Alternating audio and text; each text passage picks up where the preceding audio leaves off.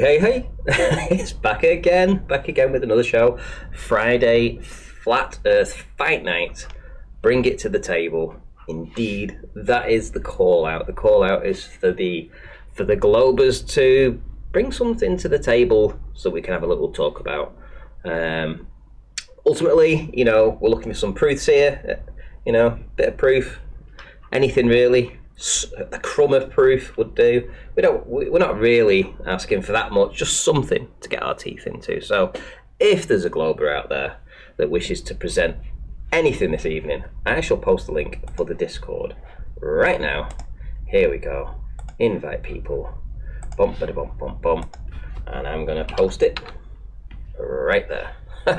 Happy days, and we've already got some people in as well, which is pretty cool. I will get to the guests in a minute, so just bear with me there. Right, a couple of things I want to talk about. Yeah, this is actually quite funny, so you're gonna have to bear with me here, guys, because I haven't spoken about Arwen for quite a while, but you got to admit he is really quite a funny dude. He really is. I'm not taking the piss out of him here, guys, at all. I'm really not. I'm actually just having a laugh because I was listening in today and it was about 10 minutes into the show or something and he just said something so funny, it was unbelievable, and I just thought that needs clipping out and and playing, because if you didn't get to understand the flow of the conversation at the time, you wouldn't get the message. But when I just heard that one sentence, it just sounded so funny. So I'm just going to play it for you guys. Here we go. The whole mask debate is really just a squirters fest. Let me play that again. The whole mask debate is really just a squirters fest. That's priceless. Oh dear me, that is priceless. But Arwen, yeah. If you haven't subscribed to Arwen and you want to hear more of that, head on over. That's ARWIJN. Does a show every day, and hear more of of those funny quips that he says. Yeah, very, very, very amusing. Right, let's see who we've got in. So we've actually got a few people in. We've got Brandon in. We've got the real Bob Dole. I'm not going to say Bob Doodle because that's. And we got Travis in as well. So how are you all doing? Hey, what's up? Yeah, I've heard it both ways. Right, okay, so I'm just introducing you guys. Right, I'm just going to present this thing. This is for Gem Panda. Okay, now this is for Gem Panda. So I've been having a bit of back and forth with Gem Panda because he seems to have thought that I was trying to mislead him or I was being deceptive in any way with the test that I'd been doing, and he's still adamant that you cannot tell whether or not the camera was actually in the same location for all of the shots that I took of all of the images, right? So luckily enough, I have been filming with my phone to show the location of the camera and showing it in the viewfinder in case I got asked that exact question. So let me just, because now that I've just played Arwen's clip, it seems to have knocked off the thing that I wanted to show. So let me just see if I can bring that image, those videos back up again. Where would they be? Hang on, which numbers are they? Well, I'll tell you what I'll do. I'll show you the results first, and then I'll show you the video. How about that? So, open with photos. Here we go. So, this is specifically for Gem Panda. So, first and foremost, they're the same number on the actual images that I'm talking about. This is from camera number, and it ends in 920. Here is what is shown through the viewfinder, and as you can see, this is the shot through the viewfinder, and I also show the camera's location in the same video, and this is the exact location of the camera in the same video. You can see the rips on the masking tape, etc. You can see how this plank of wood is taped down to the actual bench so it can't move. You can see where the actual camera itself is resting on this metal bracket down here, just underneath this this round part of the camera. So you can see the location of the camera right there. You know where it is in relation to everything else. You can see the tape that's across the floor. You know, you can literally see that that's what I'm looking in the viewfinder. That's where the camera was. Okay, so that's position number one from one video. Here's position number two. Now, as you can see, the painting has dropped substantially in the photography, right? That's undeniable. It definitely, absolutely has dropped substantially behind this pot in the foreground. Now then, in the same video, I also pan across, and you can see the exact location of the camera. Now, the exact location of the camera is in exactly the same place as the image before. You can see it's resting on the clip, the bracket or whatever, and there's a tape. There's the thing that I've taped to the floor. It's absolutely in the same location, guys. The camera has not moved. I can play the videos, which I will do in a minute, but Travis, you wanted to say something? Travis? I was just asking if we have to watch on YouTube.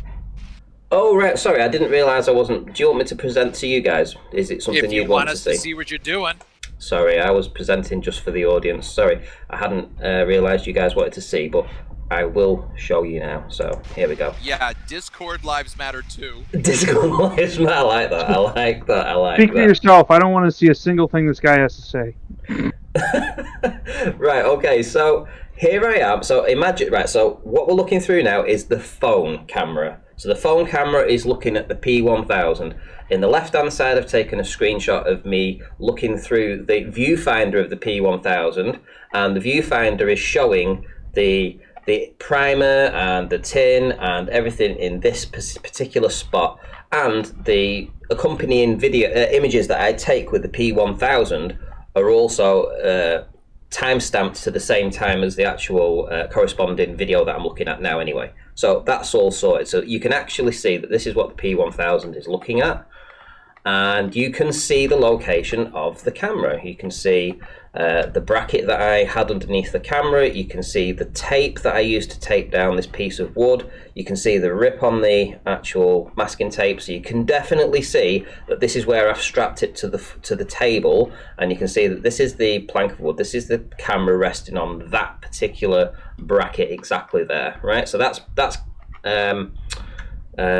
position number one when I was taking this video, this 920. So take a look at where the can is in relation to the top of this object in the foreground, and then when we go to the next image, which is also a video, if we look at where the top is in relation to the top of the object in the foreground, you can see it is much closer. And bearing in mind, as I say, there's a whole bunch of images that accompany this from the P1000 that show that this particular image that I took in the viewfinder, I also did at different zoom levels as well. So you can compare the same zoom levels from both images. It's just to show that this is what the camera was showing at that time when I took this video. So that's what it's showing at this time. There's a video stamp, and when we come across to the right hand side, you can see exactly where the camera is in relation to everything else that I showed before. There's the rip on the ripped masking tape. There's the bracket that it was sat on. There's the camera resting exactly in the same spot. Nothing has changed. It's in exactly the same spot. That's for Gem Panda. And the next image, I can show you them side by side. Look, so on the right hand side, if we go over here and I zoom across to the right hand side, hopefully you guys can you see there where the camera's resting on both particular images? Can you see, is there any difference between the two, where the position is of the camera in either? Can anybody see a difference? No, it looks like it's extended a little more, the lens, but no, the position looks exactly the same. Yeah, the position is identical in both. This is the view in the viewfinder from both. And can you see a difference in the viewfinder image in both? I mean, obviously one's more zoomed in, but I mean, in relation to the pot in the foreground, can you see that the tin, hang on, let's go up here and I'll just show you, I'll direct you to what I'm trying to say. Everything, if I go above the top of the pot, can you see that all this label is visible? Yeah, all the blue label, let's say, all the blue label is visible above the pot. Yep. And then when I come down to the image at the bottom, can you see that the blue label itself is below the pot? Or half of the blue label is below the pot? Yes. Okay, cool. So there is definite syncing in one, and the camera hasn't moved position. And this image that's zoomed in, I also have it in 170 mils or 35 millimeters, and then this as well, the same. So I've got all the accompanying shots. But to be honest, the zoom doesn't really change the relative positioning heights anyway of all the images. So that was my setup, and this is for Gem Panda. For anybody that says that I moved the camera or anything like that, or even say that I moved the position of the object in the background, well, you can see that you can definitely see that that can is right pushed up against that box on the back wall, right? Because you can look where the shadow is. And then when I come down here to this one as well, you can definitely tell that that's been pushed up right against the back, and there's the shadow against the back wall. It's just been sunken. So nothing's changed, you know, nothing has changed, and I've got a video of this. So this is just to validate my honesty in the situation. This is what the camera showed. This was my setup. I applied sugar water to the solution, and this is the result. So is everybody happy with that? I'm happy. Yep, sure. Cool. Right. I didn't really think that I should have to do this, but unfortunately, lots of people have been making comments saying that I've moved the camera position or changed things. And yeah, clearly I haven't. You can see, you know, it's lucky that I actually used my camera to film this stuff, isn't it? To validate myself. Otherwise I wouldn't have this, you know?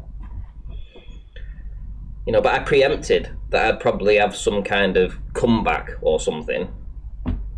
You know, clearly, you know. Well, part of the way to understand this is that what you're showing is significant enough for them to make that comment to begin with, right? Mm.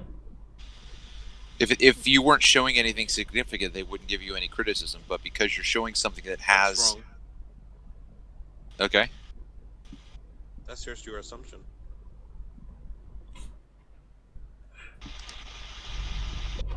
well, again, if he wasn't showing anything that had significance, they wouldn't give him a criticism. They would think, "Oh, you're not really showing us anything." But because there is a difference, then they're going to offer a criticism because they believe that there's something going on that Ranty is showing to either manipulate the data or show what he wants it to be, you know, like a cherry picking of I think that's of the expected though. If what they're expecting is one reality and they're being shown something that says maybe possibly there's a different reality, they are going to come up with every reason they can in their head basically to say Right. no, something must be wrong. And I don't think that's actually like a dig or a negative. I think that's just a normal reaction that human beings have. So that's fine. It's whether or not they can at some point accept that there was no trickery, there was no attempt to cheat the system or anything like that. Once they've seen each thing with their own eyes and they've run out of those questions, can they accept what's being shown? Yeah, I think that's fair enough. I mean, to be honest, I would class myself as a scientist because I try to do everything as honest as possible. I don't hide any information. If anybody asks me a question, I'll try and tell them exactly as I remember it, I recall it. You know, what was your viewer height? Where were you? What time of day was it? You know, all the stuff that I can think of, I will be as honest. I don't hide anything about my observations or anything like this. And there's no reason for me to even try and make something up that didn't happen.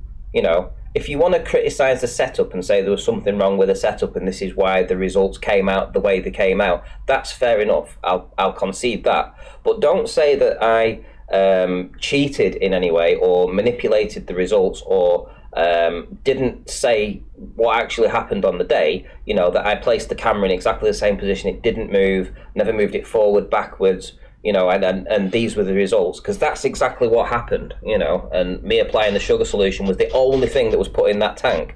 So, you know, the results are whatever, and if people want to then go into, well, how did this actually happen? If they can scientifically come up with an explanation for the setup or some kind of comeback for what went wrong in the application of stuff, you know, whether the tank was set up right, I don't know. But if they want to come up back with a different thing, I'll look into it for sure. But don't say that I cheated or deliberately tried to misrepresent, because that isn't me. That isn't what I do here. You know, I mean, I want the truth as much as anybody. but I'm not going to cheat anybody or lie about it to get that truth, you know? Well, yeah, and again, my comment comes from having the same criticism leveled against me by Sean G, Erebus, and Rumpus. When I show two different images on the Chesapeake Bay that I have set up in the same location, same viewer height, but the observation is completely in a different position or scaled differently, they can't believe that my observation is different in both images, because it's impossible for me to have two separate images from the same location, same viewer height. And so I get accused of moving my position, raising my elevation. So again, my input is based on the fact that I've received the same criticism.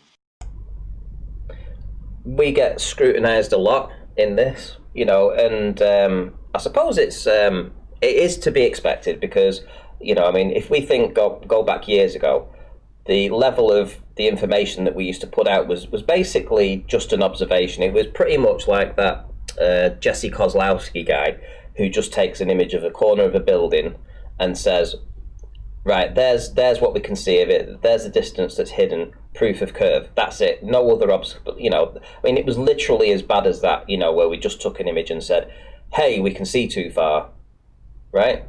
And that was it, you know. But then it came to, well, what was your viewer height, etc. So the more we got into this, the more we had to show where we were, even going to the point of actually getting a ruler out and or a tape measure and actually showing, you know, counting it to the inch, how high you were above the water at the shore's edge.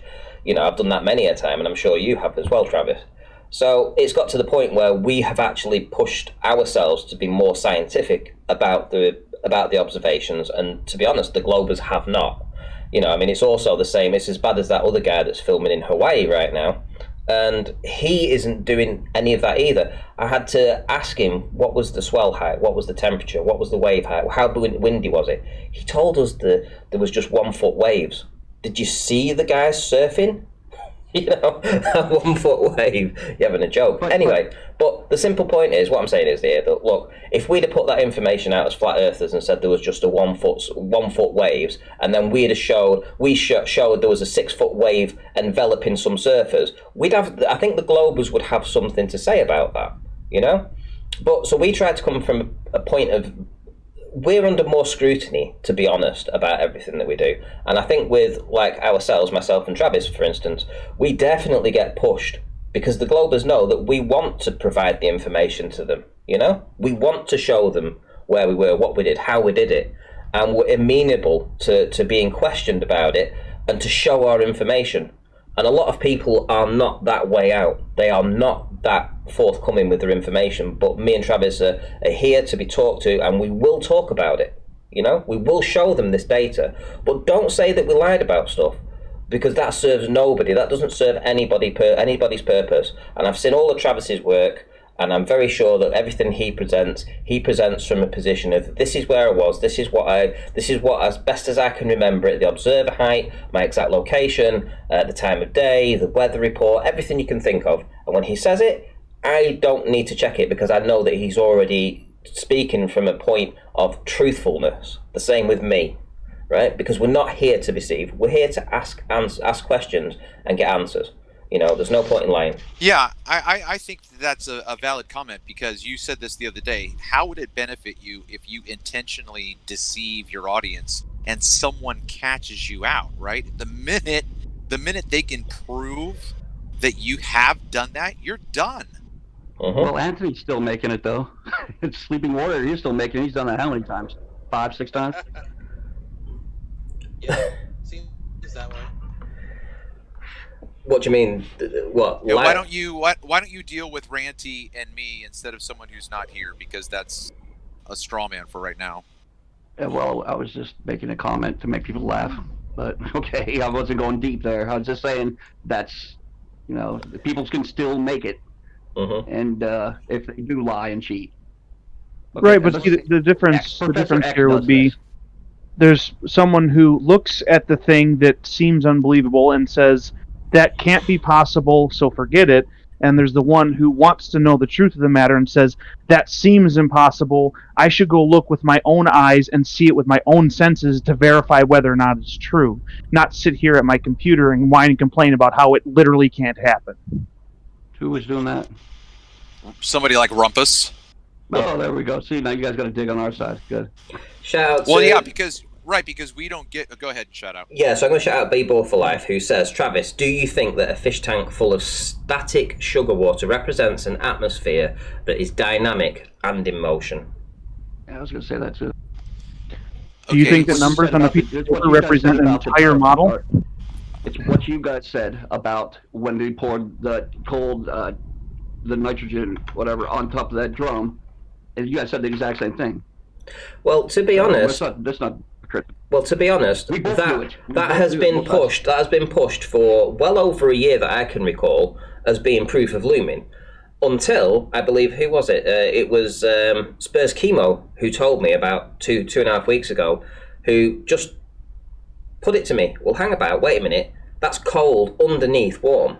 And I was like, yeah, you're right. That's the opposite of what they need. You know. So how can that be? How can that be looming? You know, so it was completely opposite, you know, of what you expect. So when we say that, we genuinely mean that you guys have been pushing that for over a year, and it's taken us a year to actually figure out, well, actually, that's the opposite way around. It should be the other way around for you, you know, because we don't have cold air at the bottom and warm air above it. I get that. But we were talking about the dissection of the argument. Like, yeah, and also I can appreciate from your side, guys. Yes, we don't live in a sugar solution. I understand that. I do understand that, but unfortunately, you know, myself, Travis, whoever else is going out doing these, putting these little tests together, it's the limit of what we can afford to do. You know, it's not like we have a big budget which we can go and blow each month on wild experiments. That'd be nice. And it's certainly not like, you know, we've got an income of £100,000 a year because we're some hotshot lawyer or something that can just do this in his spare time, that's got the money to actually go ahead and just do these tests without having to rely on anybody else. So it's just a situation that we find ourselves in, that the people that are willing to try and do these tests probably just can't afford the equipment that's needed to actually satisfy you guys. So we've got to make do with what we got. Sure, yeah, and again, I think that the issue is I would have no clue how to reproduce something that's close to our atmosphere that we're looking through, right? But the point that I think that Ranty has proven is that the medium that he does have, that is water, that is liquid, when he changes the constitution of that medium, he gets a different result. To me, that's what you're showing. Because I have been critical of the fact that, yes, it's not static, it's not water, it's not sugar, we're not looking through water, sugar, and all of that stuff. So all of those things aside... Excuse me? What do you mean by constitution of the water? The elements that make up the medium. You know, so you've got water, and then you've got sugar, right? So our atmosphere is not made up of a liquid water and then sugar. So I don't know how to reproduce 20 miles of atmosphere in a laboratory or in my kitchen.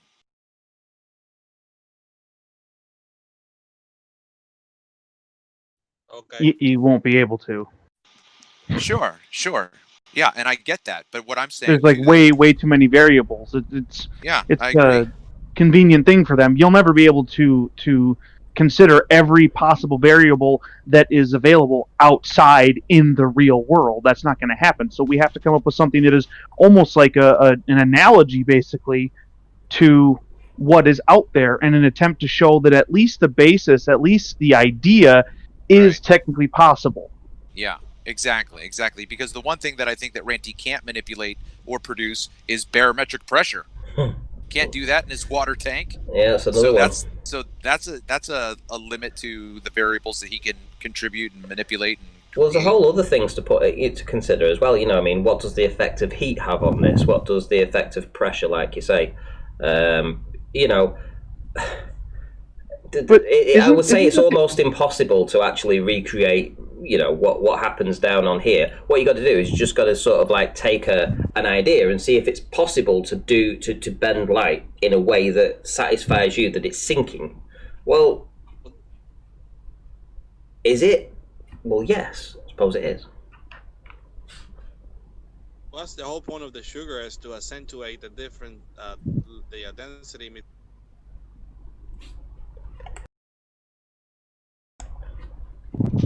You broke off there, Carlos.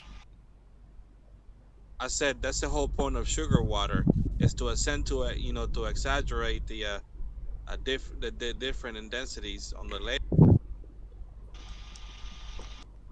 Oh, absolutely. You know, I mean, everyone is, I'm sure, going to get the fish tanks out and be having a bash at this. So, you know, I mean, it needs to be something that can be replicated. It needs to be something that, you know, needs a whole different bunch of variables that you're going to add. You know, do you decide to stir the water? Do you not stir the water? Do you put the sugar solution under do you put the sugar solution in first and put the water on top and let it settle, or do you do it the other way around? Do you use warm water? Do you apply cold water? Do you have the lasers? Do you have the camera angled down? Do you have the camera angled up? Do you have it perfectly horizontal? You know, there's all these different things that you can sort of like tweak just to see what the results are. You know.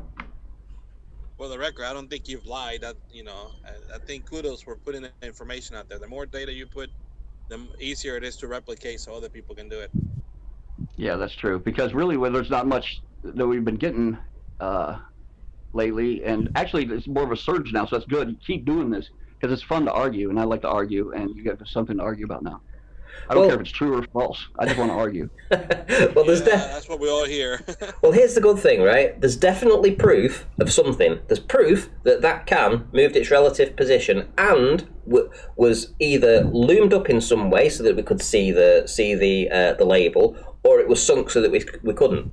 You know, so there was definite movement of the tin in the background in relation to the pot in the foreground. Now, I've always been really leery about saying I don't believe that something can be lifted up and loomed up behind something else. However, I have to say this kind of, you know, proves me wrong.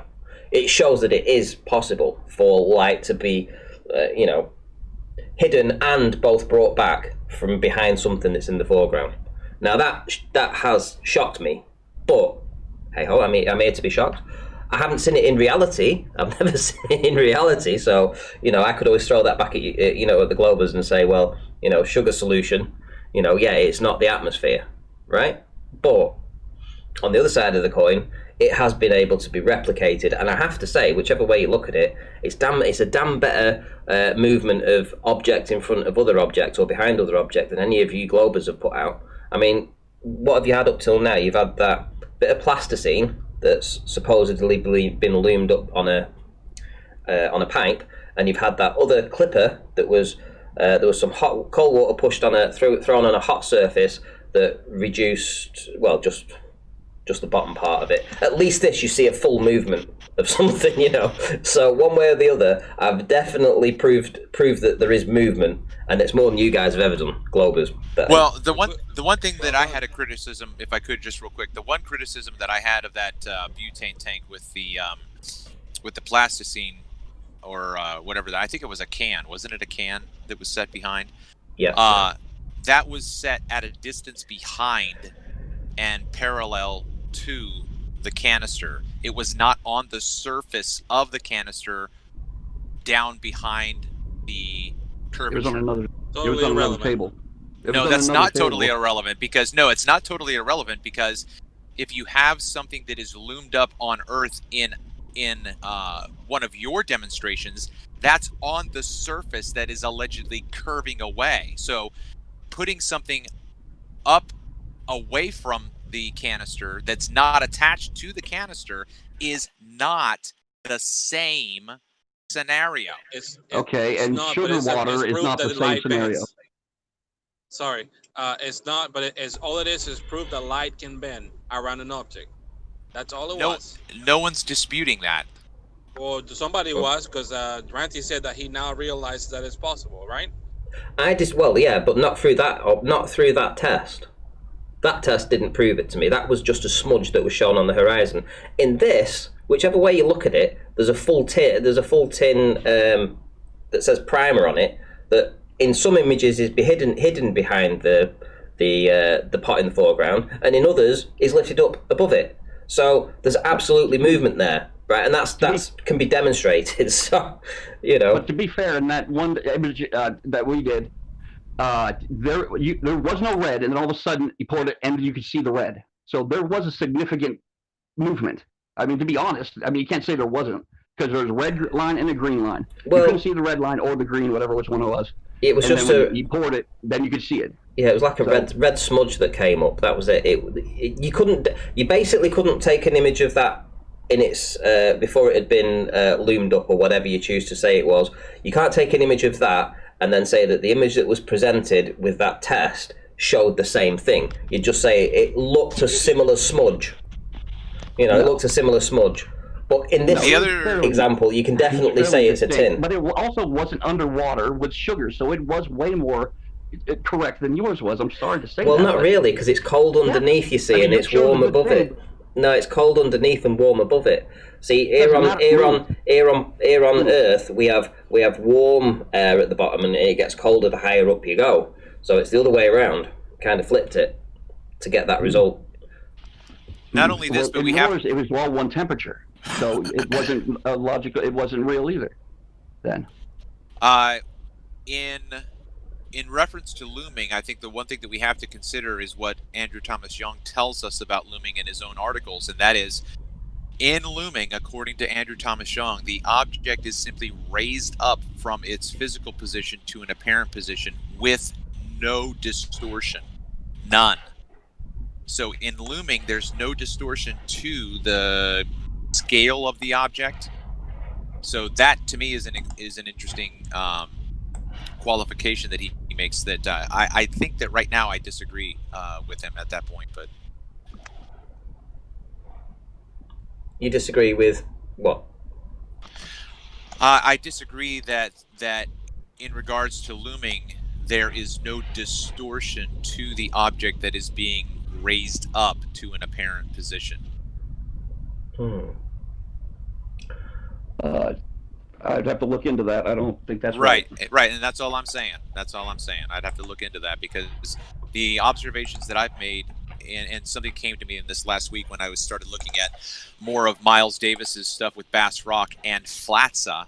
I have noticed a consistency with the conditions of the day as they appear in the image. I've seen that work that you've been doing. That's really interesting. Do you want to show some of that? Well, I'm not in a position to do that right now because I'm on my phone and I'm away from my computer, so I don't have that data. I've been seeing what you've been doing. You've been catching Miles in a little bit of a trickery position, haven't you? Yeah, but he did it to himself today. He produced images where he didn't make really any audio declarations. He just put in text in his videos. But in his original Bass Rock video, okay, he has a channel buoy that is basically right near the horizon. And in the video that he just put out, I think either today or yesterday, the horizon is considerably and observably farther away from the channel buoy. So he's not even showing the same image. And so I made that comment on his video today. He hasn't responded to it yet.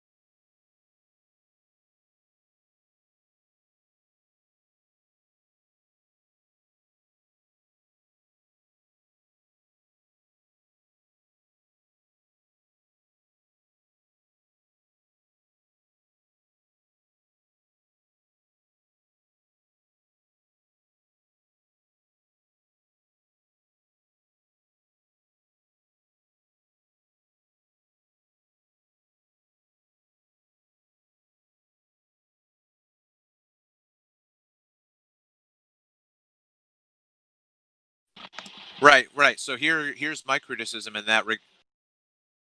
So I wasn't saying that. I wasn't saying that to the audience. My mistake. I'd taken myself off mute. So I was basically saying that every observation that Miles has put out, he always does his observations where he claims his observer height is the exact position above sea level that would match the model to standard refraction. And it's never a difference to that. It's always the exact foot or meter. I mean, you can put it into the calculator, and it will say standard refraction, and then you'll get his observer height. And funnily, it matches perfectly every single observation. And I know that that's not reality, because the amount of observations I've done that disagree with that. And let me just say, Flatzer, who goes and follows him and repeats his observations and does the same sort of photography in the same location, gets completely different results, showing flatness, not curvature, right? Or not obstruction, should I say, but he shows flatness. And Miles Davis, you can't tell me that Miles Davis has never gone out and encountered the same sort of observations that Flatzer does. The amount of times that Flatzer's put videos out, probably 7 times as many videos as Miles Davis, showing almost flatness, right? In the same location, the same observations that they're looking across. Miles Davis has done probably 1 video to every 7 that Flatzer's done, and Miles Davis is only putting out videos that only ever show curvature or obstruction, and Flatzer gets 7 times as many observations that shows flat. So you tell me. Yeah, but his numbers, he doesn't give numbers on the screen and stuff, does he? I don't know, does he? Does he give the numbers of intensity like yeah, he does. Like Miles Davis does? Yes, he does. No, Miles Davis does not. Oh, he doesn't? Miles Davis doesn't, but Flatzer does. No, he does. He puts things out and he'll say, see this image? Yeah, that's proof of curve. And then you'll say to him, what was your observer height? What, does it really matter? And he'll have you running around. I don't... Yeah, I've got the videos are out there of him doing it. Yeah, just consider the more recent video. The most recent video, he All does right, not. Dude, just keep talking over him. Sorry, right? Go ahead. Go ahead. No, I didn't hear you go. Go ahead. My bad then. My bad. It's probably my phone. I apologize for talking shit there. No worries. Go ahead, That's Tony. okay. Say what you've got to say. No, Tony. Okay. Say what you got to say. Okay, this all started back in St. B's. To be honest, no one was talking about refraction and stuff before St. B's happened with Nathan and Chemo and you guys, that whole thing. So this has been growing from there. Like people have been learning. But to be honest, we were the ones. Well, they were. I didn't go out over there. Always had the numbers and demanded numbers from you guys. You guys would never give us numbers. Remember that? Let's be honest. You guys never gave us numbers. I always did with my observations. In fact, the very first observation I put out of Blackpool from Hoy Lake, which was the first real observation that I ever did, I gave the exact tide heights. I gave my exact observer height. I went back. I videoed the tide at full tide, so I was able to get an exact height above sea level. I did the full calculations. I've still got those images on my PC. And from the very first day that I ever did these kind of observations, I was telling people as much information as I could physically do. So you can't bring me into that, because I didn't. Hold on, wait a minute. You might be right here. I didn't take the observation from St. B's. That was Tony. Tony did that. Yes. And I accepted his word on that, where he told us where he was, what he was doing, blah blah blah blah blah. That's it. That's my bad. You're right. He did, and you guys did believe him. So I lumped you up in there. But still, it all started from St. B's. So it's been like a journey, like a growth from there. It's been kind of interesting where it's gone, though.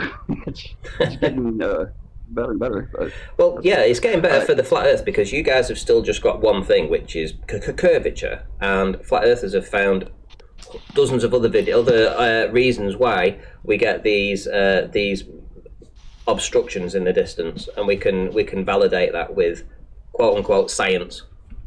Well, this is like when it comes down to it, you guys have been on refraction for a long time, because honestly, it's what you guys can kind of get away with, because you can't get away with the sun not changing angular size. Honestly, you guys can't. You can't get away with the model and the way ours works, and it does work perfectly. We have time and date and all that. That works perfectly. You guys don't have anything but this. How do you know it doesn't change angular size? What tells you that? They've experiments with or observations with the proper solar filter. Did you take any? No, but I believe that thousands of people have. I believe Tony Riley when he told me his observer height. Okay, that's one person that's been known to be a liar because he was called. I'm just saying. I can believe. I see what you're saying, but you know, unless you actually validate it yourself, you know, there's no point in just. Okay, if you do that, then yeah, I can't. Well, we are trying. You know, I mean, we're hoping to get some of these results through this year. You know, that would be ideal. But I have a suspicion that that the sun does change in angular size.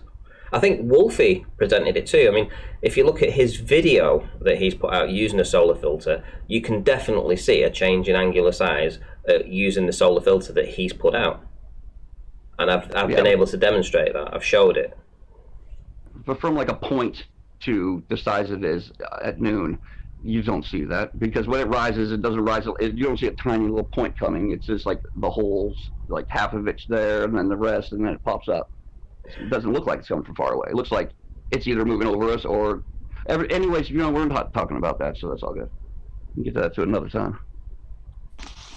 Yeah, the one thing that I will say that I believe we could poke holes in the calculator is with regard to the horizon. So let's just say, for instance, Miles Davis gives us all of his data, his viewer height, the distance, and what the calculator would say based on the temperature of the day, the horizon would be. The only thing he can do is crunch the numbers, show us what the numbers say, take a picture, and then say, there's the horizon, just like the calculators say. The problem with that is he can't verify the distance to the horizon. So that is a gross oversight on that side.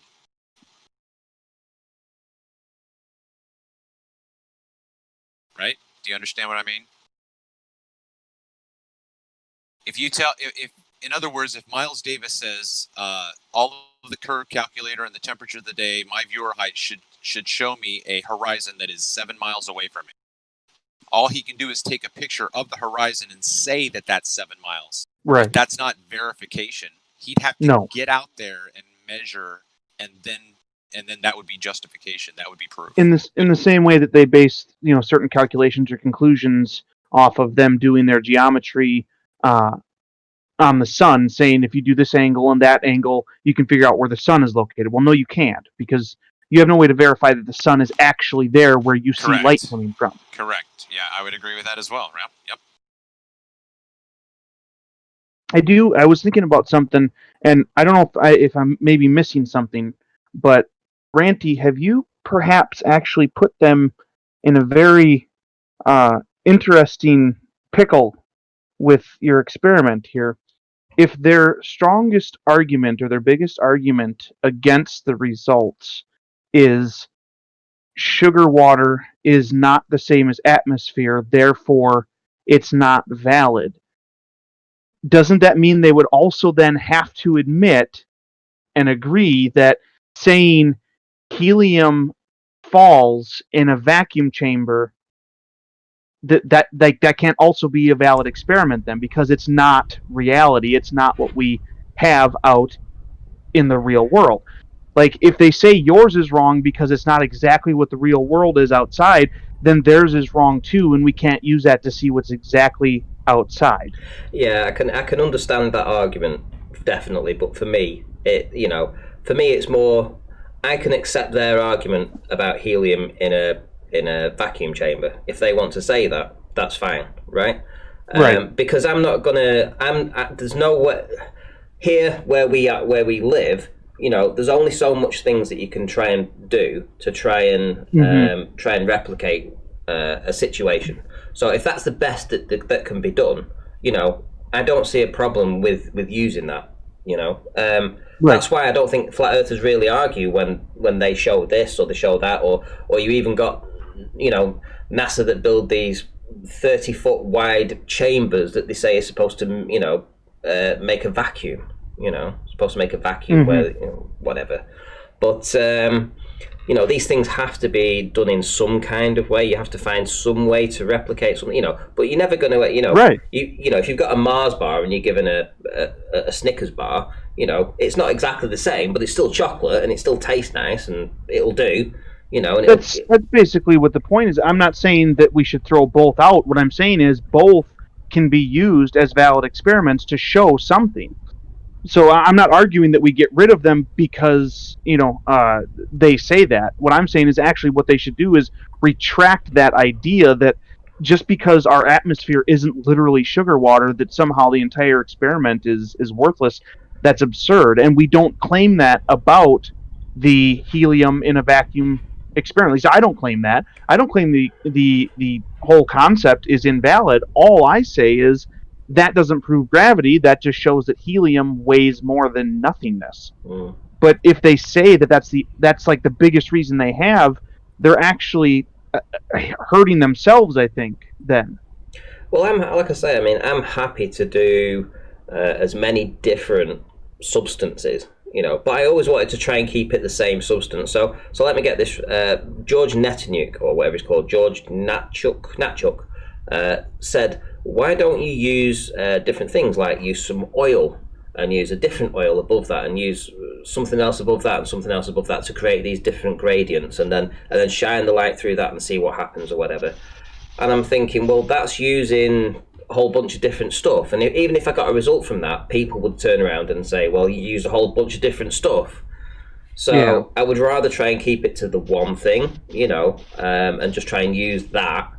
And like the next time and the time after, try something different, sugar. Then you've got salt. You've got a whole bunch of different stuff that you can use. If I ever get a chance to try and use oil or something, maybe I'll try and use some oil. I don't know, but it's just a start, isn't it? There's other people out there that have a fish tank. There's other people that can do this. I know Brandon Toy. He's busy doing something similar today, so hopefully he'll have a result too. And yeah, this is all, we're all looking into ways of just seeing how listen, all we've heard before is stories about looming, stories that that light is, that when you look through things, it can be changed and loomed up and sunk, right? Or we've seen it on Skunk Bay, but we've never seen looming, right? So, okay, well, maybe the fish tank and using these solutions is a way to try and replicate in some way, get a glober out there to replicate looming. Now that would be a result. Well, right. I've got to step away from the phone real quick, but I would say again what I made my comment about looking at the particular conditions that Flatza has gone out and gotten different results than Miles Davis. I'm going to put forth a suggestion that he is showing us what I think should fall under the category of looming. Now, my redefinition of looming is simply seeing farther into the distance. So we do have demonstrations of looming. As I've said from the beginning, what we read online that tells us what looming is, that's incorrect. And whatever it's going to take to get that stuff rewritten, that's where we're going to have to go. But I got to step off and go on mute. No worries, Travis. Well, I think that we're going to have to decide for ourselves and kind of kick this around for a while before we, come to any kind of meaningful decision on what these experiments mean. I agree. And reproduce them, which is one of the reasons that I'm doing it. And to me, so far all I'm looking for is a proof of concept that of sinking and obstruction from the bottom up. And that's what I was so excited about when I saw the results of your experiment, because it's clear cut that there was sinking and obstruction. Yes, that's right. There was sinking, there was obstruction, and I suppose if you reversed it, you could say there was looming. I don't know, whichever way you choose to twist it, But whatever was happening, well, there was definitely, a tin that you could see majority of it, to then a tin that you couldn't see the majority of it, and that's something that I don't think's been ever shown before. Whichever way you cut it, whichever way you decide to look at it, I don't think that's ever been demonstrated. No, and Hey, most of the Ranty. time we hear that it's Sorry. impossible, that it's just flat out not possible. So I think that's why some people are kind of hitting a little cognitive dissonance, perhaps, or they just want to challenge us like we challenge them, which is fine. I'm all for a challenge. I think that's good for us and keeps us honest and keeps us working hard. But just flat out calling us liars is pretty lame. You had something there to add?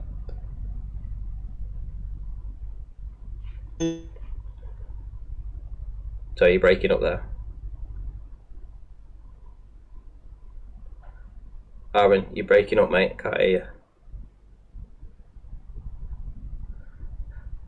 Yeah. So anyway, so let's hope that this line of research might include the Globers to try and do a counter, which I'm all for, because I don't want to be here in 5 years, guys. I've told you that I don't want to be doing this in 5 years, and I want to get answers before 5 years.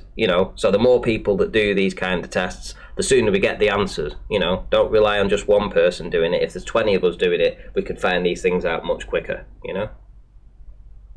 Hey, Ranty, can you hear me now? Yes. I just wanted to play devil's advocate a little bit. There was a baller guy just talking just 5 minutes before. I've only just joined, and he spoke about the sun's angular size not changing using a proper solar filter. And your reply was, well, were you there? And if you weren't, then you can't confirm that it actually happened. Well, unless we're all standing beside you with your fish tank, what you did didn't happen. You have to use the same argument. And if I never said it didn't happen. I didn't say that. I said what had happened was he'd spoken about 25 people. If you got 25, he'd spoken about Anthony Riley before and said that Anthony Riley had lied about his observer height, blah blah blah blah blah, and we'd said we had agreed with what his observer height he'd told us, right? So myself, Nathan, anybody else, he told us where he was, he told us his observer height, and we ran with that, right? So we had to rely on his information, right? We hadn't been there to validate it one way or the other. So when somebody else turns around and says that, oh, the angular size of the sun doesn't change, and then we say, well, have you done that photography? And they say no. Again, you're relying on somebody else telling you that information. So it all comes down to, let's say we have what's the credibility of the person telling you the information? Well, I think it comes down to probably the majority or the number of observations, I suppose. If you have 100 observations showing that the sun doesn't change angular size, and you couldn't be there for those 100 observations, then you have to kind of go, okay, well, I'm prepared to believe this. And I just think you've got to be fair across the board. If people are saying that you're lying and stuff, I think that's all very disingenuous and a bit stupid. I showed it before, actually, for Gem Panda. So I don't know whether you were there to actually see the start of the show, but I actually presented I've got a camera on my phone, so I filmed the entire setup with the camera, the P1000, in operation, and I showed the viewfinder of the P1000, and I was able to show and take screenshots of what the viewfinder was showing through the P1000, and then show its exact location on the table. And I was able to do that in 4 separate videos, but for this particular purpose I just took some screenshots, and was able to show categorically that there was a clear difference in the relative heights of the two objects that we're looking at, the one in the foreground and the tin in the background, and that the camera was in exactly the same location and hadn't moved. And I was able to show that in screenshots from the videos, and I have the videos here, and I actually showed the videos to Gem Panda earlier on, and he's still like, well, I can't tell that it's in the same location. And I asked the audience, and I think everyone to a T agreed that you could definitely tell that the camera was in the same spot. Yeah, but that's one person, so I'm another baller, and I've got just as much faith and conscious belief in that we live on a spinning ball as Gem Panda does, and I don't think you lied. So maybe his opinion counts for more because he's more out there with his own channel and his own kind of Discord and everything, and maybe that's more disappointing. But again, we can't just dump all the ballers into the baller group and all the flat earthers into the flat earth group. I'm so glad that you're a flat earther, but you don't represent the mind of God, or you don't represent Nathan Oakley. If I wanted to do the same thing. I could say, well, you're just as big a prick as Nathan Oakley, and you've got no argument at all, and you're QE with no intelligence and all, who's got the greatest Dunning-Kruger of all time. But I don't do that. So we have to take people at their face value. So people who think you're lying, well, I don't know why. Can you click on me in the Discord? Can you click on me to have a look at the screen that I'm sharing? I don't think so. Hold on.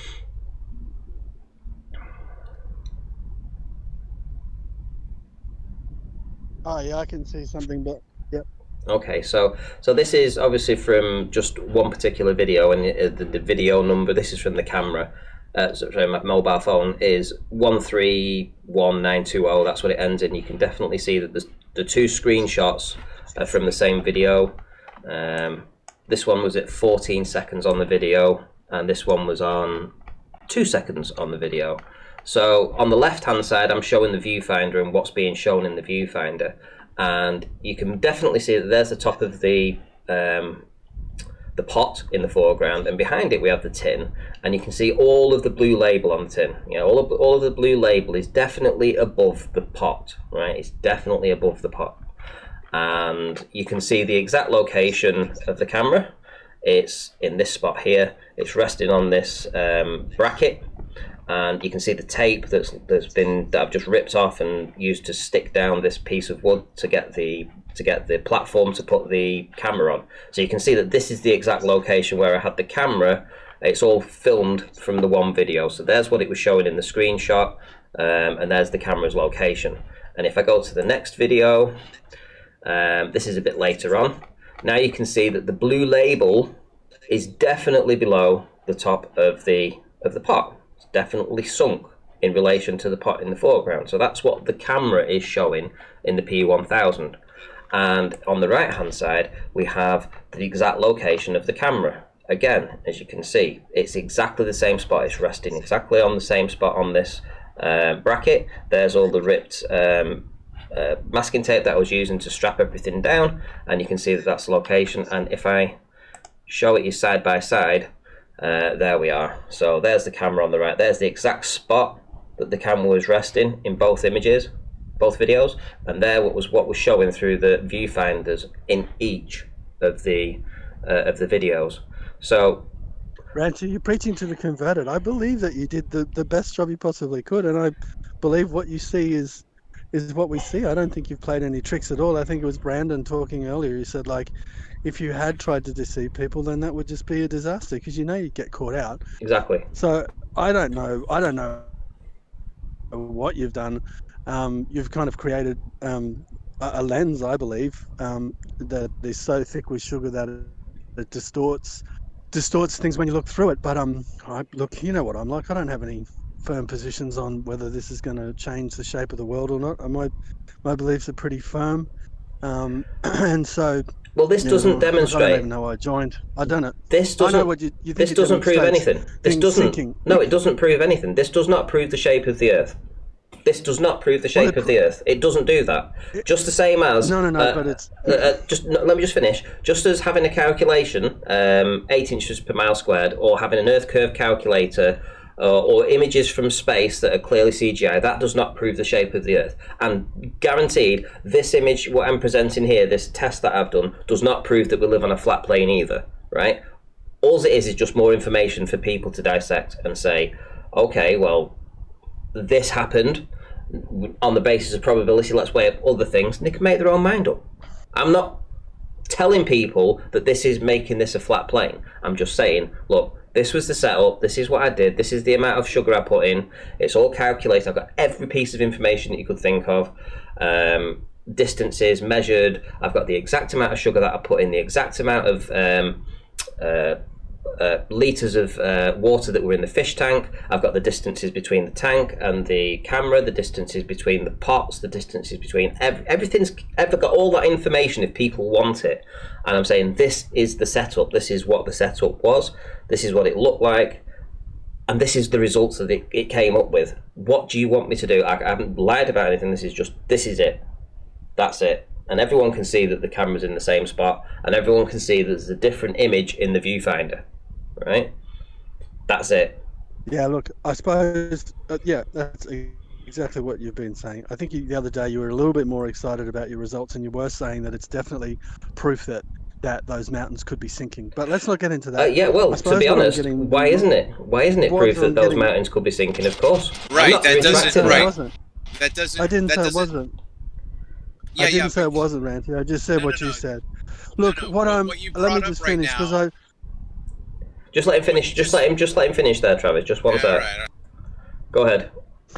The more time I spend in flat Earth, and maybe it's just me and my little psychosis that I'm developing, the more time I spend around, we're generalizing about people. Ballers do this, they lie, they do this. Not all ballers lie. Not all ballers are out to deceive. And the same on the other side of the fence. Flat Earthers are all dumb. Flat Earthers think they can do this, and we're generalizing about people. And I think that's probably unfair. I suppose it gets a go more because you get a bunch of Flat Earthers together. Lie and working on all of this, and they're all religious. Sorry. And as I said, on the same you get a bunch of flat ballers around. And I don't. Is he cutting out for anybody else? Yeah, he's cutting out for me too. Yes. Okay. Sorry, Aaron. He suddenly got extremely quiet. I don't think we should generalize. That's all. People, not all.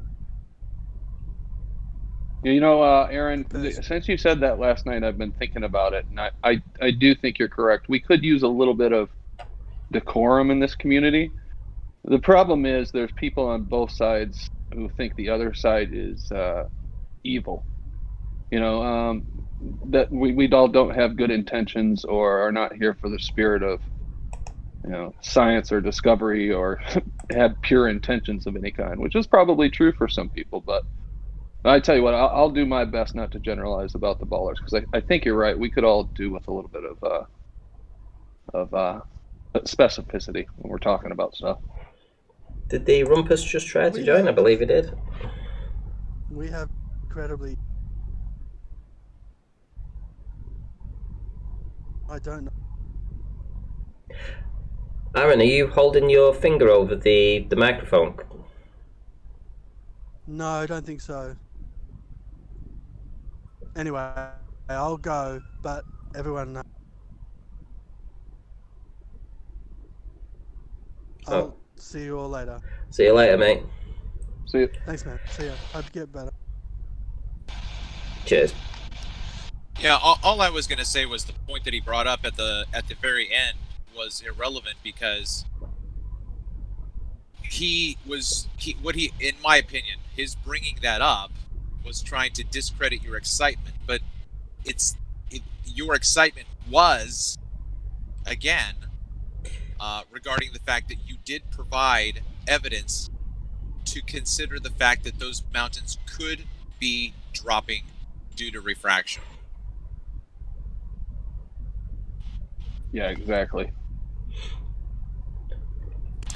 Which all of us knew already was the answer all along, but exactly. And listen, the Globers shouldn't be pulling their hair out over this because I don't know, they shouldn't. Just because something is possible, for them at least, just because something is possible, it doesn't necessarily mean it's going to happen. It's like nobody in the chat right now is ever going to walk on the moon.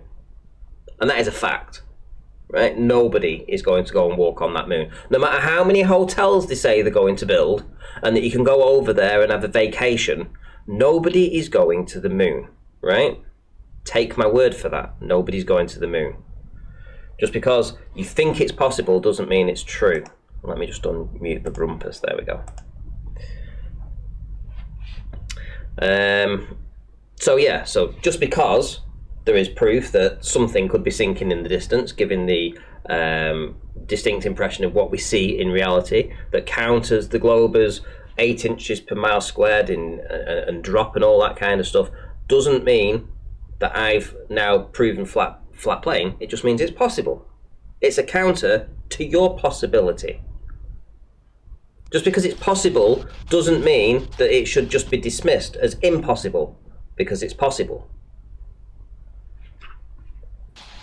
And one thing that I would like to just bring up briefly is one of the links that you can follow in the Andrew Thomas Young entries is a record of a man in England who took measurements over, well, maybe not England, but I want to say maybe it was Lake Geneva or something along those lines. But he was describing a climate that was completely different than mine, right? So one of the things that I appreciated about his detail was he was very detailed about what happens in the spring, what happens in the summer, what happens in the fall, what happens in the morning, and what happens in the afternoon and the evening. But the one thing that doesn't translate is just because that's your effect where you are doesn't mean that if I had the same weather, temperature, water temperature, barometric pressure, that doesn't mean that I'm going to get those same results where I am, because I'm in a completely different climate. So the thing for me that I'm overwhelmed by is how, I guess, with Andrew Thomas Young's references to other writings is those aren't nails in the coffin, right? Simply because this guy's entries tell us what he got, I was impressed and overwhelmed with the fact that that is not a nail in the coffin, because you can't make that a universal application as to what you're going to find even where Tim Osman is.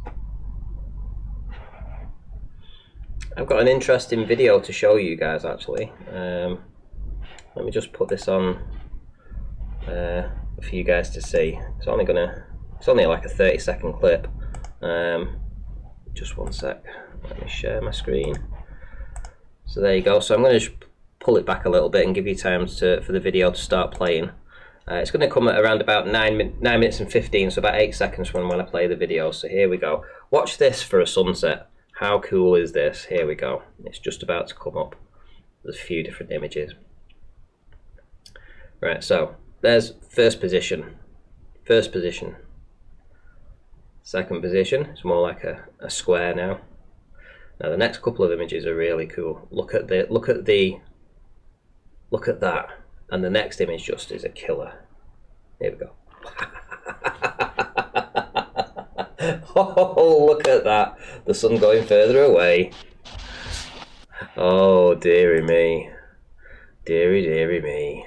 Hey, Ranty, did you see the Don't Sphere the Truth Part 6 response to Professor Dave?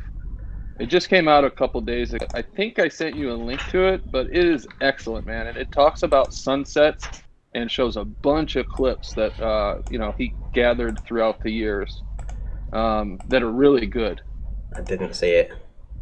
Yeah, I think you'd really like it, man, because there was a lot of clips in there that showed the sun moving away and kind of in a sweeping motion. And it's like you watch those, and I don't know how you can look at that and go, oh, no, it's just going around the ball. It clearly looks like it sweeps across the flat plane. No, it doesn't. Well, yes, it does. It does. Hold on, look at this image, guys. I've taken a screenshot of it. So I'm sharing my screen now. I've just taken a screenshot of this sunset, and I really want to know what the globe excuse is for this. Rumpus, could you help us out?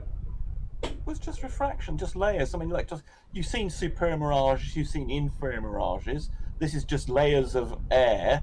I mean, don't forget you're looking through a lot more because it's on the horizon here. You're going to get a lot more opportunity for layers to be looking through. I mean, you're basically saying, why do we see mirages and super mirages? Could you tell me where the real sun is?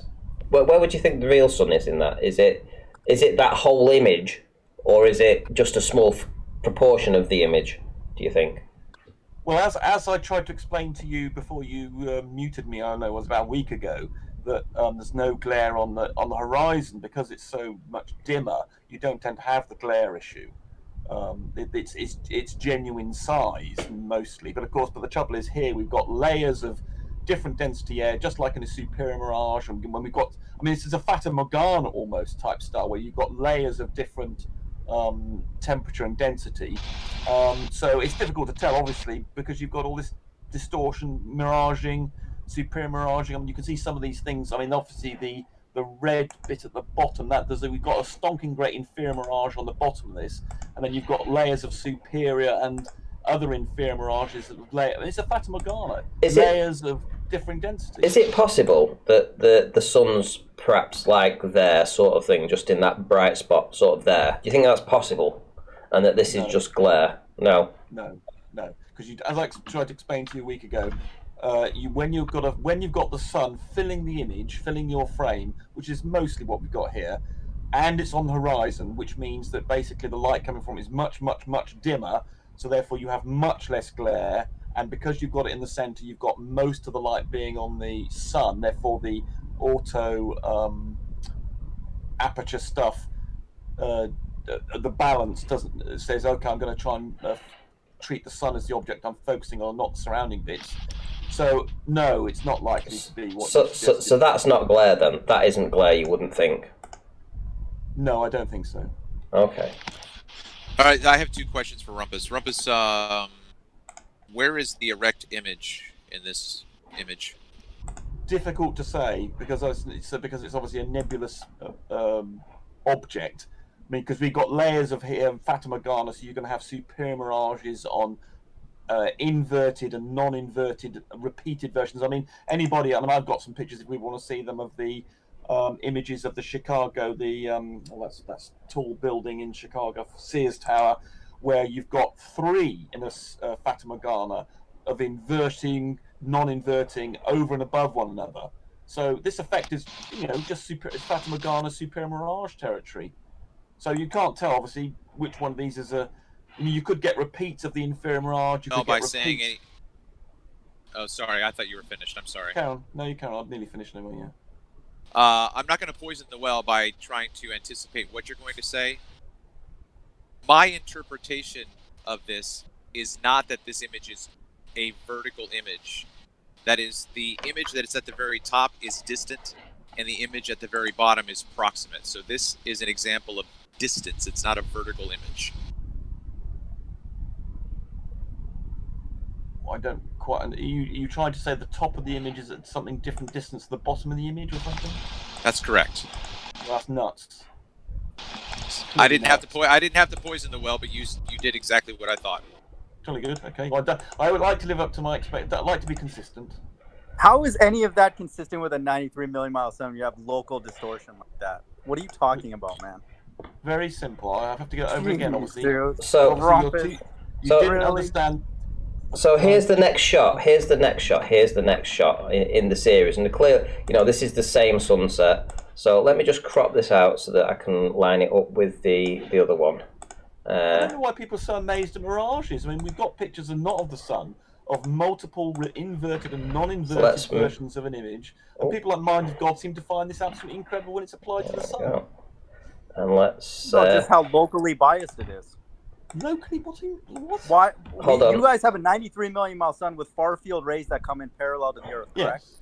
Right. Nearly parallel. Yeah. Okay, so what's unique about what's going on there in that image that Ranty had up? I explained to you if you're listening. So you have why layers. Is there a concentration? So here's the sunset a little bit further on. Here's what I showed you before, and here's the sunset. Now it's clear to me, Rumpus, that the sun is setting behind some clouds here. And when I asked you before, do you think that the sun is here, and you said no. But in the other image, it's pretty clear that is the sun that's coming down, and that's the reflection off the water, obviously, that comes up to the inferior mirage at the bottom. So that is definitely the sun setting up here, and that's the reflection. And that is definitely the bright part of the sun, and this is the reflection.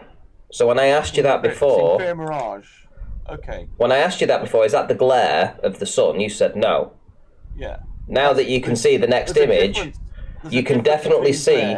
Well, now that the next image is up, you can definitely tell that is definitely glare because it's not a reflection of the sun. It's an inferior mirage. It's not. That's not the same as glare. Rumpus, if you're going to argue words, you're not Tony. You're not Sleeping Warrior here who's going to argue the definition of words.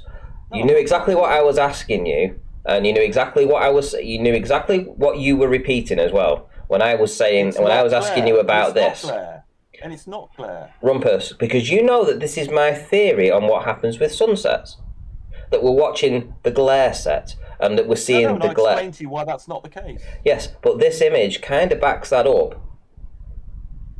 Well, no, it doesn't. It's just because this isn't taken at altitude, Rumpus. The image is taken at altitude. It's not taken from sea level. So you've got to ask yourself, what does the person down at sea level see?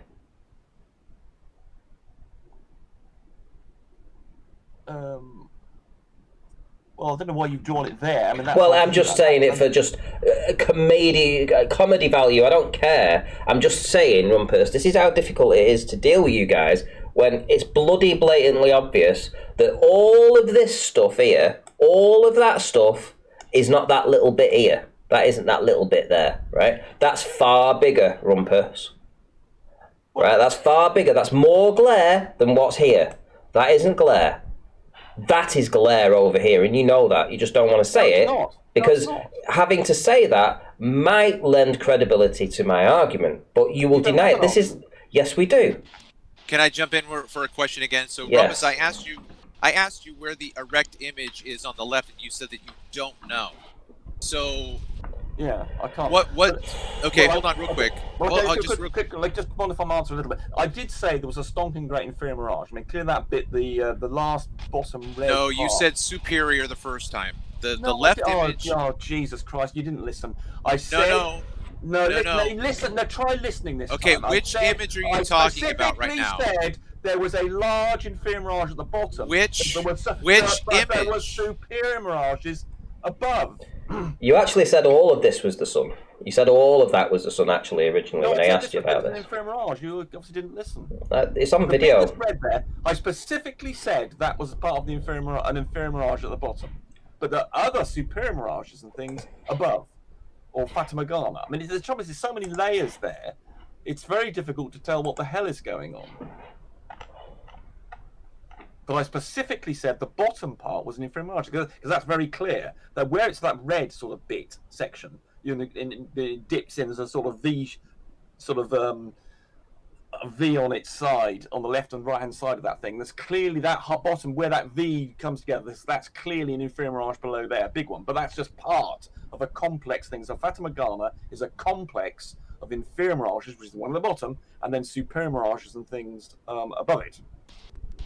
All right, so I'm coming across new information, and I've been looking through Andrew Thomas Young. Right. Is there any place, because I don't call him mixing all three of these together.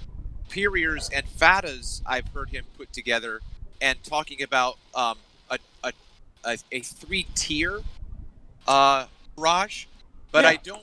Okay, hold on, but I don't recall him having all three.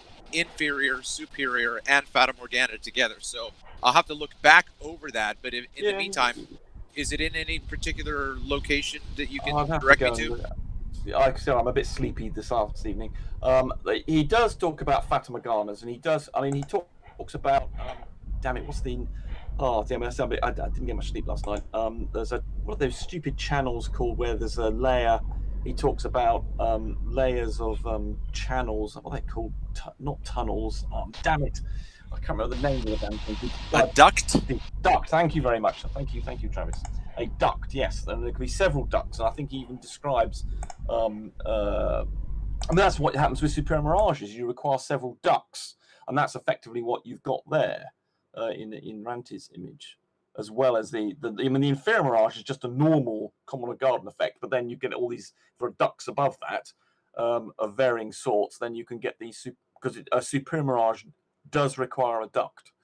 Rumpus, you guys are claiming that duct is moving, the channel's moving. We're claiming the sun is moving. How do you explain that? That's really what the issue is here. So say it again, Monagod. You guys believe that the channel that you're looking through, whatever you call it, the corridor, the duct is moving, right? To create those. No, it doesn't have to be moving. Well, it just has to be there. It just has to be there.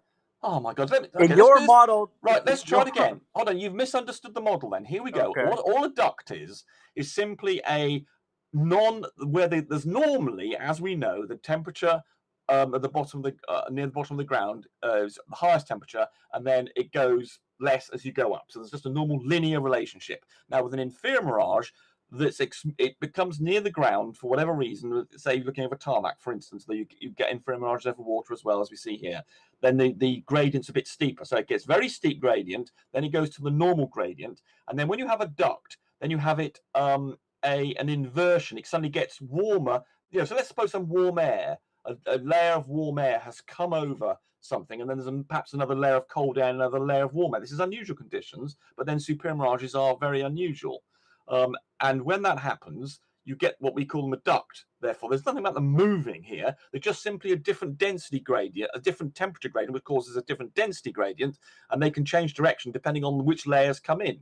I mean, I can show you a graph if you like, showing what the temperature because it's the temperature profile that leads to the density profile. Because remember, it's all caused by density in the end. Density is the cause of the change in the index of refraction, and it's just that temperature causes a change in density. So all you need to do is to have a wiggly shaped temperature graph, and then that will lead to a wiggly density graph, and then that leads you to a thing. But to get the complex effect we can see with the pictures that Ranty was just showing, or in any superior mirage or any Fata Morgana, you need layers, we call them ducts, of where the temperature is not going up linearly as it normally does from the ground, becoming linearly less. So how much? Go ahead, man. Sorry, man, go on. I was just gonna say, like, Rumpus, your understanding is that the channel that you're looking through, right, to see whatever is happening in those images is time varying, correct? No, it doesn't have to be time varying. No, well, your model. Where'd you get that I agree. From? Not no, in where'd real you get life. that from? No one has said that ever, anywhere. Well, the Earth rotating, I guess, or moving is what's causing the eventual sunset, right? Yes, that's the sunset. Right. We're talking about the air here. Right, but then what you're looking through is time varying. What you're seeing is... Well, ultimately, yes. I mean, obviously the sun dips down, right. That changes the temperature ultimately, but not for the ducts.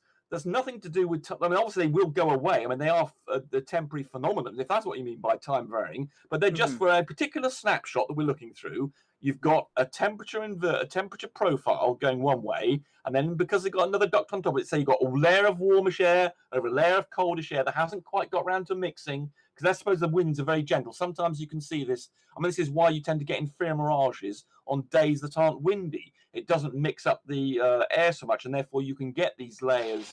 I have opposite observations. So... Anyway, so why are you obsessed with the time varying part? Well, I'm trying to understand your assumptions. Like if you were to model that, for example, you would not account for the fact that the atmosphere is moving, right? Correct. Okay, so you would assume it's pretty stable.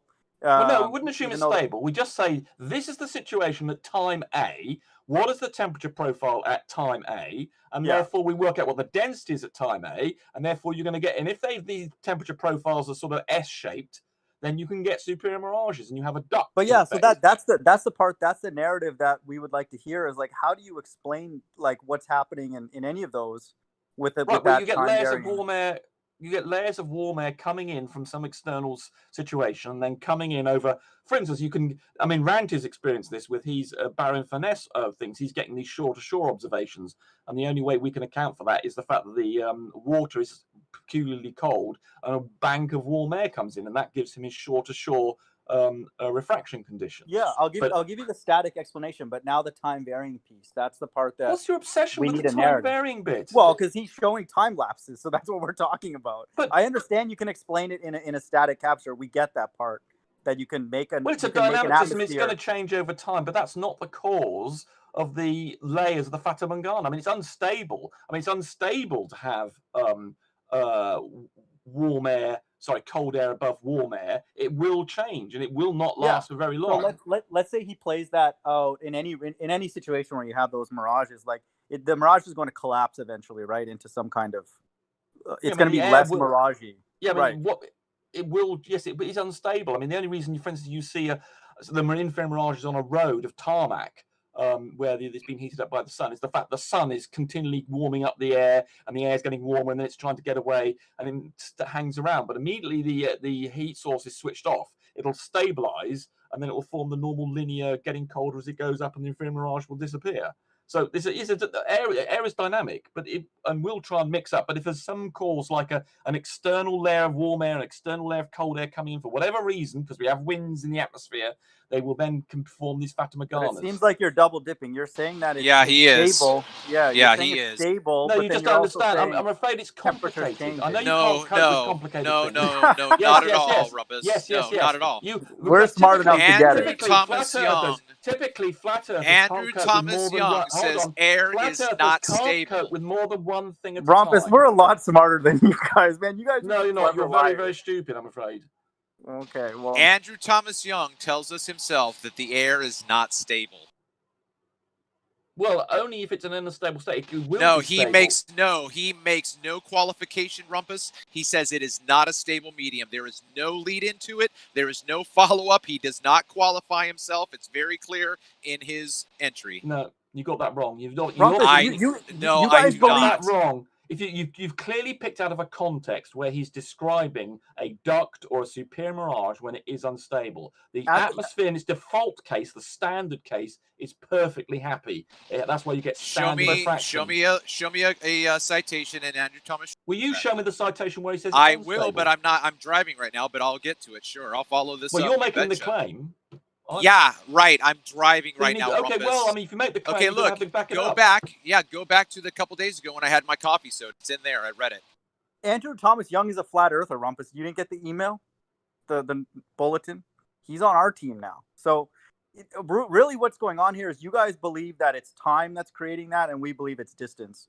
So you need to explain. What are you talking about? Well, you believe time. The atmosphere is whatever altering with a stable sun, a fixed sun, at 93 million miles away, is whatever rotating, I guess. So the channel that you're looking through is changing, creating those effects, those time-lapse effects, right? For someone who speaks down to everyone else so often, you sure do ask the question, what are you talking about a lot? Because I'm dealing with stupid people, yeah. I'm trying to understand your model. Dude, we're trying to put ourselves on a ball. I'm having to deal with science deniers and stupid people, so I have to they keep on saying stupid things, so I have to keep on pointing out they're saying stupid things. Not a single person here has denied science. You do. We're saying that what you claim is science isn't actually science. That's the problem. Denying it. Yeah, you're denying it. We're not denying science. Science is real. Your stuff isn't science. It doesn't qualify. Rumpus thinks science is a person. What do we not understand about science? Quiz us. Well, I mean, clearly you have problems with the atmosphere. I mean, the fact you think the Earth is flat means the atmosphere isn't science. The atmosphere is the atmosphere.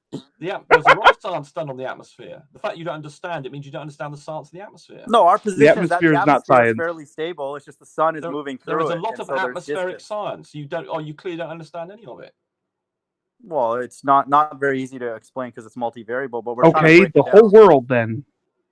I mean, the fact you're a flat earther means you're a science denier. Well, I never said I was a flat earther. Well, I don't know what are you claiming you are then? I'm someone who knows that we don't live on a spinning rock. Well, then, you're a what it happens to be is really not of any particular concern to me. I just know what it isn't. Well, you don't. You're a science denier if you think that. We're trying to get you to narrate. That's what I'm trying to explain to you, Rumpus. You don't seem to be understanding it properly. Is that what you're claiming is science does not qualify as science. You are incorrect. Because the science no, it does not. Hundreds of thousands of scientific institutions that entirely... see, majority doesn't rule when it comes to science. It's a key component of science, actually. Because science is peer-reviewed. If there was a scientific institution... False. That is an incorrect idea of what science is. You don't seem to understand science. I was in the middle of an answer. It's not your turn.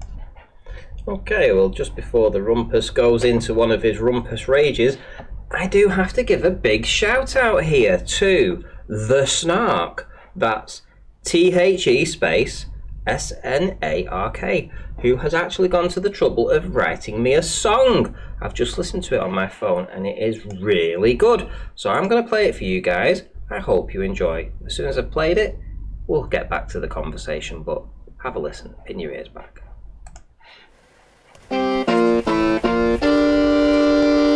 Hey, Mr. Ranty, would you care to explain?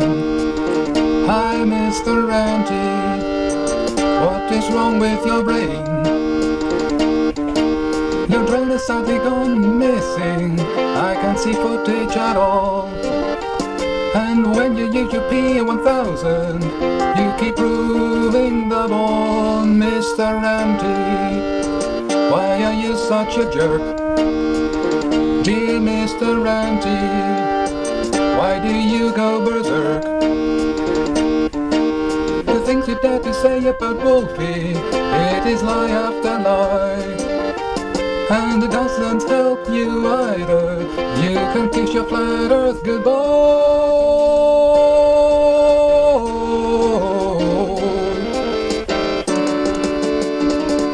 Mr. Ranty, why are you such a clown? Oh, Mr. Ranty, your views per video are down. You're posting many silly videos like definitive proof, but every time a globehead sees them, they take it apart and it goes poof.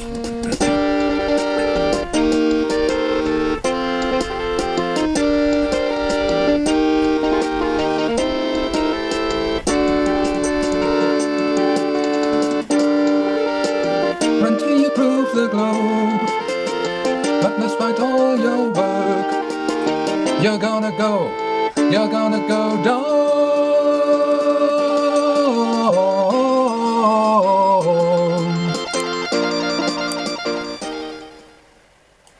Thanks, guys. Oh, and like and subscribe. Right up. Cool stuff, eh? Thank you, the Snark. Very, very good. Very, very cool. Well done. Here we go. Without name calling. Well, because I find it quite annoying, and when I have to deal with people. No. Why can't you? Why can't you? Because he wasn't raised properly. That's why. You told me about your feelings, Rumpus. And now I'm going to respond because I regard immature. You don't have to respond. That's fine. I am going to. Yeah, we're okay with you not actually responding at all. Because I feel that the elephant in the room is the appalling behaviour of flat earthers. They can't conduct the conversation. No, not the behavior. It's the argumentation, Rumpus. Deal with the argumentation. But as well as having intellectually retarded, they're also socially retarded. Oh, wow. You got Sean Says the wallflower. Did you just describe Albert Einstein? I think you did. You seem incapable of having a debate. It's really quite shocking. Socially and intellectually retarded. Albert Einstein. Yes, I think it's his picture in the dictionary, right? Just... yeah, that's a funny joke. Oh god, yeah, that was that funny. Oh, dear me, what a moron. What's your IQ, by the way, real Bob Doll? Would you rate it as below average? Would you say that's better? Rumpus, what's an IQ? You don't know what an IQ is, so you're so stupid. What's an IQ? You don't. What's an IQ, Rumpus? You don't know what it is. You're that stupid. Is that a pretend number you've made up? So there we go. You're so stupid you don't even know what an IQ is. That's how ignorant you are. Okay.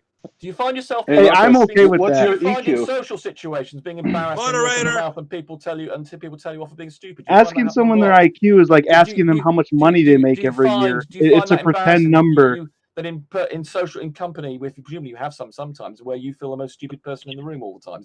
Are you so insecure with your own self-worth that you have to derive it from some number made up by people who claim to be science? Which suggests you're not interested in actually exchanging of views. You're just interested in causing disruption. Go ahead, Carl, certainly that's not the case. I'm having to put up a lot of idiots in here at the moment. I'm interested in disrupting people who start off with dishonest and non-intellectual ideas and then try to explain or expound on them. See how I let you finish a sentence then? Let's see how it's done. You can't ask Carlos to say something intelligent. That's absurd. Carlos is very intelligent and has got a fantastically good ability. I have yet to see significant evidence of that fact. Exactly. Yeah, you're not qualified to have an opinion on that subject. Oh, not quite. Sounds like you're the thought police. Well, no, I can evaluate the fact that you're very stupid, and I can evaluate the fact that you're very intelligent. Rumpus, we're past that, dude. There's a lot of smart people on I reject your authority, Rumpus. Well, of course you do. You're stupid. You don't know. You're so stupid. You don't know how stupid you are. I reject your assessments. They mean nothing. Well, of course, you reject society and science because you can't understand. Why do you think? I don't reject science. Why do you think your parlor trick of Ray's being able to reach really anywhere on a curved Earth cannot apply to a flat surface? Why do you think Ray's just happen to have ability to reach everywhere over a curve and not on a flat surface? Like, why do you think we would ever buy that? That's absurd. where have I disputed? With my actual point on a flat Earth is that the rays of light would get everywhere. That's why you There never are have no any... rays of light, Can Andrew you Thomas Young. So, you see, you interrupted me there again. I was in mid-sentence, mid-word, and you thought you could just chip in there and be a You're twat. not worth letting Right, so answer. That's here we go. because Finish you made that a again. false statement. You No, made I a false haven't. Well, statement, Travis, then Rumpus. you You're can a answer me, and moron. then You you'll made a get a false turn, statement. and then you'll Even get a Andrew turn to Thomas respond. Young Then, tells you Travis, that you'll get a rays don't turn to exist. respond. They Try are and an conduct yourself in a unrealistic civilized mental manner. Try construct. and conduct Andrew yourself in a Thomas Young, civilized you're manner. a When I've made moron. my point, then You're a you can make your moron, response. Yes, so Rumpus. go ahead. You can make your response in a second. And the point I was making on a flat Earth, let me finish. On a flat Earth, you can have rays going. And in fact, that's There the problem. are no rays Be of quiet, you sunlight. twat. There Be are no quiet, rays. you twat. Andrew Thomas Be Young quiet, tells you us twat. this. Wait your turn. You're a moron. In 10 seconds. So on a flat Earth, you will get rays of light going over the There whole... are no rays of light, Rumpus. Stop saying that. Andrew Thomas Young tells you this. Be quiet, It's an unrealistic mental construct. Okay, so let's just confirm something. Does Andrew Thomas Young say that there are rays? Right, he does actually go into the fact that conceptually there's no specific thing as a ray, but he actually shows it is an unrealistic mental construct. Be quiet, you twat. But he does actually show ray diagrams in his model, so he clearly does think they have utility. But he does go and He says they are an unrealistic mental construct. He says they do not exist. They do not exist. Be quiet, you twat. He does go on about rays being a more conceptual thing than actually real, because there's no sort of limit as to what their size are, and the different parts of them, when, for instance, they're refracted, you have different parts of the ray being refracted. So he doesn't like the idea, but he does actually show ray trace diagrams. So he's got a slight conflict there, but in one part of his explanation, he does go into why you shouldn't really think of it as rays, but he does go into using ray diagrams in another, so he clearly does think of rays. So anyway, getting back to Mind of God's point, on a flat Earth, the rays of sunlight will go everywhere all the time, and it would never be dark anywhere. Go ahead. No, that's not the point. You took what I was trying to say. I was saying any kind of obstruction, any kind of effect can be just as possible on a flat Earth as a curved Earth. That's my whole, really our whole position. Well, you wouldn't get obstruction. You wouldn't get it on water. If you assume that water is level on a flat Earth, you would never have it obstructing anything. So then immediately, the fact that we do have obstruction means you don't live on a flat Earth. Full It's stop. refraction, Rumpus. It's refraction. What would you say to Chris the Flat Earther? What would you say to Chris the Flat Earther Rumpus, who says the sun is a reflection? He's given a super chat to say that, but what do you think? That the sun is a reflection. Well, we can bounce radio beams off it, so we know it's solid. We've been there as well, so we know it's solid. How can you say what you just said with the They can fire off invisible beams at it.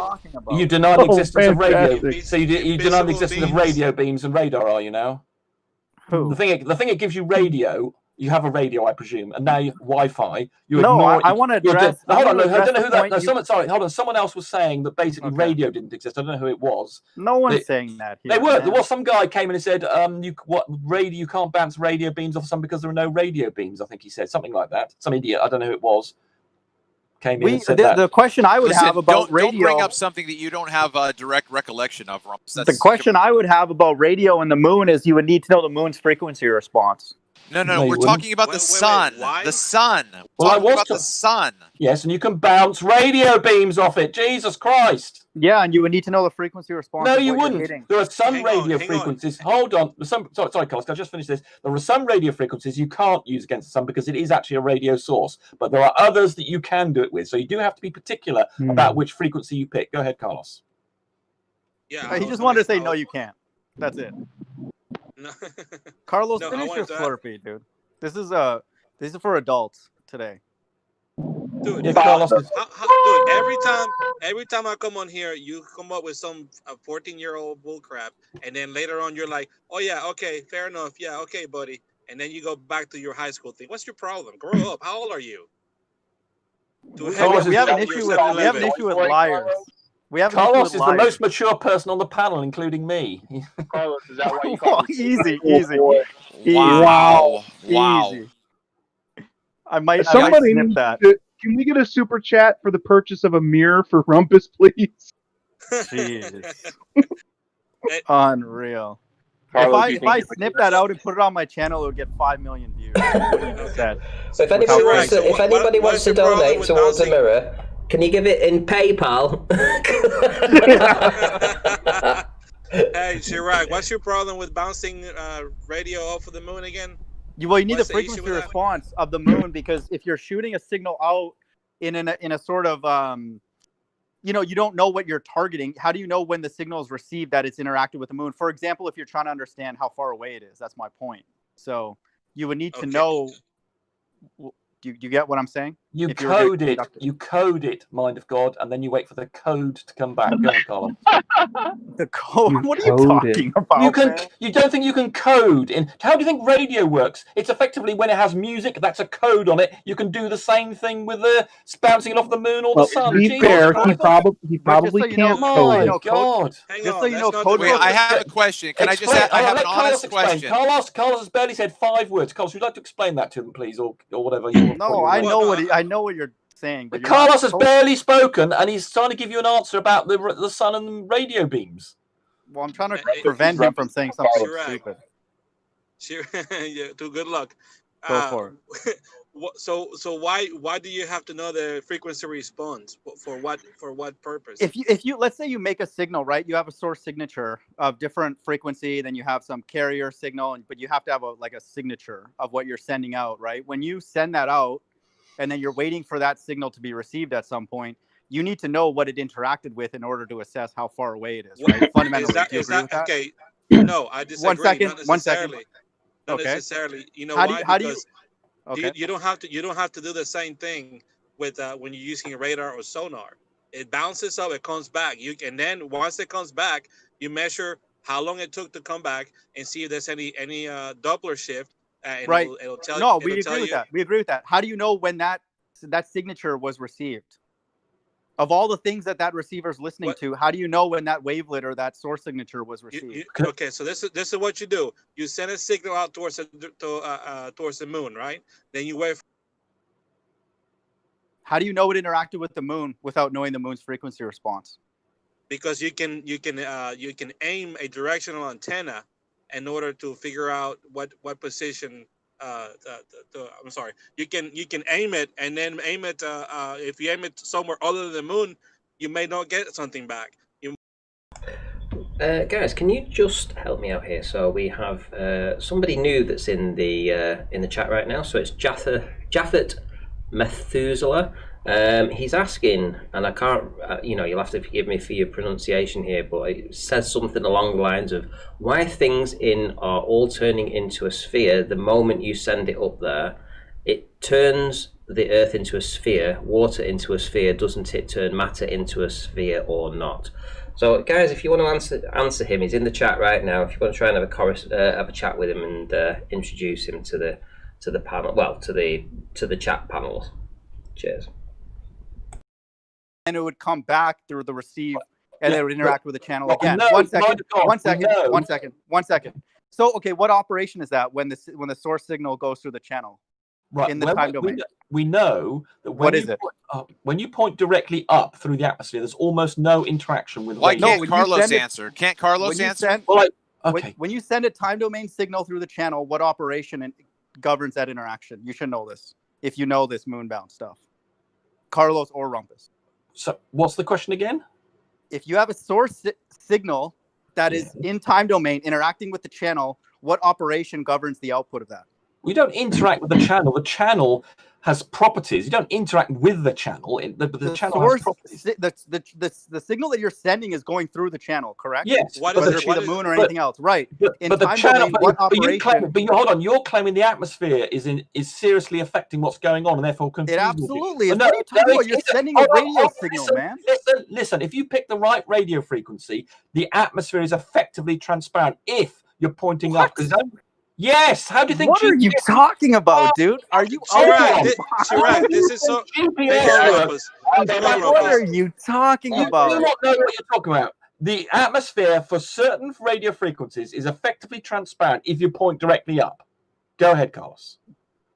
You're trying to say something. Point directly up. What are you talking about? Because you minimize the amount of atmosphere it goes through. Now, if you all right, let me answer this first. Let me go through this. Let me go through this. Dennis, hold on. That's fine. Dude, just go on mute. I'll answer my own question. Let me explain. The atmosphere is effectively transparent. That's why GPS works so well, satellite TV works so well, because effectively the atmosphere is near to transparent for certain frequencies. Go ahead, Carlos. You know what? You know what that would have to look like in the time domain for that to be true? What you just said? What kind of channel you would? What would it be? What would that be? It would be a delta function, right? Doing anything. If the channel if it would be a filter, what would it be in the time domain? Not a filter. That's the point. If we're modeling it as a filter, which normal people do, filter because there's so little filtering going on, it's not a problem. Okay, so what would that filter look like in the time domain? You want some range of that? The filter. You don't have filters. You have filters in the frequency domain. This is a red No, herring. okay. What would it be in the frequency domain? Fine, either one's fine. What would it be in the frequency? It'd be flat. Right, and so what would that be in the time domain? Well, it wouldn't. It's a delta function, dude. Yeah, okay, so let me explain this. Let me explain this for people in the audience because you guys are retarded. Let me explain my math Yeah, to hold you. on, one sec. Let Mind of God explain, because everybody seems to be talking. Let him do his explanation first. Right. So hold on. My check good. Yeah. I heard you. Hold on. So shout out to Darwin as well. Breaking news. Clearly is ace. So thank you for the super chat. Right. Mind of God. The floor is yours. Please don't interrupt him. Here's what we call in EE a signal space analogy. So what happens? You send a time domain signal through a channel, which Rumpus is correct in the sense that if you are going to model it where you don't have to account for it is flat, and so that's a non-physical channel. That's not real, but you can model it in the time domain. That would be a delta function, but the operation is convolution, which he did not know, which worries me. I know exactly that convolution. Okay, so convolution in the time domain is what in the frequency domain? It's multiplication. The multiplication. Right. Of the, So I'll go through it in the time domain. So if you have a time domain signal emanating from your source, that convolves with the channel, and then so that gives you an output signal. And then let's say that signal then is going to the moon or some other object you're trying to understand how far away it is. It convolves with that object as well, whatever its frequency response is, and then it gets returned back. And so that model, that signal that gets returned, you can model it as source signature plus the channel, convolve with the channel and then convolve with the moon, for example. And so at the receiver, you need to undo these effects to recover the source signature in order to understand distances and all that. So you need some form of channel estimation to deconvolve the channel effect, and then you'd also need to know. You don't need to do any of that if the channel is flat in its frequency. Yeah, but that's not physical, dude. The fact that yes, it is, because I just told you the atmosphere is next to transparent. In other words, it's completely flat. You don't have any of the effects that you're talking about. You're not talking about specific frequency. You said that. The one you pick on. Hold on. You said the whole channel is flat, which is non-physical. I'll qualify that. Not every frequency that the atmosphere is transparent to. But the received signal. Hold on. But you pick on one that is, and therefore there's a flat response. The receiver is going to be listening to all frequencies. It's going to be listening to everything. You pick on the frequency you're interested in. Jesus the only way you can undo that, though, is if you have an estimate of the channel, which, okay, I'll give you the fact that it's flat. I'll give you that. But then how did you know that signal interacted with the moon without knowing what the moon's impact on that transmit signal was? You get a response. Oh my God, dude. What are you talking about? Very simple. Most of the frequencies you can pick on will go through the atmosphere, and then you point it at the sun, as Carlos said, with a directional antenna, and you find that when you point it but not at the moon, it doesn't come back. When you point it where the moon is, it comes back. Do you agree the moon alters that signal in some way? The distance of the moon, hold on, the distance of the moon that it returns is exactly the same that we can determine by triangulation from the Earth. So but you agree that transmit signal interacts? So it all agrees and it all supports one another. One second, just a yes, no. Do you agree that the transmit signal, when it interacts with the moon, gets altered in some way in its frequency response? It can do. It has to, sir. And so what? So what does that imply? Okay, well, you need to know that in order to undo that effect at the receiver to know that you really. You do. Hold on. Does light, when it reflects off a mirror, does that change in frequency? I thought we were talking about moon. Yeah, hold on. Let's deal with light first, and then we'll move on. Does light, when it hits a reflective thing, change its frequency? Change its frequency? I don't know. I wouldn't think so. Exactly, and it doesn't, and neither does it necessarily have to change its frequency. You just said it did. It has to. Hold on. And when it reflects off the moon, no, you said it had to change frequency. No, it does It has not. to. It's a different No, it object. does not. No, it does not. Light does not have to change frequency by bouncing off something So reflected. your position And is the similarly- radio hold on. signal. Unless Your so position is the radio radio signal. radio-free electromagnetic radiation does not have to change its frequency when But it's how can reflected you do either. any? How can you do any kind of estimation using radio waves if you're not interacting with something unique in the atmosphere when it returns? That's the whole point. Because it goes through the atmosphere, because that's effectively transparent, and it bounces like a mirror off the moon, like a poor mirror, and that does not require it to change its frequency. So your assumption, your position is that the channel itself has a frequency response of flat, and also the moon as well, right? That's your stance? Well, it just has attenuation. I don't know what the exact, but it might change. But the point is, you are going to get a signal back at the frequency that you transmitted. Okay, go ahead, Carlos. It's not an issue of frequency. It's when it returns. It's not an issue of frequency. It doesn't We have to change understand that. frequency. That is not true. What you just said, that there is a required change of frequency, is absolutely not the case. Go ahead, Carlos. So are you talking about carrier frequency or the source signature that we're sending out, like the actual signal that we're using to send out and then recollect? Both. Listen to. Okay, so the carrier frequency, let's say that's fixed. I'll even give you that. Let's say that we can assume that the return and the sent are stable and we can recover those. But the signature that you're sending, the actual wavelet itself, when it interacts with the moon, its frequency response is changing. It doesn't. You're basically denying that mirrors work, is what you're doing. No, I'm talking about radio signals I know interacting you are, with but the the moon. principle's the same. Because No, it's light, not. remember, hold on. What do you mean? Light is an electromagnetic wave. Radio waves are electromagnetic wave. They can have exactly the same properties in the way they're reflected. But we're not talking about sending light through a channel that's whatever thousands of miles away and then interacting with what you guys. But believe is that a comes physical with object. light. Yeah, but when we receive light from the sun, the frequency of it there's still the same bits of that come start at one frequency do not necessarily change when they hit us. But you agree that light, when it interacts with something else besides, let's say, a mirror or some other physical thing, it will get altered, right? Distorted. Well, that's its dependent on the direction. absorption. That there's some Exactly. so Correct. It can do that. Correct. Yes. Correct. But And that's that because absorption. That's because that the light's retransmitted. That's the non-reflected. Hold on. That's You're good. talking about the absorbed light, and then that's retransmitted. We're talking about reflected. But it's the same. No, it's not with the radio same. waves. It's the same concept. When a radio wave hits, for example, something that you believe is physical, like the moon, its frequency response in the return signal is altered. It has to. But it can preserve the original frequency as well. It might be some. Which frequency? The carrier frequency or the source wavelength? Both. That's not true. That's obviously not true. It can change. If it's going to change any, it can change both. No, but I'm just saying that's obviously not true. That source It is wavelength that obviously you're true. sending out.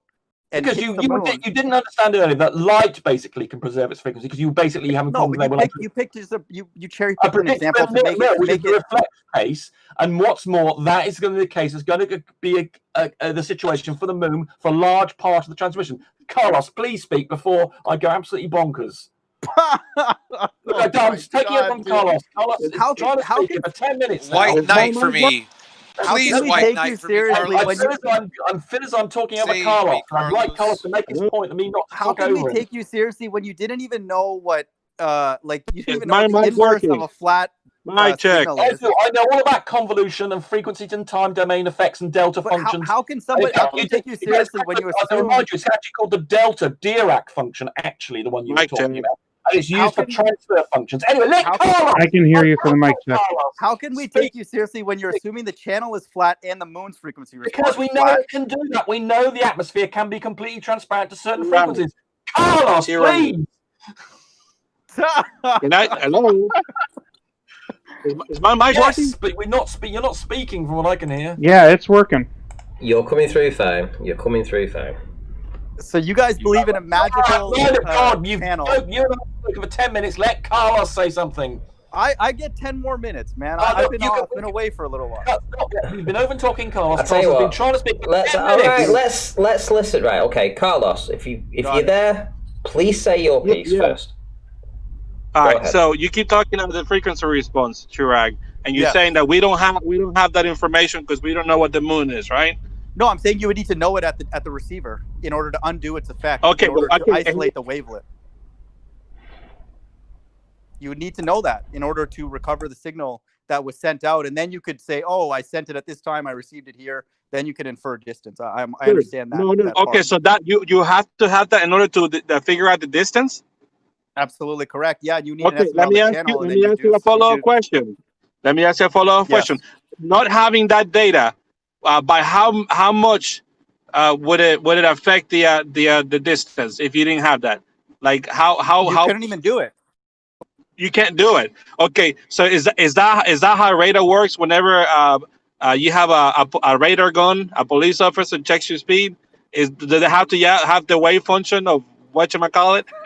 Yeah, it has to understand what it just hit. Like if you get a received signal that didn't interact with a car, for example, interact with something else that distorted the signal to the point where it's not a car moving, then you would know that's not a car that I hit. That's the air, or that's something else. Of course, you would need to know what that signal you sent. Obviously, you know what that is because you designed the gun. And then how are you going to receive something and not know that it uniquely hit something that you're trying to identify, like a car, for example, or the moon in that case? Really? You just think magically the signal comes back? Oh, that was a car. That was Carlos. He's drinking a Slurpee. Just don't worry about it. Like, who designs systems like that? Are you Carlos, what flavor is your Slurpee? I gotta know. What flavor is it? Seriously, Is it sour apple? All Is you it need sour is apple? Ballurple. Blurple. Blurple and blue. You guys are mongs, dude. You guys don't know a thing, dude. Like you barely knew what convolution was. Oh, okay, that's pathetic, dude. Really? You could think the whole channel is a flat frequency response? Really? To the moon that you guys believe is thousands of miles away? At least he said it was flat. Well, they said it's flat in frequency, which is preposterous. Then they made the even dumber claim that the moon you have to have the frequency response in order to know how the distance. Without that, you can't. Carlos, let me tell you something real quick, Carlos. Yes. Okay. Yes. Carlos, All right. so the radar is gun. Is it the same for ultrasounds? Is it the same for sonar? What do you mean? Is it the same? It's pre-programmed in. Do you understand that a radar gun is pre-programmed? They measure the distance, they shoot the radar gun, it gives whatever it gives, and they program that in. So unless you have first established the distance to know what the unique effect you got back is, it's not real.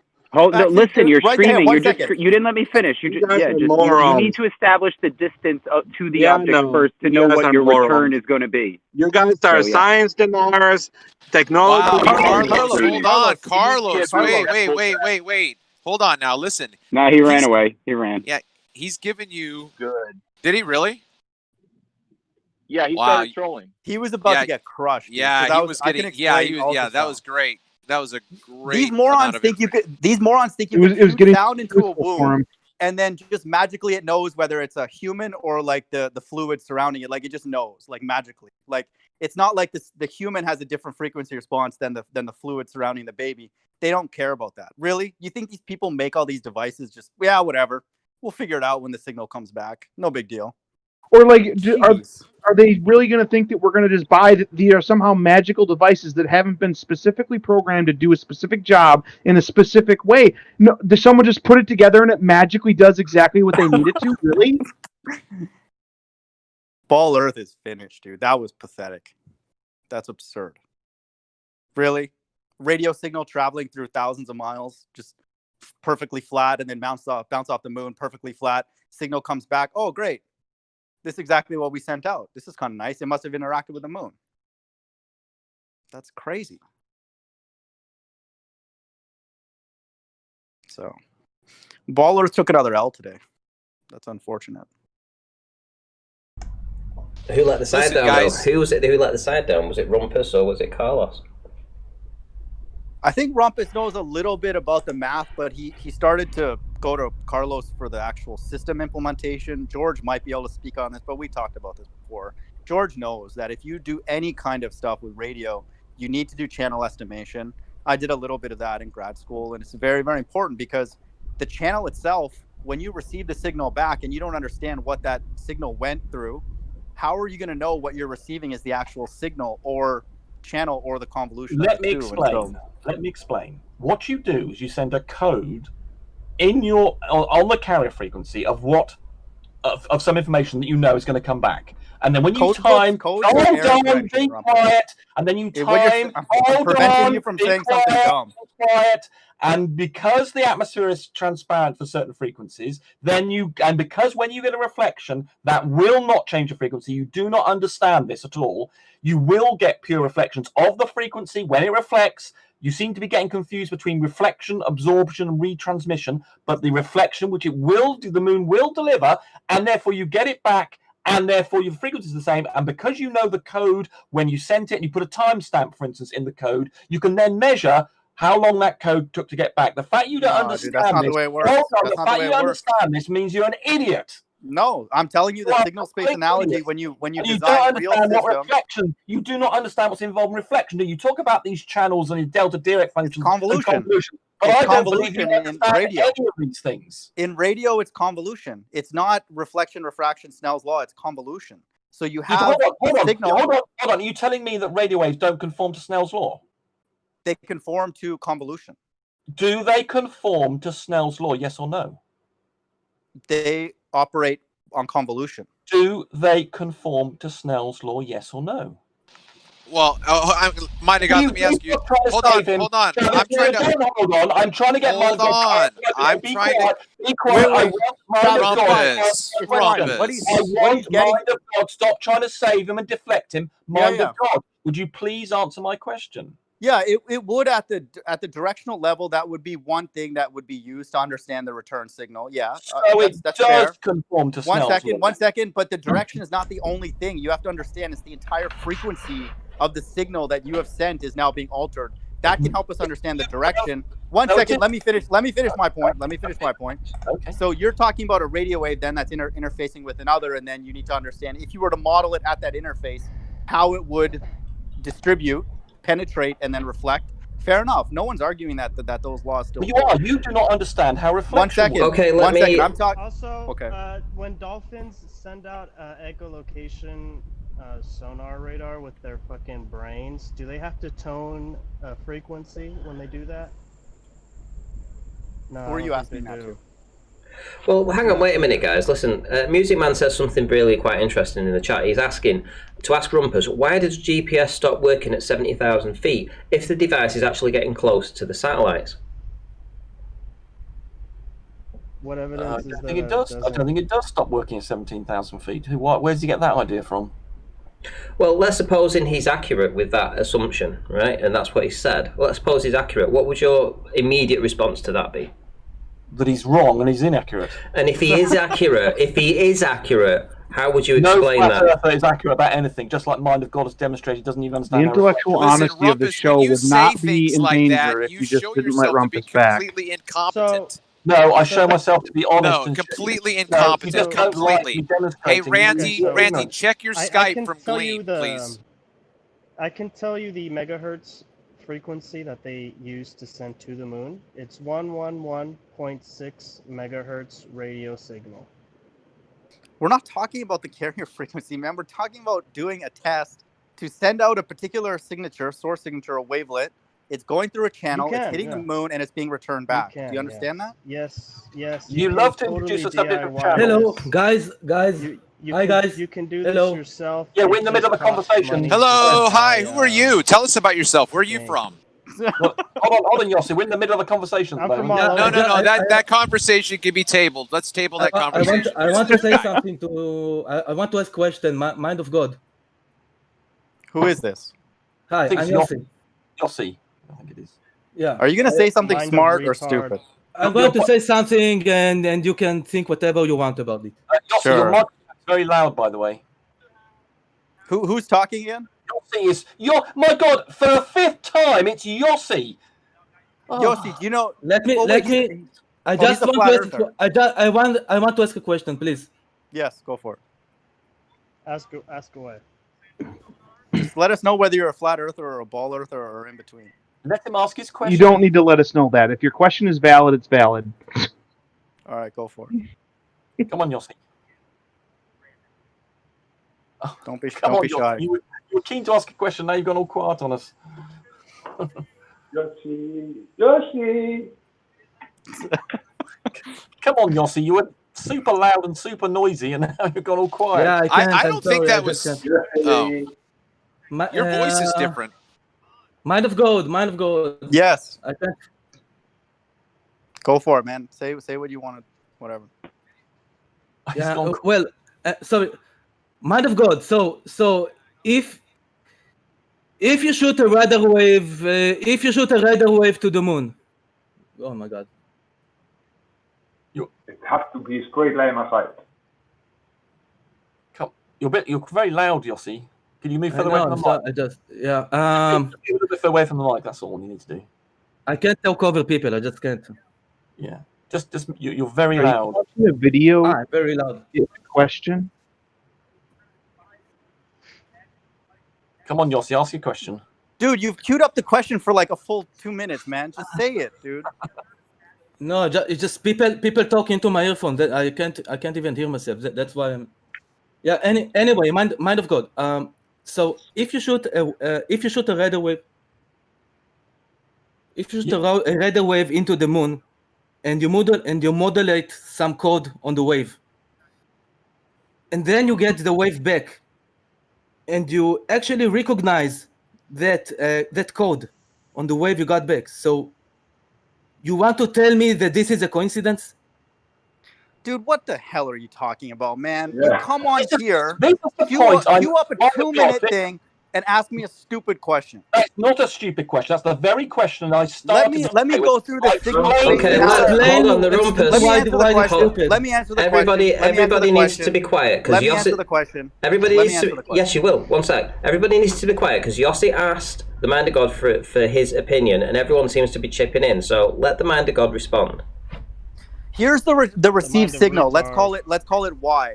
Y equals S, which is the source signal that we sent out. Let's assume that the carrier frequency has been removed. I'm sorry. I just realized something. The stream was still opened in the background. This is what freaked me out. I'm sorry. That's fine. That's fine. Here's the received signal. Y equals S times H, which is the channel. Well, by assuming that the moon is gonna send its own unique symbol. Here's the received signal. Y equals S, which is the source wavelet, times the channel, in your premise there, times the moon frequency response plus any noise. That's a simplified, but the starting point of the received signal. Do you agree with that? Overcomplicate this, Mind of God. Yeah, I don't. No, I did. I'm talking to you, man. I'm talking to this guy. You don't need I'm not talking to you. I actually managed to do you're wrong in your explanation to him. To do the reverse modulation and see the code. Is that a coincidence or not? Because this is what happened. We need to understand if we're talking about the same level of understanding. Do you agree that's the received signal or not? Well, you could 1 second before you answer that. We'll do the assumptions about H being 1 and then the moon being 1, like Rumpus said. But for now, do you agree? You're wrong. Who's talking? I'm talking to the guy who asked the question. Who is this? Oh, yeah, but you're wrong in your premise. I'm Yossi. Who's talking right now? Not Yossi. Wrong right off the bat. I'm answering Yossi. Do you agree that that's the received signal? That's what's contained in the received signal. And I'm using multiplication because I'm assuming frequency domain. In time, it would be convolution. Mm-hmm. No, this is a standard signal space analogy for that. You love to introduce your channel mathematics every time. We all know about this. We know about communication theory. It's not relevant in this situation. Well, no, it is because I'm trying to point out you're triggered because you're assuming the H is 1 and then the moon is 1, which is absurd. I'm just pointing out how stupid that is. So guys, listen, I want to just hear the Mind of God and I want to hear Yossi. Rumpus, if you can just let these two get into it, please. There you go. So in any kind of signal, this is not even about the moon. This is just anybody transmitting something and then expecting it to be received back. Y, which is the received signal, is typically, this is standard notation in any kind of paper. S would be the source signature. It'll be a function of F. It will have a frequency response. Source signature times the channel, which is usually modeled as capital H. And then whatever the object is, let's say it's the moon, we'll say capital M, plus noise. And then that'll also have a frequency response. And it's obviously noise is frequency dependent. Hopefully no one would argue with that. That's what we have. And so now the question is, well, we need to recover S. So what do? You could use a zero forcing solution. If you have an estimate of the channel and then the moon, you can just quote divide it out. You can undo that effect. That's the most brute force, simple, very difficult to implement, called zero forcing solution, right? And then, but there's other more sophisticated ways to undo the effects of the channel and then the moon because you want to get the source signature back to make an estimate on the distance, right? So, but you need to know the channel, an estimate of it. Rumpus claims that it's 1, which is absurd. and then you need to know an estimate of the thing that you're actually interacting with, like the moon. It's frequency response. So And the then- channel. So you when you say the channel, you mean the medium through which the wave goes through? Absolutely. Okay. Correct. Okay. Absolutely. That's H. That's typically modeled as H. Okay. Okay. So it has a Rumpus Okay. will assume Rumpus will say it's 1 just to think that everything just magically works out. Wait. Let me There's ask no you such this. thing as a delta channel ever. That's crazy. Let me in real life. ask you this. Let me ask you this. So I assume that it is 1. I assume this is 1. I assume I know what the frequency response of the moon or whatever Good. it is. Okay, good. Now you have a I chance to assume. recover the Wait. signal. I assume I did the math locally after I received the signal back, and for some reason, I've got S. I've got the No, same that's good. S. Do you That's want good. to tell me that this is a coincidence? No. Then you're onto something. No, that's good. Then you got a real experiment Because- there. 1 second, Rumpus. I thought him and I were talking, dude. I thought that was the agreement. Okay, so mind of God. Actually, all I wanted to hear, and the only reason I came here is to ask you whether you think it's coincidence or not. No, And sir, you're dealing with somebody who has worked with this kind of thing. You're not talking with these idiots like Rumpus and these liars. I've been involved in this kind of stuff, dude. Okay, I've done that. Was my question. Thank It's you. not a Go on. coincidence. That's how you solve. That's how you solve for S. Thank you. Thank you, mind of God. Thank you. You answered my question. Thanks. But 1 second, I want to illustrate something just to let you know the complexity for people who actually care about this kind of stuff.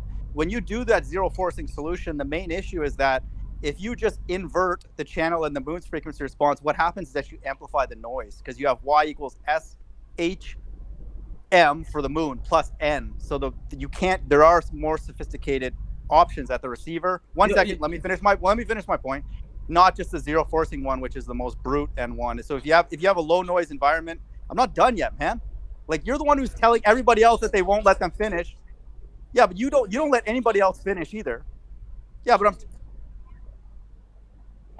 I'm trying to explain to people how they would properly do this. Moon. We can hear you, man.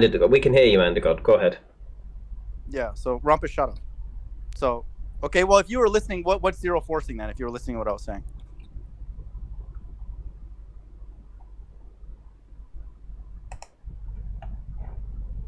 Tiny piece of knowledge that you have about channels and communication theory, which is utterly irrelevant to this discussion in the attempt to beat Yossi with some small knowledge that you have about communication theory. No, him and I agreed. We agreed on the Utterly signal space. irrelevant. We agreed on the can recovered get signal. The point is, we can recover the codes. So the fact that we can means all of your argument is utterly with assuming the channel is 1 and the moon is 1. Utterly irrelevant. That's not the way you recover the signal. We can get the code back, therefore we can do all the decoding that's required. So we end up with this code with a timestamp, knowing when we sent it, knowing when we get it back. Therefore, we can work you're out saying code and you've just been advertising your deflecting- ignorance, and dude. you've been deflecting from the main issue with your your tiny little bit of knowledge about communication theory in an attempt to deflect from the main issue, which was we can tell when something's sent and when it's received, and thereby the distance. And Ranty, would you please restore your volume to what it should be? Not by assuming that the channel. And the Your moon volume frequency is response restored to what it should be. That's I simply lowered your volume down whilst Yossi explained his situation to the mind of God, and I could see you were chirping away. So I didn't want the audience hearing your chirping. Ranty, let it be known to the audience that Rumpus is assuming the channel's 1 and the moon's frequency response is 1, which is absolutely preposterous. It can be a half. The point is, what we can know is that you have introduced a complete deflection from the main issue, which is that we can successfully send out a code, we can successfully get it back, and the problems of the communication theory problems are irrelevant because we can retrieve the code quite successfully. So all of the 5 minutes you've been spending with Yossi just advertising the tiny little bit of knowledge you have about communication theory. It's not tiny, it's just common sense. I was just setting up the equations. And a deflection from the main issue. I was setting up the equations and asking you what your assumptions were. Because we get the codes back. So the argument was One second. Mind of God, how do radar works, like military radar that identify airplanes? Why do that work? Probably in the same way. It's the same thing with cars and like detecting things speeding. You need to know the frequency response of what you're hitting in order to assess when it returns that's what you hit. It's obvious. That's to identify what you're looking at, not to identify the distance. Because what you're talking about in reality, hey, listen, what you're talking about in reality, what you're talking about is relevant to transmitting and receiving data. Because yes, you have to modulate it, demodulate it, and if it's something that's distorting it, then we need to know about it. But we're talking about sending. Yeah, that's true. It's So it works for okay. Well, let me. Are you finish. saying that anti-air military equipment actually knows frequency response of all kinds of airplanes, and then it try to map it to a certain type of airplane? Well, it knows. Yeah, it knows that it interacted. Saying? One second. It knows that signal that it sent interacted with what the plane. Its it physical doesn't need to know about thing the is. frequency Yeah, it has to. of the airplane, does it? No, it does it not actually need has to know about what airplane. It knows it's going to get a reflection, and that's going to be preserved frequency. So it does not need to know about the frequency response of the reflection. As Well, we can agree to disagree then, but it has to. You're right. No. It has to. It absolutely has to. It does not. It does not. We have to agree to disagree. The frequency back, and that's all you need to do with the moon. Bring on anybody on who actually designs these systems. They'll explain that. Oh, now you want to speak with a. Well, no, just to get another opinion, like besides mine. You've just been deflecting the whole time in this 10 if you read any paper on communication systems, Y equals F. Communication is different than radar. We know that, mind of God, and I know you want to advertise you know about this communication theory, but we're telling you we've got the code back, so that all the problems you've been describing are irrelevant. But you only got it back by assuming. You got it back by assuming the channel is flat and then the signal that it's whatever's hitting is flat. It doesn't have to be flat to get a response or reflection of any. It doesn't matter whether the signal's 10%. You're saying there's no distortion in frequency of the transmitted signal. If you retrieve the code, you can make the code sufficiently complex to know whether or not you're getting the right code back. Rumpus, you don't understand. The purpose of codes is not to actually send a wavelet out. That's for error correction, dude. You don't even know what you're talking about, man. Yes. I know about error correction, and again, you're deflecting. But a code book is used to minimize. You're deflecting from the issue with getting this code and signal back. Carlos is agreeing with me, by the way, so just chill out. So Carlos, do you agree with what I'm saying? Listen. When you're talking about sending and receiving data to a frequency, yes, we need to know all these things so we can do error correction. Before and after. Why is Rumpus talking about a code? Why is Rumpus talking about a code when that's related to error correction? But you know why? Because he's talking about sending a specific verse. Yeah!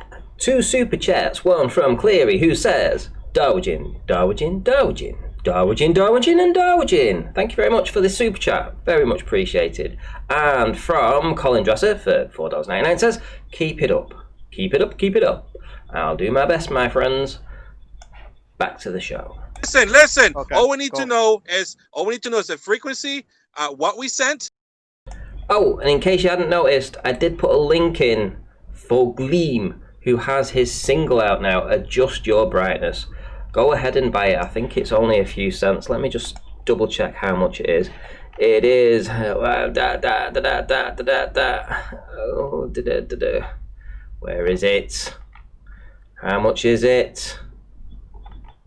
It's cheap. It's under $1, I think. It's not very much money, and it's out now. It's absolutely out now. So if you want to click it, click the link. It's in the chat right now. Let me explain to you how it works. I could say it's 12:01 now. I send off a signal to the moon, and I get back, I don't know, 3 seconds later, the code 12:01. I keep on sending 12:02, 12:03, and I keep getting these code back so that I can determine from my antenna that I've received them back. So I do not need to worry about your communication theory. I'm getting a reflection. I'm getting my code back. All your communication theory you've been going on for the last 20 minutes, it's utterly irrelevant. Because that's fine, but let me walk through it for the audience. It's 79p, guys. That's how much it is. 79 pence to buy Adjust Your Brightness. Go ahead. You might just help a flat earther get into the high part of the charts, maybe even to number 1. Who knows? I'll be buying it later on. So come on, guys, get behind Gleam and support his single here. Adjust Your Brightness. Let's get him to number 1. Let's just say I make like 10 different codes. So those are my codes. I'm comfortable that they're spaced far enough apart. This is, again, a sphere packing problem for people who are into that. And so that's my code, and that's in the time domain, right? We all agree with that. That's a time domain signal. So when you convert that to the frequency domain, it has some look in frequency, right? And so that signal then, will get up converted, it'll get hit up with a carrier frequency, and then get transmitted, right, through the atmosphere. And so your position is that signal that goes through the atmosphere, which for now you guys believe that it's flat, which is crazy, but let's go with that, travels through, hits the moon, you also believe it's flat, and then now you believe it comes back 3, 2, 1, and then you can recover it, right? That's, and we can we agree. One second. Reflected signal. Sure. And then the additive noise, you guys believe maybe it's not that strong. It's, We relative can, to the signal. we can distinguish, we can discern the signal. We do not have a problem with noise. That's fine. But You're I just want introducing all these irrelevances because you're trying to deflect. It's not from the main irrelevant. issue. I'm just highlighting your assumptions. Because the point is, mind of God, the reason it's irrelevant. The reason it's relevant is because we can retrieve the signal. Now, all the things you're discussing are problems when you can't retrieve the signal, and you have to do something clever about getting a signal that you can't find. But we Wait, can what is can't? We're getting a signal back with the codes that we sent, and therefore all of the issues you keep on bringing up, because it's your area of the tiny little area you know something about, is utterly irrelevant because we're all right. I'm just highlighting. That's fine. That's fine. This is for the flat earthers listening. I'm just highlighting the assumptions you're making. You're just basically repeating a lecture you once had at university. We're not interested. It's not relevant. No, it's it's actually very good education. If the code is some random 100 digits code, okay, and we were able to identify the same random. Well, yeah, I have a quiz for you. Let me finish the question. Are you saying that this code could be actually something else? Let me test you before I answer that. What's the drawback of really long code books? Why would you not want to have a really long code? We don't need that. No, I'm just asking. Every single time you try and get on. I'm not talking to you. I'm not talking to you. I know you don't want to because I'm exposing the fact all you're doing is advertising the last lecture you ever had in your. Rumpus, why do you want? Why would a person not want really long code? We can retrieve the signal, and that's the issue at the hand in the discussion. And you're basically you might as well be talking about whether your color of bananas for all the relevance this has to Let him answer the question. You want to put a very long code to minimize the error, right? The probability, the probability that an error would introduce the same code. Good. So what's the trade-off, though? What's the trade-off if you use too long of code? What's the trade-off then? Why would you not want to do that? I agree with your reason why you would. Why would I want to do that? Yeah. Why would you not want to do that? What's the trade-off? If there's a reason, then educate me. Please. It's the bandwidth. You have now limited the bandwidth. Seriously. Hang 100 digits is that much of a bandwidth? Yeah. No, I'm saying I'm just letting you know that I'm helping you understand the trade-off. Why don't we stop talking about I'm sorry, Rumpus. I just Rumpus, not talking to you. Very negligible trade-off.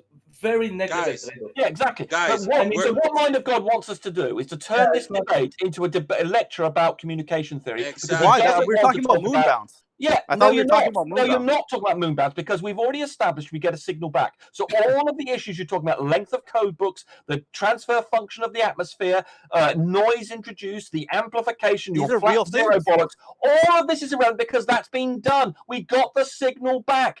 How? That's what I'm walking people through. We can establish it has been done. Hang on, Rumpus. It has been done. It has been done. It has been done. You do not need to know how. We do not need to know. We've been to the moon. We've been to the moon. We have been to the moon. We have been to the moon.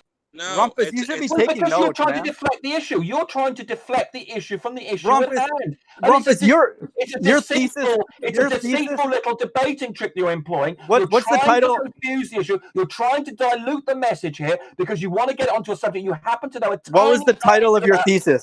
What was the title of your master's thesis? What was the title of your? Again, you all you want to do is deflect from the issue. You're the king of deflection, dude. I'm trying to educate the flat earthers. That's what you're doing. Well, what do you think you're doing now? You see, you cannot cope with the fact we do not want to discuss the last lecture you had in communication. No one in their right mind would. and we want to discuss the results that have been Got it. achieved of I just- reflecting radio beams off the moon, because it has been done. There are papers about it, Got so it. you can go and look up the theory. I mean, I suspect they could have done the most simple sorts of signals. No, they would need to And know you those didn't even basic things that I understand what happened addressed. in a reflection. What do you mean with code? What do you Yeah, mean?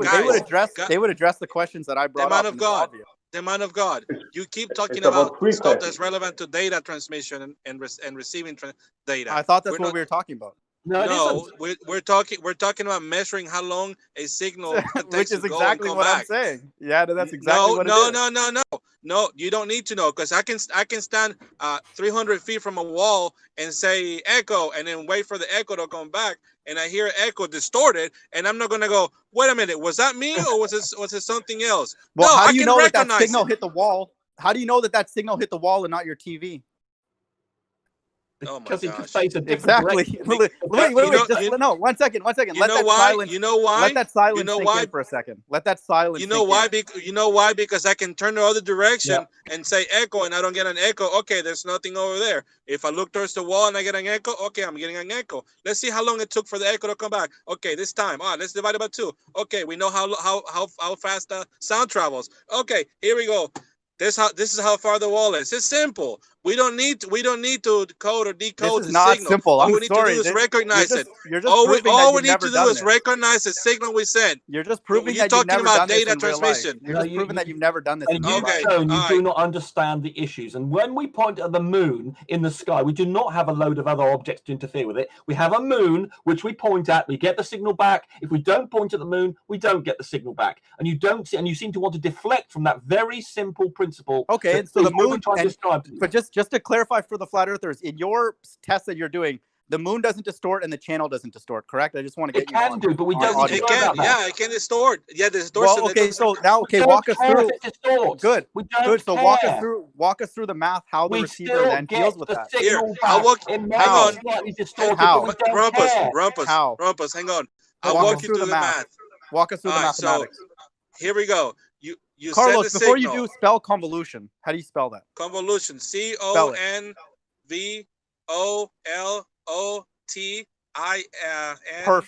Perfect. Can you, Carlos, go on mute? There you No, go. go on mute. So what's that's enough for you. Okay. Hey, really? lay That's off, all you lay got? off the slurpees, Carlos. Lay off the slurpees.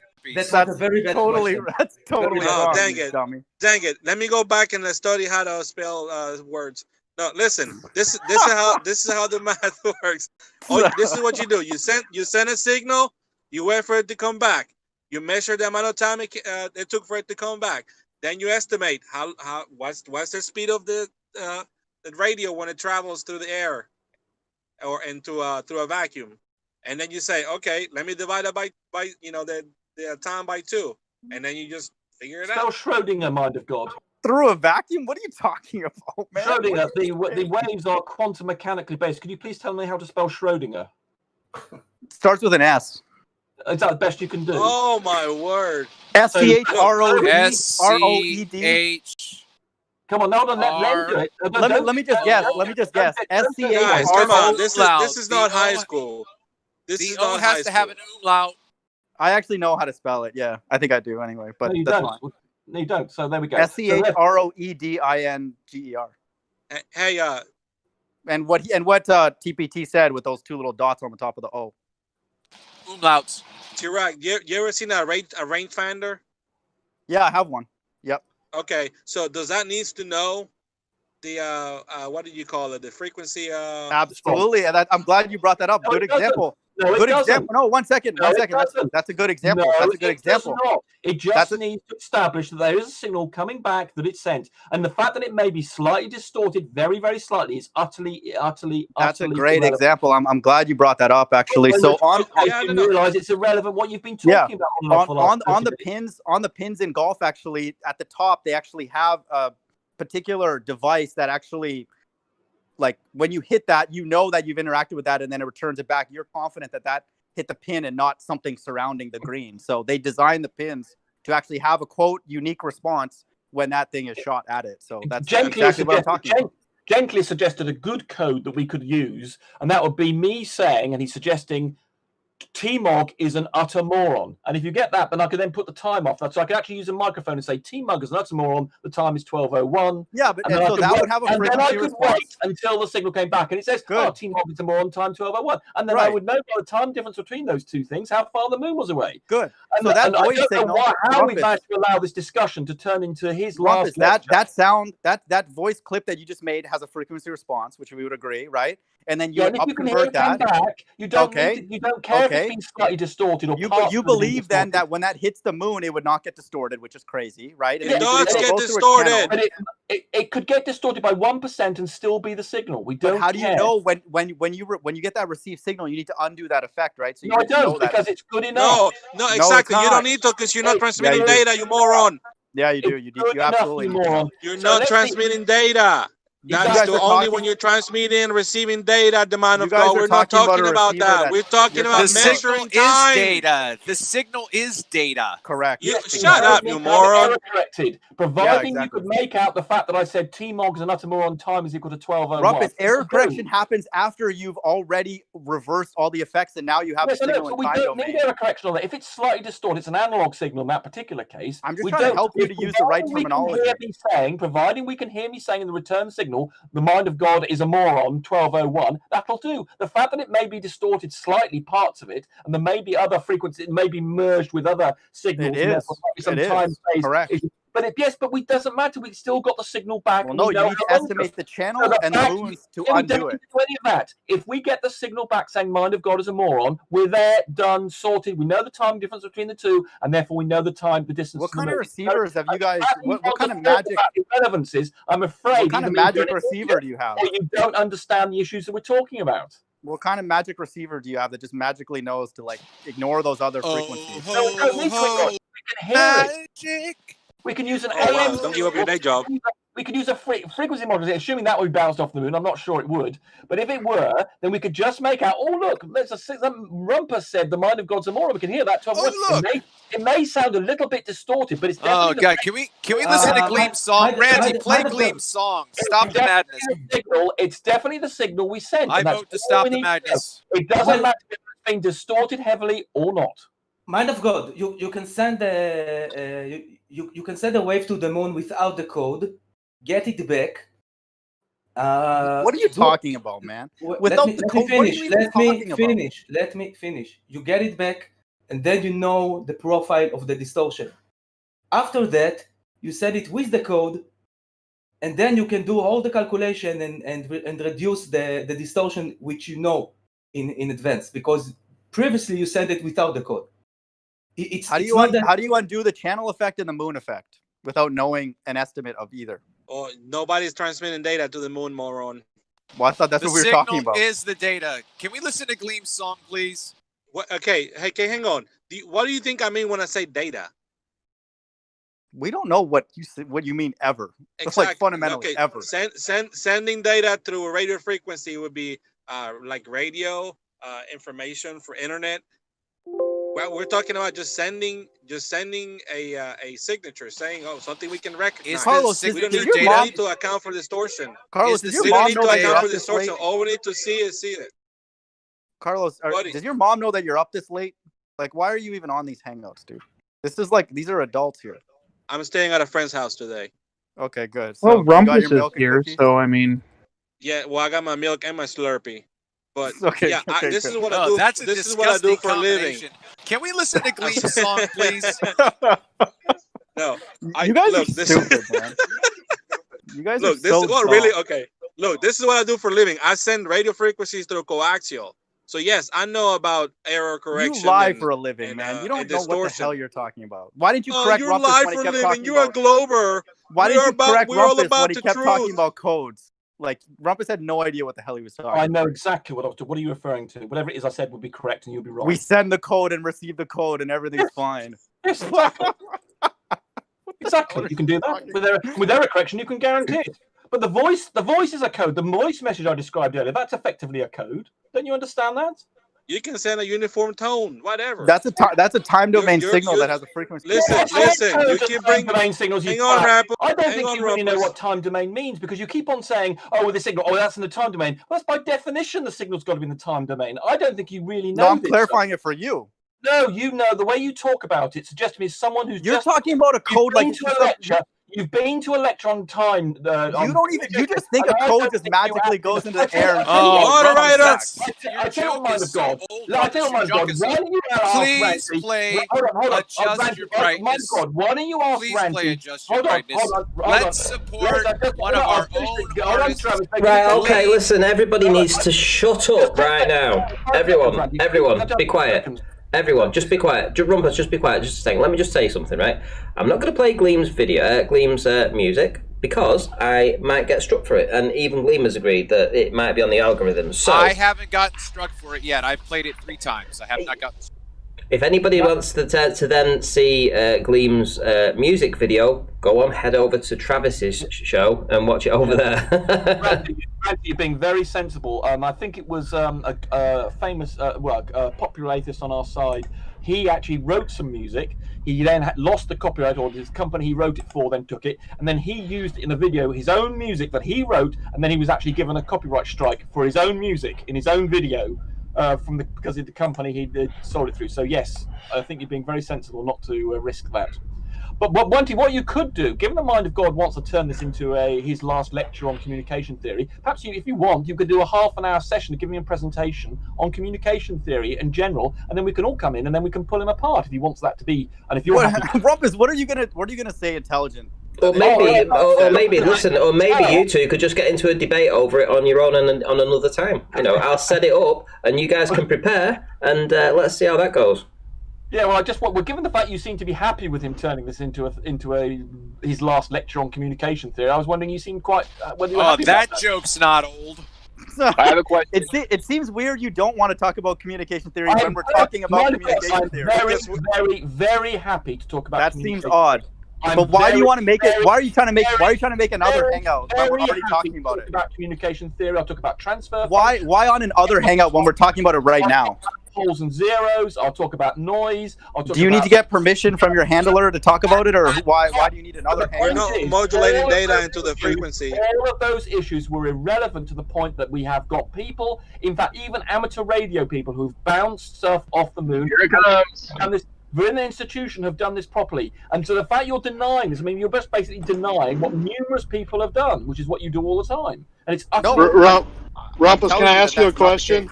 Yeah. Can I ask Rumpus a question? Yeah, go ahead. Go ahead. Is it Rumpus? It's Rakia. Rumpus, what subject don't you know anything about? Name one subject. Sex. telling the truth. Telling the truth. Serious question. What's the one subject you From downtown? I don't know much about music and popular culture. Conversational That's what I want to talk about. I want to talk about music. I know about music. All right, let's talk about music then. Rumpus will become an expert though in 5 minutes. 7-Eleven. Well, He'll Rumpus become an will expert like by it. the end of the hangout. I will rapidly become an expert. Well, he'll like it. Let's talk about Steely Dan. I've heard of them. All right, so Moonbound is debunked. What next? Okay, so wait a minute. Jaffa Methuselah has been asking this question over and over. So this is to the Globers. So he's asking me to ask you this question. So here we go. So he's saying, if gravity turns objects in space into balls or spheres, you know, the Mars, Jupiter, Earth, Moon, why doesn't it do the same to the ISS? So that's his question to you.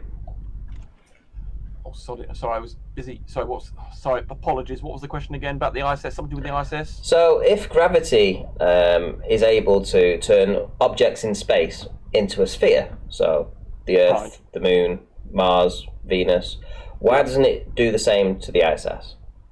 Because that is the body pulling itself together. The ISS is only a small mass, and if the ISS was to get very, very heavy, for instance, if you made it out of neutrons, it would then collapse into a sphere. But because it's nice and light, it doesn't. So what about water then? Why does water form into a sphere in space?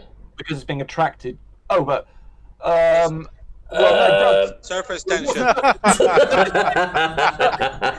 Checkmate. Surface tension,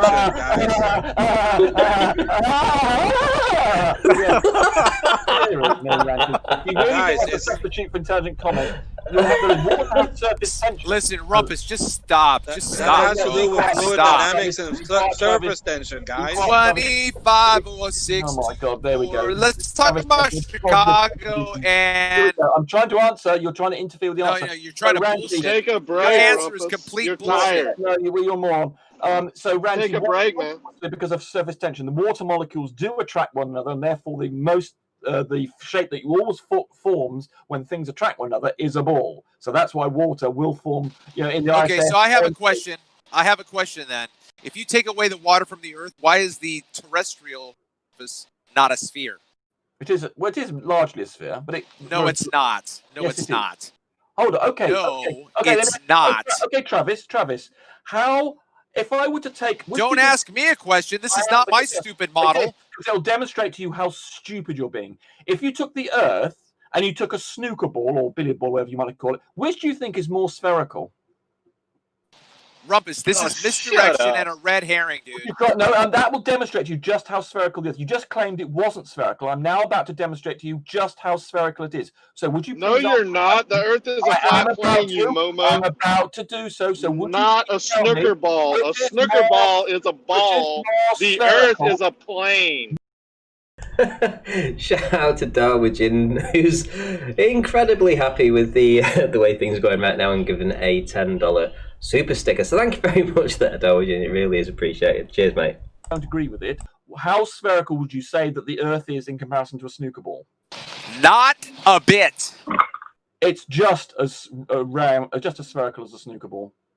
So you're playing just a moment ago. You just don't know what you're talking about. As you, bro, what's flatter?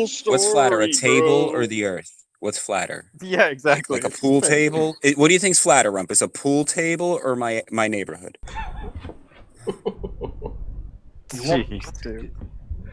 Well, if you get down to the atomic level, the felt on the surface of that table, Here's your other problem with a ball, right? When you start putting balls together, you have space, okay? Now, Rumpus is going to say, oh, everything gets sucked in together and it's pulled together. Balls, when they have this empty space in between them, right? You take 15 balls, there's going to be space. You make littler balls, there's going to be space.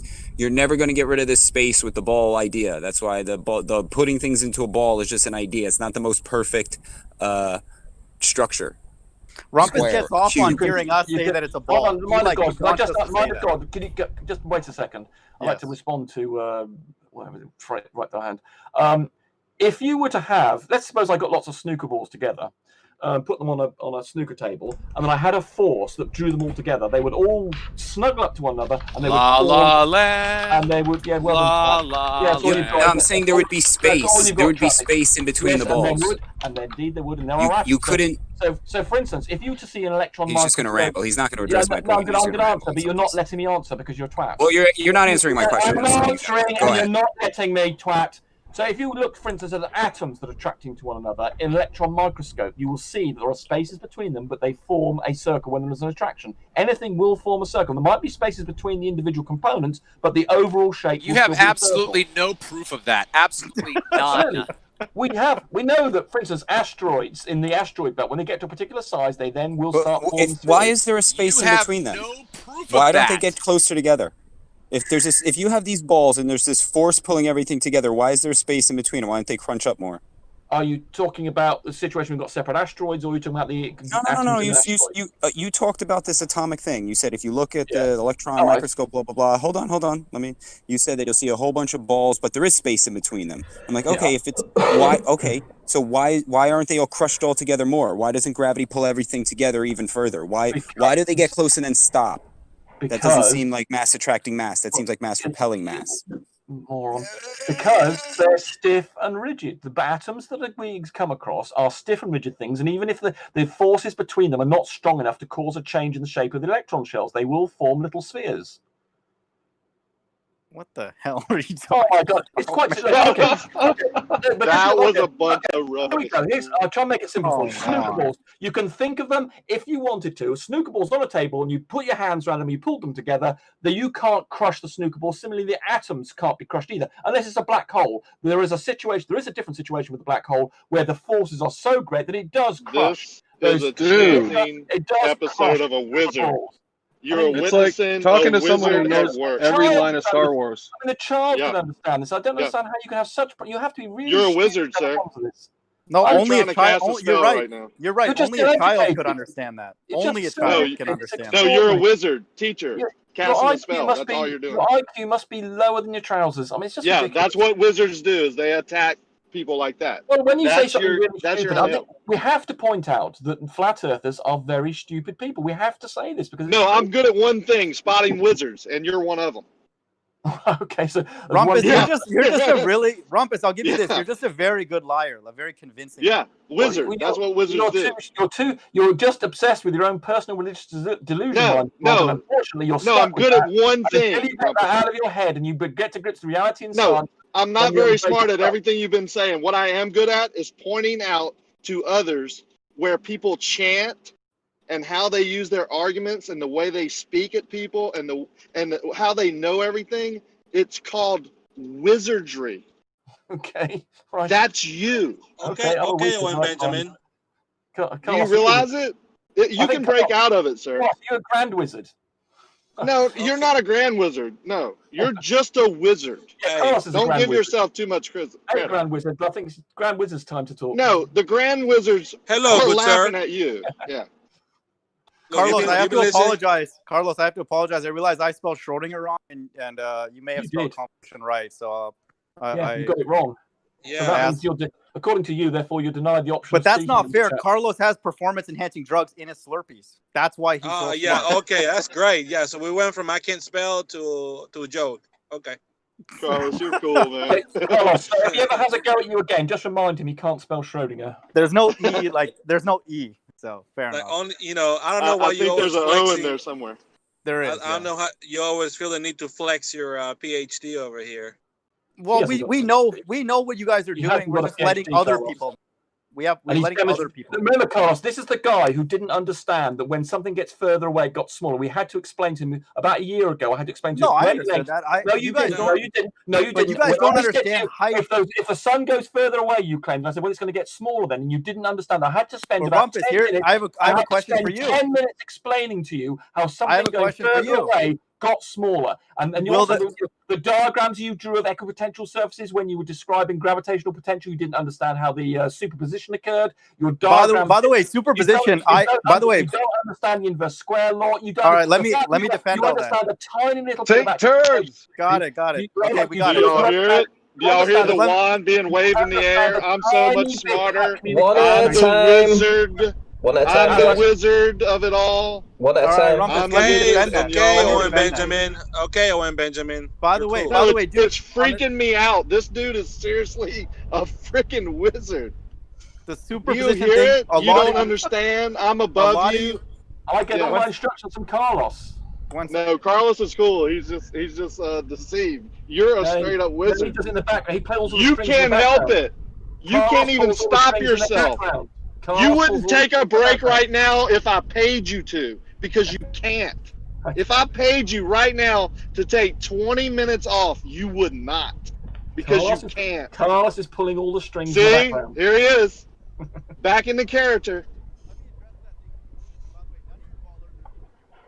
Well, that was fun. Of course they did.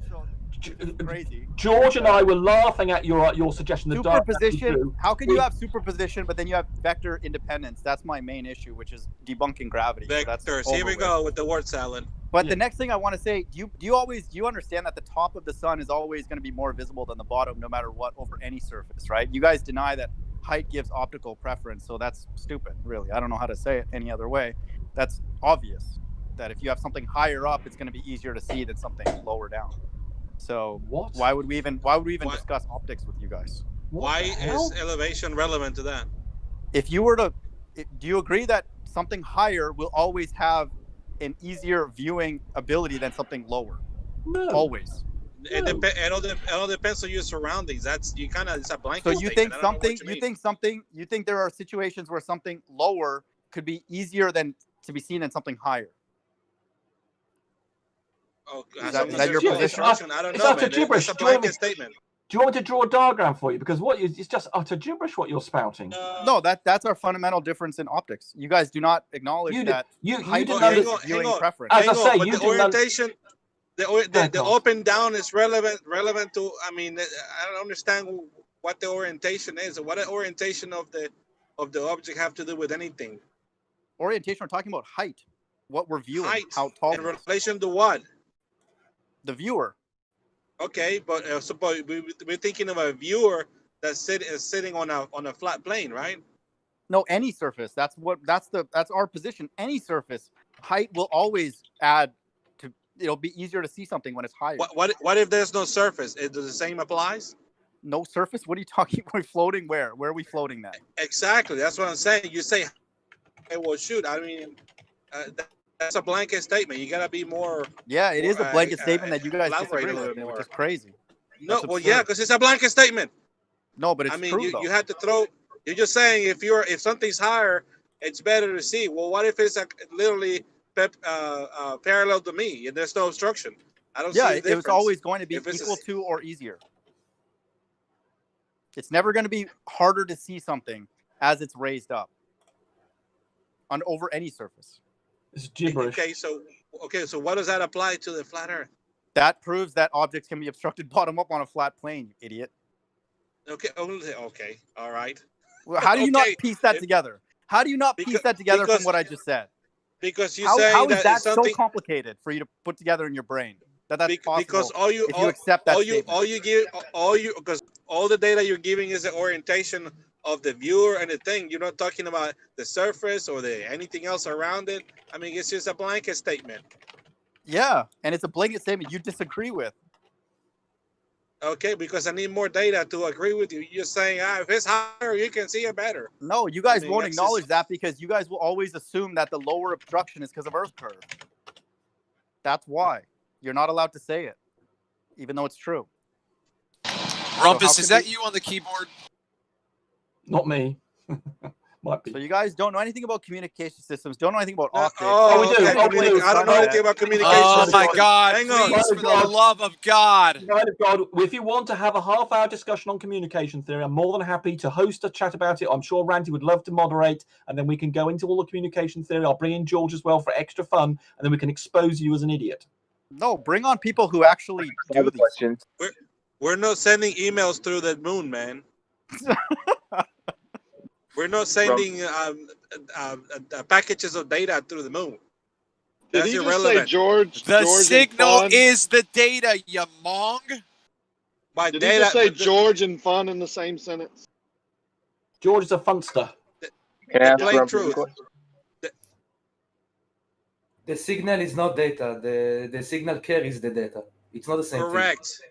The data is whatever I decide to encode to modulate, so it can be demodulated and the other end into some digital information. It's Ones semantics. and zeros. It doesn't matter for what. Oh, now it's semantics. Okay. Okay, hold on. Chris, please ask a different question. Oh, a different question? No. You said that the signal is data. Okay. It's not. The signal carries the data. Okay, hold on. You can either carry data or just saying gibberish. It doesn't matter. I have a question, Carlos. Yes. Is data information? It can be. Is the signal information? No. It has Yes, information. It has information encoded in it. So yes, it is information, but it's encoded in the signal. You can either send information or not. It's as long as you can recognize it when it bounces, then you can recognize it and say, okay, this is the signal I'll send. You don't need to do all this. What's information crap proportional that the to, God is Carlos? talking about. Since you know information theory, what's information proportional to? In Shannon's paper. And the scenario that I'm talking about, that's No, irrelevant. in information theory, which you're claiming to know something about, Claude Shannon wrote a historic paper. What's information proportional to in communication systems? Totally irrelevant to what I'm talking about. Yeah, it is. It is. It's entropy. It is irrelevant. Yeah, exactly. I can send a fart to the moon. Information. Oh, okay. So this. Okay, I didn't realize we're doing. What do you call it? Save us, Chris. Please save us. The received signal is information. We're trying to uncover the signal. Yes. As long as you can recognize it, that's all that matters. There's nothing else. Nothing else transmitting at the frequency we're shooting at the moon. So when we see something on that frequency, we recognize it. Okay, that was us. Measure the time, calculate, and then you have a distance. Nothing else is transmitting. You just have time. You just have time. Chris, save us, please. Yeah, we don't need to. All we need to do is listen to that frequency until we get something. It's, we got something. We got three seconds. We sent 3 seconds. Okay, that was us. All right, let's measure how long it took to come back. All right, we know how long it takes for radio frequency to travel. All right, we can make a what's it called? A calculation. You're so God. You know about the entropy then of information. Would you please give me how would you work out the entropy of some information, please? Given you're an expert in this area. No, information is equal to the entropy. No, it's not equal to entropy. No, it's information. What is this crap, man? Yeah, you don't know what you're talking about. So Every single time you get pinned down on a subject, you always fail. Let me explain the concept. No, I know you just looked that up because you don't know what you're talking about. No, I've known about this for years and years and years. I've known about conversation, guys. If you know this, answer Can I interrupt? Can I interrupt here for a second? If you know this, if you increase the entropy, what happens to the information? Neither side is showing anybody anything. Whoever's talking, Rumpus. Okay, yeah, Rumpus, go ahead. What happens to the information? Right, so please let Rumpus answer. So if you entropy increases, then what happens to information? Up or down? Goes down. Good. Oh, good. Perfect. Mute Rumpus, dude. This guy's a dummy. Well, it depends. If you've added more. No, Rumpus. If you increase the randomness of the source, if you increase the entropy, you're increasing the information, that means the minimum number of bits to describe that source goes up. Yes, exactly. Right. You said down. We're not talking about communication. If you increase the entropy of the source, for example, you're increasing the information, which is the minimum number of bits, for example, in communication systems that would be required to describe that source. That is true. That's correct. Yes. Correct. So why'd you say down? Explain yourself. Yeah, okay. Yeah, I didn't mean to go on. Yes. Are you tired or is it No, late? Timestamp. Rumpus. Okay, okay. If you like it, we'll have a communication theory test between us. You just failed it. Why would I talk to you more? But you've got the one. You got the question wrong when I was describing about entropy. That's a very fundamental concept. So how do you calculate that entropy then, mind of God? Tell me how you go about calculating it using Shannon's concept of entropy of information. You'd have to compute the mutual information between, for example, source receiver. Mutual information? No, it's not. No. It's got nothing to do. It is. It's got nothing to do with the receiver and the sender. That's got nothing to do with that. This is absolutely independent concept of whether you're sending and receiving this. So you got that wrong. Entropy is proportional to the randomness, so the uncertainty. Yes, but you just got wrong. So you just got wrong just now. It would be, let's say, you just got that completely wrong. Let me answer the question now. You can go on mute now because you got that completely wrong. So, for example, if you have a source that is like flat, its probability distribution is flat, then that, for example, is more random than, for example, if you're sending the exact same signal that is not random, that has no information encoded on. If you just keep sending 0, 0, 0, 0, 0, 0, there's no uncertainty, there's no randomness in that source. No one's disputing this. Yeah, you still can recognize it, though. No, I'm just explaining to him how you would compute randomness. Yeah, right, okay. Anyway, perhaps we'll save this. Of the source. We'll save this for debate, perhaps some other time about communication studies. You've just got that wrong. What I said. Okay, so I misspoke about the entropy thing, but you got it wrong on the other one. So we got one each there. Wait, but then what did I get wrong on the other one? Explain yourself. What do you mean? I've forgotten now what you got the. You were talking about senders and receivers being involved in measuring how. I just explained entropy is which has got proportional nothing to to do with the entropy of the information. Information's proportional it's got nothing to to do with the sender and the receiver. Anyway, if you wanted to calculate the mutual information, for example, let's say there is no information being sent. That's how you would calculate nothing to do with the mutual side of it. Anyway, but before we're going to get into how to calculate entropy, and it's got nothing to do with the mutual. It's got nothing to do with senders and receivers. Then it would just be a probability distribution. Let's say if it was a singular source, it would be the probability distribution. No, it wouldn't. Yeah, it's the randomness of the source, which is the entropy, and then How is that's that related relevant to to the bouncing? that's related to the information. Yes, I'm not disputing that. Okay. Anyway, before we get into we'll have a half an hour discussion on this or something. And Why would I spend half an hour talking to someone who doesn't know what the hell he's talking about? Oh, well, you don't know what Well, I'll tell you what, how about this? How about this, guys? Right, listen, how about we come back another time on this subject?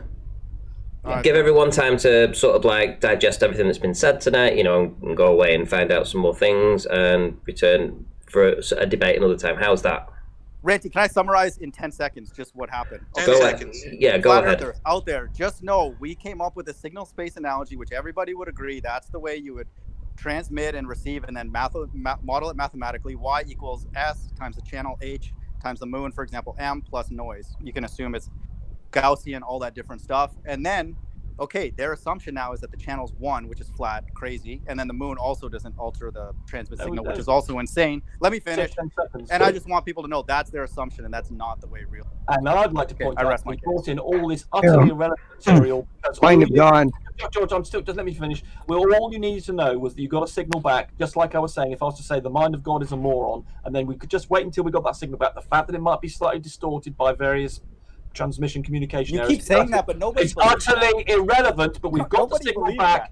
And people who have done this, institutions that have done this, have been able to establish they've got the signal back. And you wish to distract from this with the last lecture you had on communication theory. Go ahead. I'm not arguing you can't get the signal back. I'm just saying what you need at the receiver. You don't need. We've got it back. That's all you need to know. All we need to know is the time it took to get the signal back when we sent it, and therefore we know the distance to the moon. And that's the whole subject we've been trying to get out. And in 3/4 of an hour, you've managed to completely deflect from that. We can agree to because you disagree. didn't write the subject. We can agree to disagree. Fair enough. I could help explain this if you want. We've already explained You it, have George. more They've refracted images, George? You have more George, refracted Well, images? you haven't explained it. Mind of God is right. George, if you're gonna come in here and say the channel's flat and the moon. Well, hold on. I'll tell you No, what. I'm not. Here's what we're going No, to I'm do. not. Here's You what. don't know what I'm going to say, George, one second. Right. So here's what we're going to do. So the Rumpus and Mind of God have been going at this for quite a while now. So George comes in. He says he can explain it. So please, everybody, without interrupting George, let him have at least 2 or 3 minutes. Seeing as you guys have been going this for about an hour, I think 2 or 3 minutes for George to come in and explain why he thinks he has something correct here and why he can explain it is an ample enough time to just for everybody to be quiet and just let him say what he needs to say. All right, fair enough? Thank you. Everybody, put yourself on mute and let George say his thing. Right, go ahead, George. All right. This communication channel that Mind of God is talking about, yeah, that's one way to look at it. Basically, what happens is in any sort of channel that you're propagating a signal in, most channels will modify the integrity of the signal, its amplitude. Any signal has frequency content associated with it, unless you send a pure CW or continuous wave signal.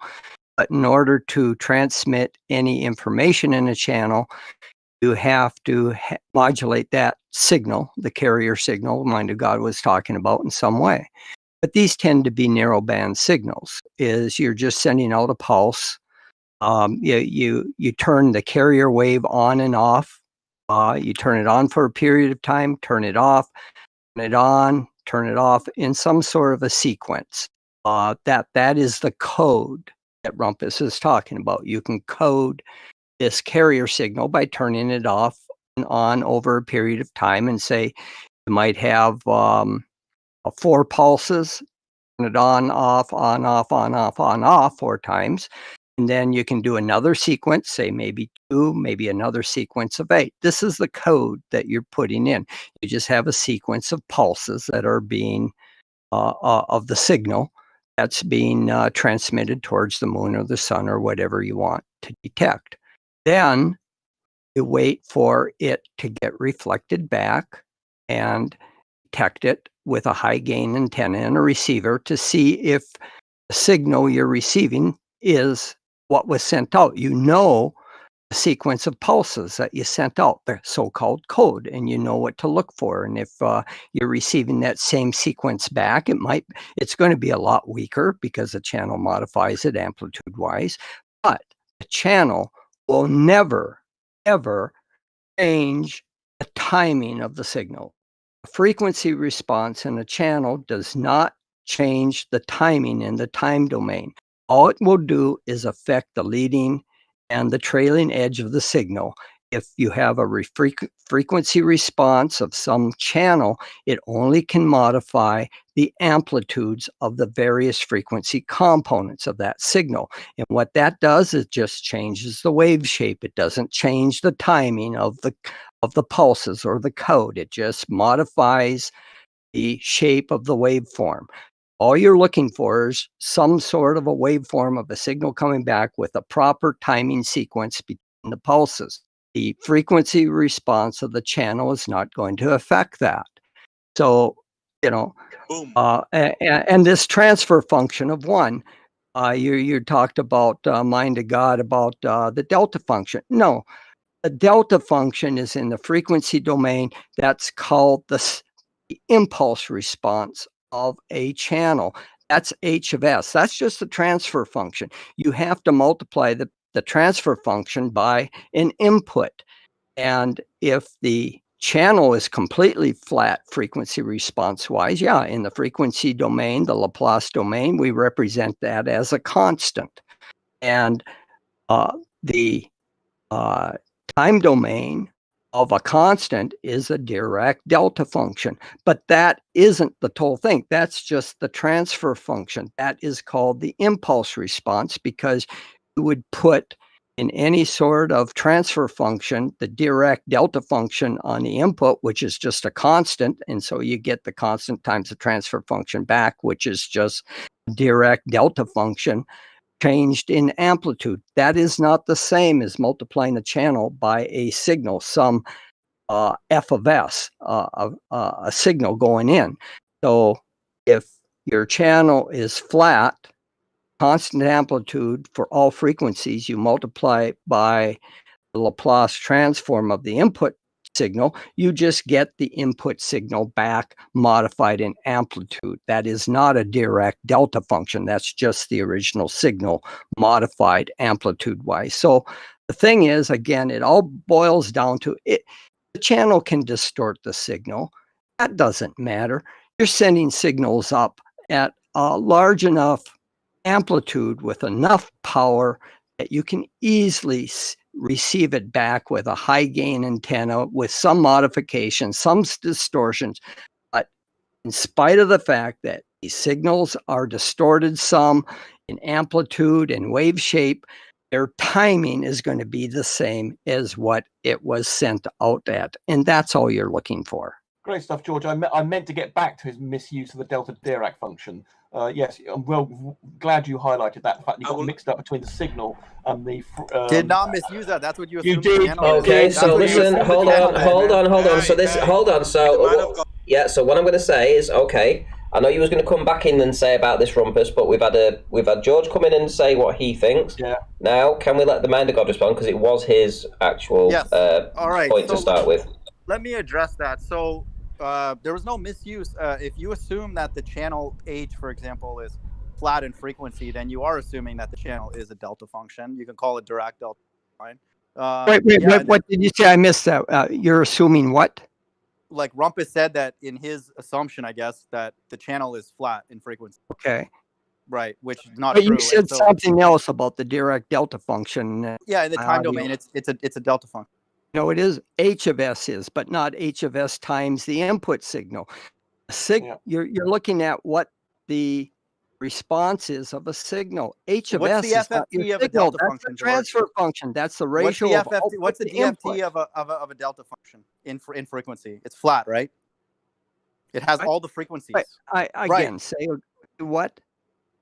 What is the frequency response, the DFT, FFT, whatever, Laplace transform of a delta function? Delta function is not a transfer function. No, I'm asking you to get the transfer function of that, what is it? Of what is it in frequency? Of a delta function.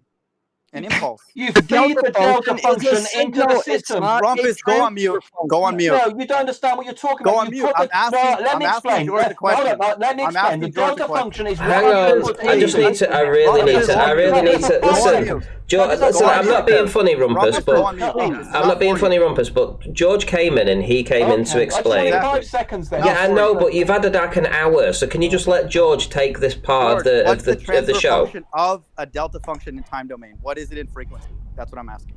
It's a constant, but that Right, is exactly, not good. but it's not a transfer function. That's a signal. Yes. Direct I'm delta telling you. function. 1 second. I get your point. 1 second. I'm Please, telling you. No. You hold on. Delta function, a step function, a sine wave. These are all input signals. They are not transfer function. George, I'm explaining to you that Rumpus is claiming that the channel is flat in frequency, which you actually debunked and said that it's not, which I agree with. But I don't understand why you're saying it only distorts the amplitude and not the phase. I didn't say it didn't distort the phase. You said it does not affect it doesn't change the timing. Right. Which in frequency, what is that? 1 second. Let me quiz George. In frequency, what does that correspond to? Phase. Right? Oh, correct. Phase. Right. So you're right. But 1 second. Let me teach you something because you don't know what you're talking about. Let me explain this to you because you don't know what you're talking about. So phase only has meaning for sine waves. George, let me explain. Hold on, George. Right, so listen, you're interrupt. Right, George. What will happen here is the mind of God will say something, and if you disagree, you can make him look silly afterwards. But if you don't hear what he's going to say, you don't get the option to do that. You're just going to talk over him. So please let him say what he's got to say, so that you can then do yours. Right. Right. So Rumpus in his nonsense was saying that this channel that this radio wave is going through is flat in frequency. Therefore, it's just not even a channel. It just passes the signal through, which in time domain, if you were to model that, would be a delta function. So it takes the time domain input, you convolve it with a delta function, and it leaves it alone. That's the mathematical point of it. And so that's not true. First off, physically in real life, which George came in and corrected and said it modifies the amplitude, which is a good start. It's not just that. The channel is going to modify the magnitude and the phase. So why do you not think that it adjusts the phase? The signal is not a delta function. You're sending through the channel. Stop it. I want to answer this. Okay. Phase is a concept that's only related to sine waves. Okay. Now, once no, hey, it's just not true. I don't. Okay, but go for it. Interrupt Sorry, you. I did not interrupt you. Yep. Okay. Now, if we have other types of signals, talk about delay or time delay between edges of signals. That is not phase. Phase only is a concept related to sine waves, and it only has meaning. Yes, it has to do with the timing of the signal, but for any given sine wave at any frequency, that timing is so tiny. It's a fraction of one cycle of the signal. So say you have a 10 megahertz signal. The cycle time of one cycle of a 10 megahertz signal is a tenth of a microsecond. Phase, typically we go from 0 to 180 degrees. 180 is 1/2 of a cycle. So you're talking about 1/2 of a microsecond in timing on a 10 megahertz signal. 100 megahertz signal, it's 1/2 of 100th a microsecond. A shift that you're going to see, it's not going to be changing the timing of the signal of any significance. Again, phase only has relationship to a given frequency of a sine wave. Okay, can I rebut that? Timing. So for people to understand what George said is completely false, if you have an input signal, let's say it's like 4 or 5 taps, like whatever you want to call it, a code, it has certain characteristics at time 0, then at time 1, and then at time 2. In the time domain. That's why I keep using that term. If you convolve that with a channel that's a delta function, then it'll leave it alone, which is what Rumpus believes or is assuming that that's what the channel is in this test, which is false. But if you have a real channel in real life, it's going to have multiple taps. And so what happens? 1 second, let me finish my point. The channel doesn't have a delta function. Second. Yeah, we know that. Absolutely, that's true. Yes, good. I'm glad you backed off from that nonsense. No. So when you have a channel that has multiple taps, let's say 5, 10, 15, 20, 30, what happens when you convolve that channel with the input signal, what it does is it spreads it in time. That's what convolution does. And so it does actually distort the signal in time, spreads it out. If we can go through convolution, I can explain that if people want. And so what that happens in the frequency domain, which George just acknowledged, it actually affects the phase. So the true channel that signal is propagating through impacts magnitude and phase. I just proved that. Any other questions? Okay, let me explain. You're misconstruing. You're mixing terms of time domain and frequency domain. No, I'm not. Never talk. Don't say no, that. no. You let me speak. I only stayed in the time I domain. listen to you. No, I listen to but you. Don't no, accuse you me of listen to misconstruing things Shut when everything I said was up. Shut everything up. I said was correct. Acknowledge I that. listen to- I don't care. It was wrong. What did I say that was inaccurate mathematically? I'm going to tell you this. If Go you for just shut your fucking mouth up for a minute. Jesus Christ. Be You're specific. insufferable. You're like right the hand in others. You're rude. Well, you have to you're explain what I inconsiderate. said with the taps and the convolution. He's trying spreading in to, time. but you're not letting him. All right, go for it. All I just right. want to make sure you use the We same never language that I do. talk. A channel, it can never be described as a delta function. Convolution Correct. is a time Correct. domain integral, which is multiplication in the frequency domain. H of S, which you talk about, is a transfer function.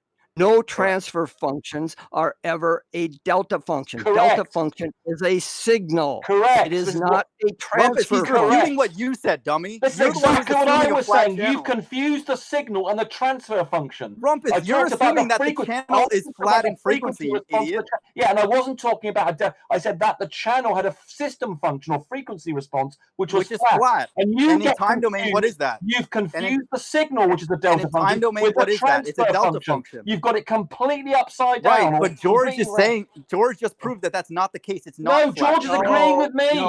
No. George, you just said it No. alters the amplitude just You do like not. a couple minutes ago. Transfer You just said it impacts the amplitude a few minutes ago. Transfer functions do not have a time domain representation. Yes, they do. What are you talking No, about? they Transfer don't. functions? Are you No, crazy? They don't. A Dude, transfer why- function is a ratio of the output of a channel to the input of the channel. Correct. There is no time domain representation of a transfer function. Correct. It's a ratio. It is a unitless number. Fine. We're talking about the frequency representation of the input signal. You don't have to call it a transfer function. That's fine. That's more of anyway a control system term. So let's talk no about the idea what you're frequency. talking about. No. Rumpus said the frequency response of the channel is flat in frequency. Do you disagree with that? Like you said earlier, it's You not can have true, a right? channel that's flat in frequency. A good audio amplifier is that way. No, we're talking about moon bounce, dude. You just figured this out right now, man. What are you talking about? If the it's whole transfer- conversation has I'm been about saying- moon bounce. Look it. I explained to you that a channel to the moon bounce is going to modify. Right. So It's correct not Rumpus because he thinks completely he's flat, right. but it doesn't. But the amount of deviation from a flat channel is Rumpus, minute. are you hearing this? because You're dealing with a Minute. narrow Did you hear him band say minute? signal, and over a narrow band of frequencies, there's not much modification. Why I'm are going we to pop talking out for about dinner. narrow band when we're talking about the I'll come entire back and see if you channel? guys are here after. We're talking about the entire channel. So what do you mean? And everything narrow band is flat if you go narrow enough. That doesn't say anything.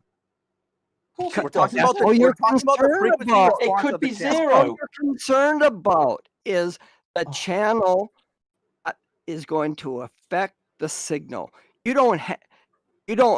band limit your channels when you're dealing with narrow band signals. You don't have to be concerned How do you about what band channel- limit the channel No, that is hey, like shut out there up. in real life? Shut up. Shut up. No, you're saying things that are false. No, you shut up. You're just I'm lying. speaking How now. are we? How am I No, going to I'm let you just lie? speaking. I'm speaking. I'm answering your question. The thing is if you have a carrier frequency of 100 megahertz, and you're sending a pulse, a narrow band, you have side bands that don't deviate too much from the 100 megahertz. You don't care what the channel's doing at a megahertz. You don't care what it's doing at a gigahertz. All you care is what it's doing in that narrow band to that signal. How do you undo the effects of that signal being distorted going through that channel? You don't have to. All you're Why? doing is detecting a sequence of pulses. You do not have to reconstruct the signal so that it has a perfect edge as on a square wave. It could be Good. rounded. So we've It shown that doesn't you guys matter. don't know what you're talking about. So No, in you don't know what time, you're what talking happens? about, Mind of God. If you have a You time absolutely domain know signal, nothing about what you're talking if you have about. a time domain, let me explain this to because you You guys don't- are obviously moron. lying. I'm not sure if George is You're lying just a on purpose moron. or he's lying. You got just confused 'cause he about doesn't delta know. functions. You got confused about Mind of system God. functions. Ranty, Mind of again, God. I think this should be tabled minute. for a debate Mind where of they could have God, citations. you We do need not have citations. I agree. have- I agree. I actually Yeah. agree with you there, Travis. Mind of God, if you send a square wave out and you want to know if that signal is coming back, you don't have to have exact faithful reproduction of that signal. How many It frequencies are could in that be square wave? rounded. It could George. be looking- Okay, George, listen. it could look- No, listen, one before second, we Randy, finish one this. last question. One last question. In that square wave, George, what are all the frequencies? How many does it have? There's an infinite number of frequencies. Good. Ah, You can good. So you never know something. transmit a Good. perfect Good. square wave. And it doesn't matter if you lose half. No, You could good. lose You know, half, and it would still No, We're work. not transmitting a George square actually knows wave. something. That's good. Okay, George actually no. knows something. So that We infinite all know band, that, Mind of God. We aren't Okay. transmitting. We are not Good. modulating a carrier with a square wave. All you're doing Why'd is you use that as an turning example, on then? and off a continuous wave. The frequency content of turning a continuous wave signal on and off your carrier is very narrow in scope in frequencies. It's not the same as modulating it with a square That's fine. wave. That Sure, we can has assume a that. very rich frequency content. That's fine. We can assume that it's going through a channel that has a certain magnitude at that frequency and a phase, right? So it's altering that narrow band input signal. I'm okay with that. Do you agree with that statement? Right? That's what you just said. So I said, input, yes, you're good. transmitting a narrow band signal through the When channel. that signal comes back, how does the receiver know what that magnitude and that phase was of the channel? To It doesn't undo need to know about the magnitude. No, all you need to Let know George is answer. the signal is there and a sequence of pulses. How is does it received magically in the same undo the sequence. effect? How does it magically undo the effect of what the channel did to that input? It doesn't need to, provided it's got a signal it can work with. It just needs to know the timing of the No, you need to. No, you you what's called don't. channel- You need to do what's called channel estimation. We are You need to not estimate. trying. We are not trying to transmit information and retrieve that information. All we're trying to do is see if there's a signal there or not. What are you talking about? We're not trying to transmit and Ranty, you're receive gonna have to shut information. him up, I'm afraid. That's the whole point of the moon bounce. No, it isn't. Yeah, it is. No, it isn't. Sorry to No, break it it to isn't. you. That's what Well, it it is. can be. It can be. I mean, ham radio operators do use moon boats to communicate with. That's a different situation. But if all you want to know is if the signal is bouncing off the moon, you do not have to modulate Source it with wavelength information. hits the channel, hits the moon, and then gets received, and you don't need to know what happened with the channel. A and that's quick crazy. summary of the problem here. A quick summary. You guys don't know anything. Hold on. That's Quick, the problem. quick summary here. If we Obvious. send out 5 little square waves off to the moon and they come back with slightly rounded edges, Mind of God is getting all excited about that, and George and I are trying to point out you can still detect there are 4 square waves coming back, even if they've had their edges slightly drooped because of some part of the system function of that. The communication channel. You're And assuming the channel's perfect. and the Mind of God doesn't understand this because he knows nothing about communication theory, No, I'm even though he explaining to knows you some that of the you need words. to know. No, I'm Oh. explaining to you. You need to know the channel. You need to estimate. No, what the you channel don't is need at to know the receiver. channel. If it's all it's going to cause is some slight rounding of the But square George waves. just debunked that. George Oh. just debunked No, he that. a few hasn't. He's minutes ago. agreeing with me. No, he said that it He's affects the agreeing. George, amplitude. you're agreeing with me, aren't you? He said that it affects the amplitude. I just added the phase. Yes, it which doesn't matter if it obviously affects the does. amplitude. It doesn't matter affect the roundness of those little squares. It doesn't affects make the any difference to amplitude the and the signal, phase of the the transmitted information that's signal. in there. George, It for Christ's sake, affects say you agree with It me. affects the amplitude and the phase of the transmitted Yeah, we know signal. that, but it doesn't matter if it took it doesn't matter if these little square waves are going through now half the amplitude they were when we sent them. They're going to be No, smaller because they. Well, Because I'm they've just got had to telling- go so far. So the I amplitude's guess- going to be the inverse square fine. law means that the signal, the half That's bloody fine. things I'm are going to be half the size or whatever. I'm just Makes no telling you. difference. That's fine. I'm just telling you that you do need to know that. Just No, FYI. you don't. George, for Christ's sake, agree with me. No, you need to understand. No, you need to have you an don't. estimate of that. No, to you undo that at the don't. receiver. No, Yeah, you do. don't. Mind Yeah, of you do. God, you are We can- talking about esoteric communication Yeah. theory. What's that has esoteric nothing about to channel do with estimation? It's in trying to every single detect paper on whether or communication. not you have a signal coming back from the moon. You do not have to get into estimation theory. You do not have to know about bit error rates. You don't need to do. have any of that information. You guys All you're sound trying to retarded, by the do is way. detect whether or not a signal is being reflected back. It doesn't contain useful information that you need to demodulate as trying to determine what Rumpus is saying to you via moon bounce. That's not the idea. The idea is just to recognize fine. whether You guys or not think- a you guys signal think is being reflected back. That's fine. You guys think the channel is a delta function. You think the moon is a delta function. That's Not fine. a That's delta Channel function. is not a delta Oh my function, you God! dumbass. You know nothing. You should go back function to your is a goddamn time domain. moron, mind of God. We Rumpus, keep on just- telling you that, and that's the Rumpus. thing I was trying to correct you on earlier. That George Rumpus, came just and so said, you and know. you've repeated the same error. Right, okay, just there's so you no know. need to get Just so you know. upset, Rumpus. Rumpus, just Oh, so you he's know, just your such a assumption. moron. No, he doesn't understand his own assumptions. I So do. he's- I know exactly. So Rumpus, what's flat in Oh. frequency and time domain? It's a delta function, right? Yes, but you know. Okay, good. Right, but Good, that's so you- not you claim. No, the delta no, function. Good. No, Good. no, Right, no, no. Frequency response is never a delta function. Yeah, it is. No, I No, said it I said isn't. the opposite. George, No, I it said the isn't. opposite. No, it George, I isn't. said the In the opposite. time- George, in I the said the opposite. frequency domain, George, I said the opposite. I said flat in frequency. domain, a constant channel is A delta function. We already established that. represented by a constant. Its impulse response is a delta function. It is not, the channel is not a delta A function. delta function in time domain is flat in frequency, and that's what Rumpus thinks the channel is in the. Yes, but that's not the same. Why are That's you not the signal. arguing something that's That's obvious? not the I'm signal. trying to tell you. What are you worried about? You're misconstruing a Laplace transform of a signal with the No. Laplace transform of a transfer function. Yeah. No, Yes, I'm a explaining to constant Rumpus what he said in the time Well, domain. listen a minute. A constant transfer function is the same Is a delta function in representation time in domain. the Laplace domain as a delta function, but they are not the same in the frequency domain. Yeah, of course. They're Yeah, not the that's fine. same I'm thing in the explaining- time domain. There is no time domain representation of a transfer function. Of course, yeah, correct. Transfer function is a frequency concept. I agree, but Rumpus's point is that the channel is flat in frequency, which is a delta function, and that's non-physical. You agree to that? No. A flat George, channel. what I is just not said is a true. So delta why are you function, arguing And with it's not represented as a delta function. It just happens to be a constant in the frequency domain, and a time domain delta function is also a constant in the frequency domain. They're mapped into the same thing, but That's when fine. you I go don't know why back, are you they are saying not that? the same. It's not Why are a you- one-to-one function. Why are you saying that? If you take the FFT of a delta function, you get a flat frequency response. We've already established that. So I don't know why you keep going over it like you sound You smart. keep We know calling it a delta function, and it's not. that's what Rumpus thinks the channel is in this moon bounce test. In time No, I domain. do not think it's a delta function. Yeah, you do. In time No, domain, I that's what you think it don't.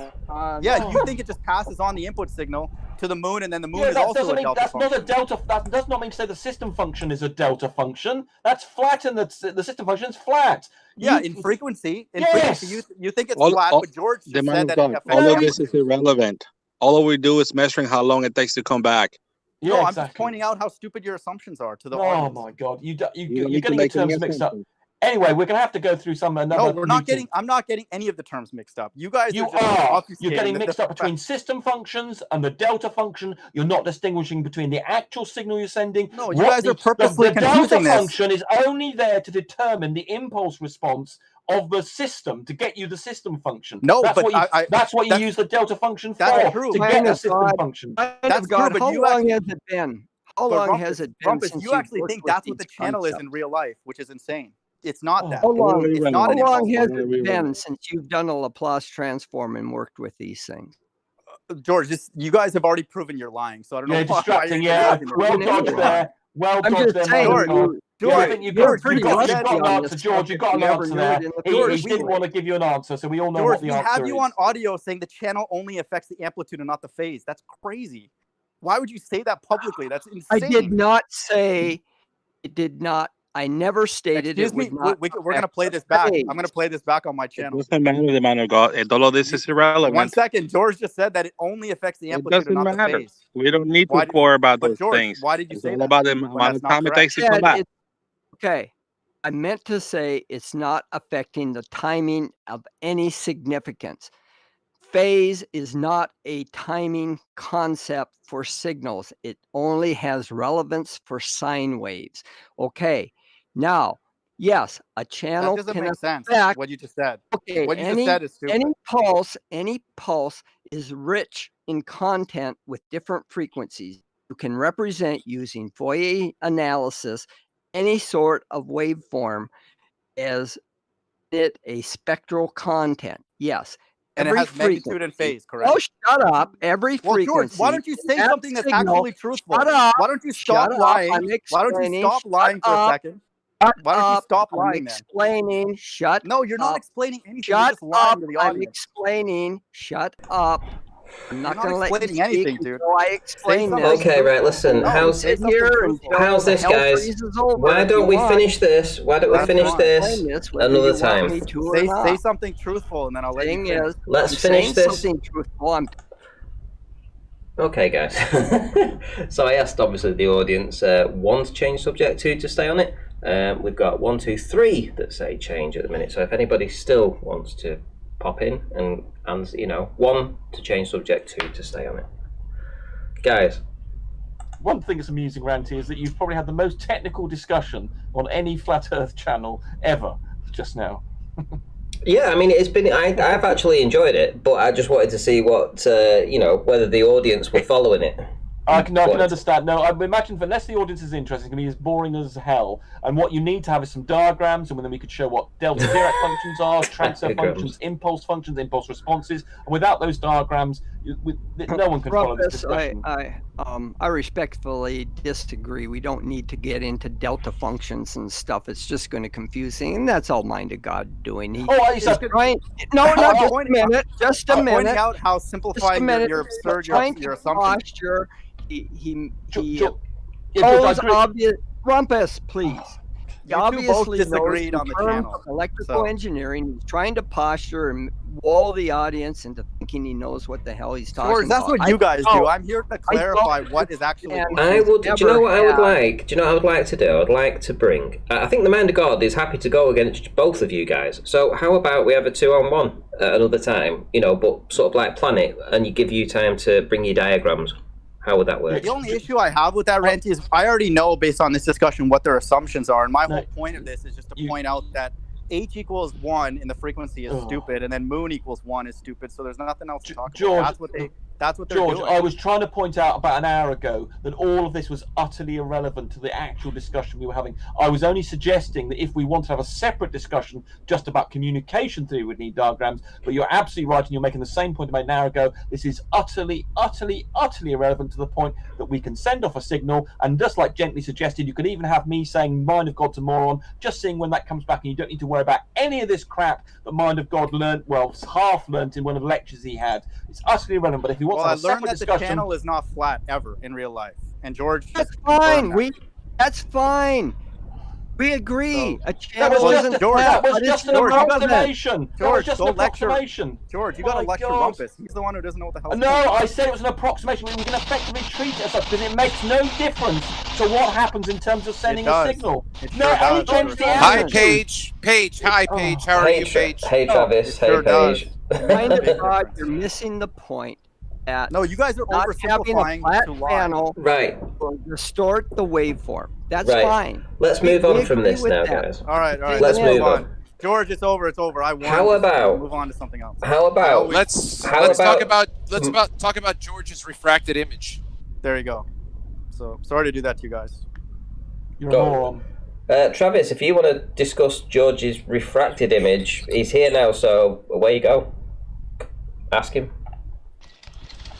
Well, again, I'm driving, so I can only do it by recollection. So, George, the one thing that I would like to point out that I did in my stream the other night is that when you show the image of the tower at a local range, you have very crisp lines and you have a very definitive shoreline and water line. But when you show that same observation from 2 miles away,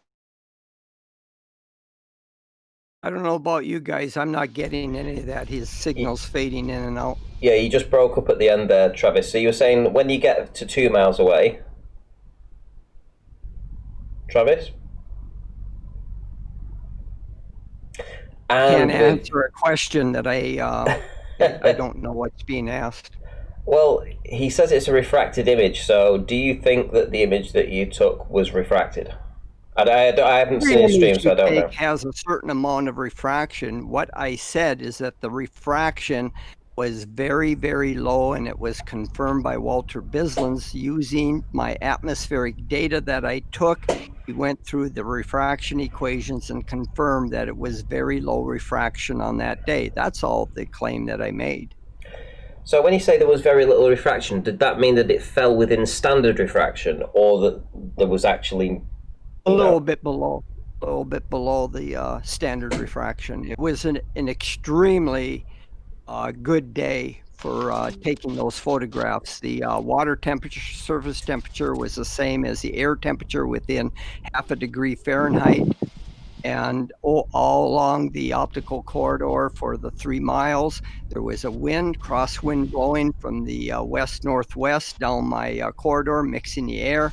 So it was pretty much ideal conditions Great. as you'll ever see for taking photographs. Great. That's great. That's great. And so up to this point, we have only your word to take for that. So my question is, George, because again, I commended you on the detail, right? You spent a lot of time on it. I don't want to take away from that.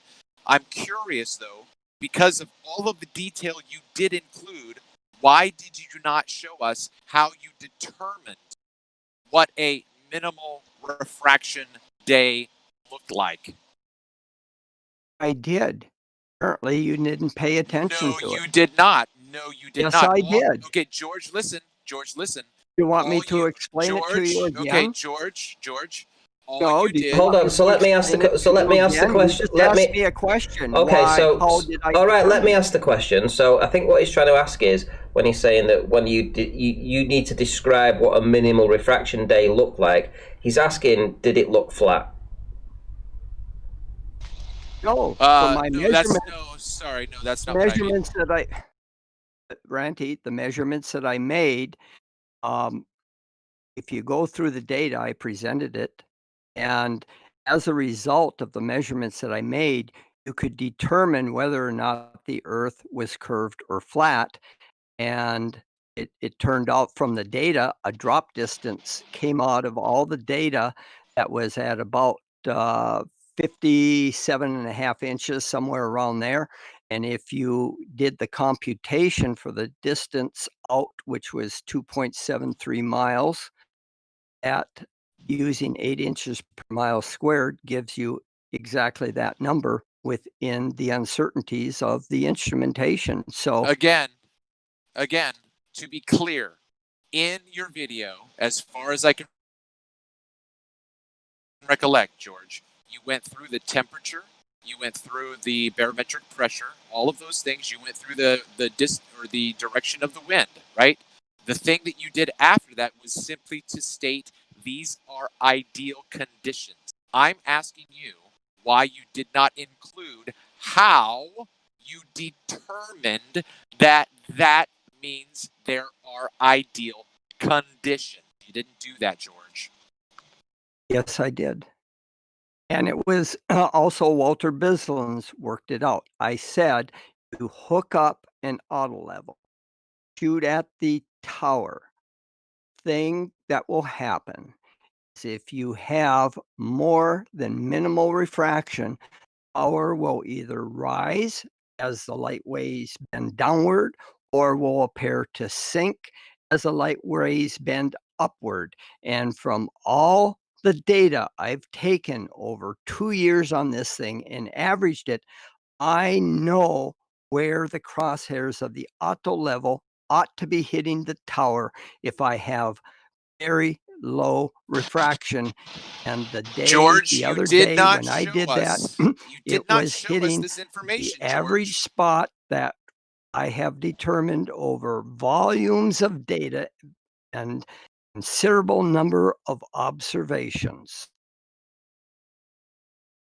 George, my question and it was remains. confirmed by Walter Bislin analytically. George, I'm not asking about what Walter Bislin did for you I'm not after. hearing anything. Okay, so what was the range on your auto level there, George? Just a minute. No, I'm only hearing you, Ranty. What do you mean? What is the range on my auto level? What was the range on it? You know, how far? What I'm saying, I mean, the distance was it to the three? structure to the channel marker was 2.73 miles. Yeah, but what's the range that the auto level had on it? You mean its specification? Was it 300 feet, George? No. Okay. Auto level is 300 feet. If you look, if what you're talking about is auto level specifications, there's two critical specifications. One is called a double run, the amount of error in a double run over 1 kilometer. And the other is the auto level setting accuracy. In the auto level accuracy setting is 0.7 seconds, arc seconds, and the double run a spec over 1 kilometer is 1 millimeter. And what that means is if you do multiple setups of the auto level and come back to the same position in 1 kilometer, over 1 kilometer, you will only have an error of 1 millimeter. There is no limit like Akia and others have claimed in an auto level or a theodolite in making these measurements. That's just total nonsense. They don't know how to interpret the specifications. Travis, are you back yet?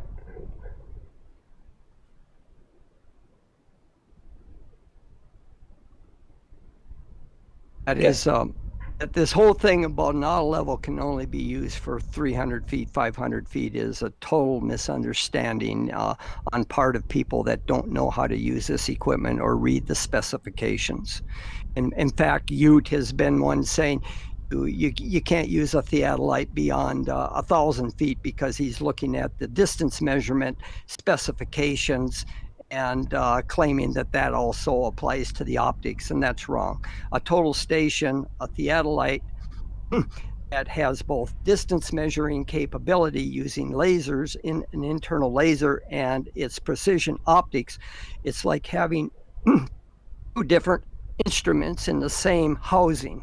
A laser ranging of a total station is totally independent of its angular measurements. So you can't use the specification of distance measuring capability of a theodolite total station and use that to claim that that the optics in making your angle measurements are also subjected to that limitation. That's just ridiculous. May I ask a question, George? Regarding what you just said, and I hope I'm not stealing Travis's thunder, but when you said over your years of experience on the lake, you know what a good day and a bad day for refraction is, and that the conditions met your expectations for a good day. What are you using as your baseline for a good day of refraction or a bad day? How did you establish what the lake should look like if there's no refraction? It never said it would never be no refraction. Again, I'll go through this one more time. Okay, how did you establish what it looked like if there was low refraction, George? Well, don't be pedantic about it. You know what I'm asking. Yes, I know what you're asking, and I will answer it if you just shut up a minute. Okay, all right, I'm shut up. Bad day is very easy to spot. If you look through any sort of optics in a distance over the lake, you will see shimmering. You'll see objects dancing around. You'll see distortion like you do with the so-called black swan.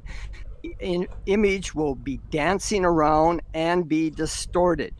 When I go out, if I suspect there might be a good day, all I have to do is look through the auto level in the distance and seeing if there's shimmering going on in the object, if it's dancing around. If it is, I don't make any measurements. If that shimmering is not present and there isn't any distortion in looking at the channel marker tower, then I'll go and start making measurements and try to determine and refine the type of day I have further. But if things are dancing around and distorted, no, I'm not going to make any measurements. What about just distortion? What Once about that- just simply? if What that about just simply those, distortion? Thermal conditions aren't present where the atmosphere is in turmoil and things are distorted, then I will go ahead and through the auto level and see where it's positioned on the channel marker tower. I will go ahead and make thermal measurements. I'll make barometric pressure measurements. And then from those and looking at the wind and how, whether or not there's a wind blowing down my optical channel, down the optical corridor, then I can further refine what kind of day I have, whether or not the refraction is indeed low or how low it might be compared to the best conditions I've ever seen. Have you ever gone out to make an observation and looked through the site, and what you saw made you reconsider and think, you know what, this is actually a bad day? I just explained it to you. If you see shimmering going on and the distortion in the tower structure that I know should be straight lines, that's a bad day. Oh, so you're looking through the Got scope it? at that time. Yes, of course. Okay. The only way I can see it, I can't see the tower very well with my naked eye. It's 3 miles away. I need a scope to look through. Do you, by any chance, have an example of one of these pictures of what a bad day versus a good day I have looks like? plenty. Oh yeah, I have plenty. Video. Sure. Do you have one that you can share? Oh, if you give me a few minutes here, I'll post one for you. Where do you want it posted? Well, I don't know. Maybe you could share it in the channel if Ranty wouldn't mind. My point, George. I mean, Hold on, on the I'm not sure how to get it onto YouTube when we're on Discord. I mean, I can post it in Discord the will do that Discord for chat. you. Discord will No, do it just for share you. it You can with- present your screen here. What do you mean, Just real share quick, it? just real quick to answer Oh, okay, I Brandon's. see it. I've never shared guys on not hear me? Discord before. Okay. All Can right. you guys not hear Well, me? just give me some time. I'll go and Okay. I'll grab you a good image, and I'll grab you a highly refracted image. Can you guys not hear Sounds me? good. Yeah, we can hear you. Okay, Travis. sorry. Go ahead. I just have limited time, real quick. But yeah, there's a fine line between distortion, right? What does that mean? Okay, so even though George is describing a turbulent atmosphere that you're looking through, where everything is dancing around, I have plenty of those observations. I would disagree and challenge George on his level and standard for distortion, because distortion can still present a gross amount of displacement, and his image has distortion.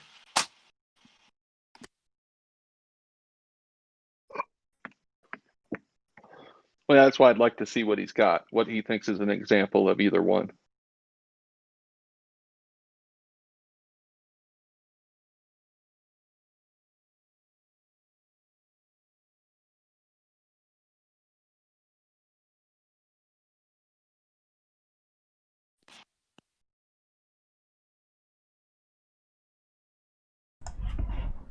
Which image am I looking for? Is it in general? Oh, no, I think he's looking for it, Ranty. I think he said it'd be a couple minutes. All right, okay, sorry. So we've got some tit in the chat called Jackass, saying that I've taken some different images with different focal lengths with the setup that I had with the fish tank. Well, no shit, Sherlock. I've actually taken over 100 images in lots of different focal lengths. There must be, I don't know, maybe let's say 10 different focal lengths that I've used, which essentially means that I've got, you can guarantee, at least 5 or 6 images of each focal length at each different height. What do you know? What do you know? It's called research and data. So you can weep over these images, Jackass, because all of these were taken with the exact focal length that I sent to Stingray with the original data the original, everything that you could expect from the straight off the camera. So here we go, all the same focal length, and guess what? We have hidden, sinking, and we have not. Look at that. Read it and weep, jackass. So it doesn't matter if I have 100 different images with different focal lengths, some at 170 mils, some at 100, some at 95, some at 400. It doesn't really matter, because when you compare like for like, in this case this was 170 mils, right? When I compare them, well, guess what? They are all the same. How's that? How's that? So it doesn't really matter if I've got different focal lengths on some of the images. Why would that even matter? It's called research. That's what you do as a researcher. You zoom in, you zoom out, you take an image, you come back. As long as you've got ones that you can compare. Yeah. Ranty, would you then present two different images with two different focal lengths to demonstrate an observation? Or would you choose one observation with at different times from the same focal length? In this particular image that I'm showing right now, these are all the same focal length. When Gem Panda came in, I picked up two random images and showed him two different focal lengths. The result was still the same. It didn't make a difference whether I was zoomed in on one or not on the other, because it still showed the same hidden. In fact, each batch, I think the last batch that I pulled up, it wouldn't have mattered which. I think it was this image actually. So this bottom image with the most hidden, it didn't matter whether I was zoomed in or pulled right back. It still had the same hidden. It was exactly the same. There was no difference between it. It was just for ease of grabbing, and rather than checking each individual image, I just grabbed a particular image. It made no difference. But all the images that I have sent out have been verified and scrutinized and looked over, and they are the same focal length, because I made sure that I sent the same batches out for people to scrutinize with the same focal length. So there you go, jackass. Don't be coming in my chat making shit up and stirring the pot, because I'm happy to just ban people right now, because I had a chat with Gem Panda before. What's gone on with my PC? Well, are we still there, guys?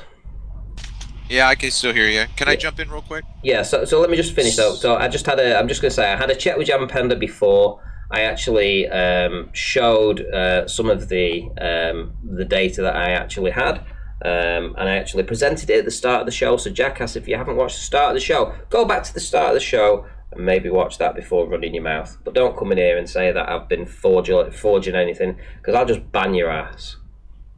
Right, go on, Travis. Just real quick, one of the things that I would say about George's images, while I can, is that one of the things I was able to do while I was in California this last couple weeks was go out on the ocean with Captain Joe Mama, shout out to Captain Joe Mama, and get a stock image for myself of platform Gina. Now, the one thing that I started to do is whenever I've made my streams and I've shown Gina at different levels of distortion, I cannot match up the scale. I cannot. It will never match up. Something is going to be out of line. So part of my critique for George would be if you take his stock image of a close of the tower close up and then you scale it down to try to match it up to the one next to it, it's not going to match up, right? It's not. So the I'm not sure, the structure, the X structures that go through the corner parts of the tower, the X's that go all around the sides, I think he said that they were, 1.5 to 2 inches. When he shows you the image from 2.73 odd miles away, the images blur together, right? So there's gross distortion there. How could you even hope to have any semblance of accuracy? The same thing then I would say is true of the height of the entire thing, the height of even the base, because as I have clearly demonstrated, and no one has challenged me, No one has written me an email saying, let's talk about this. Let's prove your case or disprove your case, falsify your claim. Okay? The image that you're looking through is 3-dimensional. The Aether band is going to distort it all proportionally. So the entire image, including the water and the land, could be dropped. Not just the tower. Okay? So again, George, my question to you is, why did you not show us the mathematical equation that computes all of your data for the climate to give us an equal sign and a solution to show us what minimal to little refraction looks like? Because, George, you didn't do it. And I'm asking, with all of that detail that you went through, why would you leave that out, George? Why?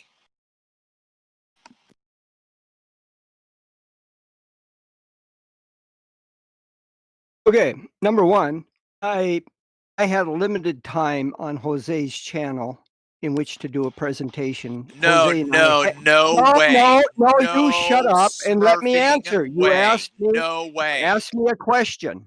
It would take one line. It would take one line on your breakdown. One line for you to show us the equation, George. You either shut them up or I'm not going to show this stuff. I'm tired of being interrupted by rude people. This is why I left your channel in the first place.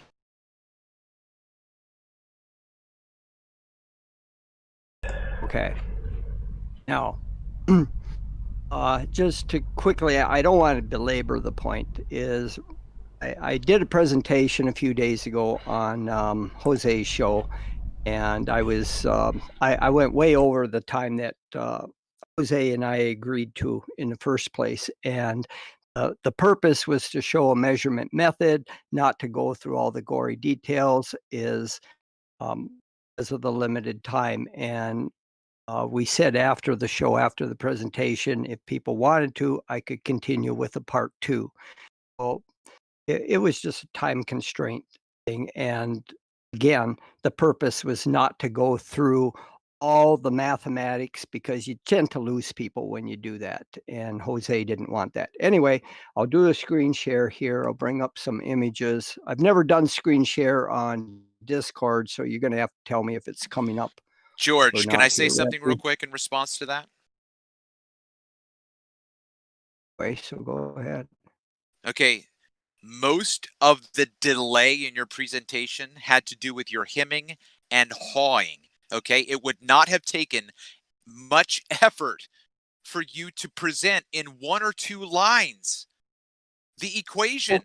The show was not to satisfy you, Travis. It was to present I'm sorry, general George. information. That's incorrect. That's absolutely incorrect. I'm your audience, George. I'm your audience. No, you aren't. Don't care what you think. So is the show coming? Is my screen coming through, Ranty? Yes, it is. Okay. All right. All right. Here's the channel marker we're talking about. It's a steel structure about 30 feet high. The distances between the cross members of the struts where they cross, like here and here, is exactly 5 feet. 5 feet from where they're pinned on the vertical members of the tower. And this is the view that I see from 3 miles. That this isn't at 3 miles. I'm only a couple hundred feet away taking this picture, but it's at the same angle as I view from my dock at about 3 miles away. It's 2.73 miles. So you're saying that between hold on. So you're saying that those diamonds, so between those diamonds from top to bottom is 5 feet. Yes. Okay. So could I just? Here's 5 feet. Can I play devil's advocate and just ask you, do you have a video or anything of you actually measuring that, or is that just an assumption? Oh, no, it's not assumption. I went there and I spent hours with a steel tape rule and measured every aspect of this structure. I know it quite precisely. These blocks are cubed, 16 inches across, 16 inches high. The tower is 5 feet across exactly. There's a ladder on the south side, show you here. ladder. All the rungs on the ladder are exactly 1 foot apart. I know the exact dimensions of these channel marker signs. Every aspect of this, I have it very well measured and documented. No assumption. That's why I can use this thing and why it's such a nice set of measurement laboratory that I have for this 3 miles, is because I know the exact distance to this. Thanks to Jesse Kozlowski, we have the distance from this west face, these vertical members, to a pin on my dock, and I know it within a fraction of an inch, that distance. I know all the dimensions on this thing, so when I make angular measurements and do the computations, I can compare them against the actual physical measurements. There's no guesswork. Okay, so I'm just saying that. So all I'm just saying is that playing devil's advocate here, that I believe you, but if we're going to be absolutely critical here, because there's no actual tape measure against that object, we cannot determine ourselves. Right, okay. As long as you have that, because that's what I asked you. Yes, Ranty, I have that. I have pictures of that. It's not on this computer. I've been moving stuff over to a new computer system. That stuff is buried on a disk drive somewhere. I wasn't prepared to give you everything that you wanted. This is just spur of the moment. You're asking me. That's fine, yeah. We'll just move on from that. On me, but if you want it, I have it. Yes. Yeah, we'll just move on from that. If you can carry on with your presentation there. All right. This is what I see from my dock. This is looking at the channel marker down the optical corridor using about, magnification of around 23. Is it, let's see, 8.3 times 4. Yeah, about 25 magnification. Here's the channel marker. So just back on that image that you're looking at there, just go back to that previous image, because I noticed that you'd said before if things looked a bit smudgy and they were dancing around, you wouldn't take the images. But when I look past that further on to the left-hand side of that tower that you're looking at, those, yes, exactly where you're pointing there, in fact, across there's that, refraction. There's refraction going on there. Yeah. So but that's 6 miles away. That's 6 miles away. This is 3 miles. This is another island. But one thing, it's over in Canada. Yeah. So let me finish my point, and that would be that the Rumpus would say there's refraction on everything, and if it's happening refraction at 6 miles, it absolutely is having refraction done on it at 3 miles. It doesn't have to be at the same degree or percentage as you go out further and further. What's the mathematical equation to determine that, George? Going across what's the mathematical equation to determine that, George? How the wind is blowing and how the day has been. Get George, island what's heating the effects. mathematical equation for that, George? This island could be heating up at a different rate because of the type of vegetation, the rock, than this island. And the wind in 3 miles could have shifted where do you know that if we said that, and I've said that, is considerably different than here. Do you realise that myself, and I know that Travis will have encountered this before, we have touched on this before, and we've mentioned as well that there could be different refraction happening in parts of the image, and we've been laughed at by the Globers, but when you say it, we understand it. We understand that those different variables could possibly happen, and it could be this case that further away there's a little bit of a pressure differential that's creating a little bit of different refraction. We understand that, but you understand that if you're going to claim that that's the case now, when we use it, would you back our case going forward if we was to use that same analogy that you're going to just claim selective refraction?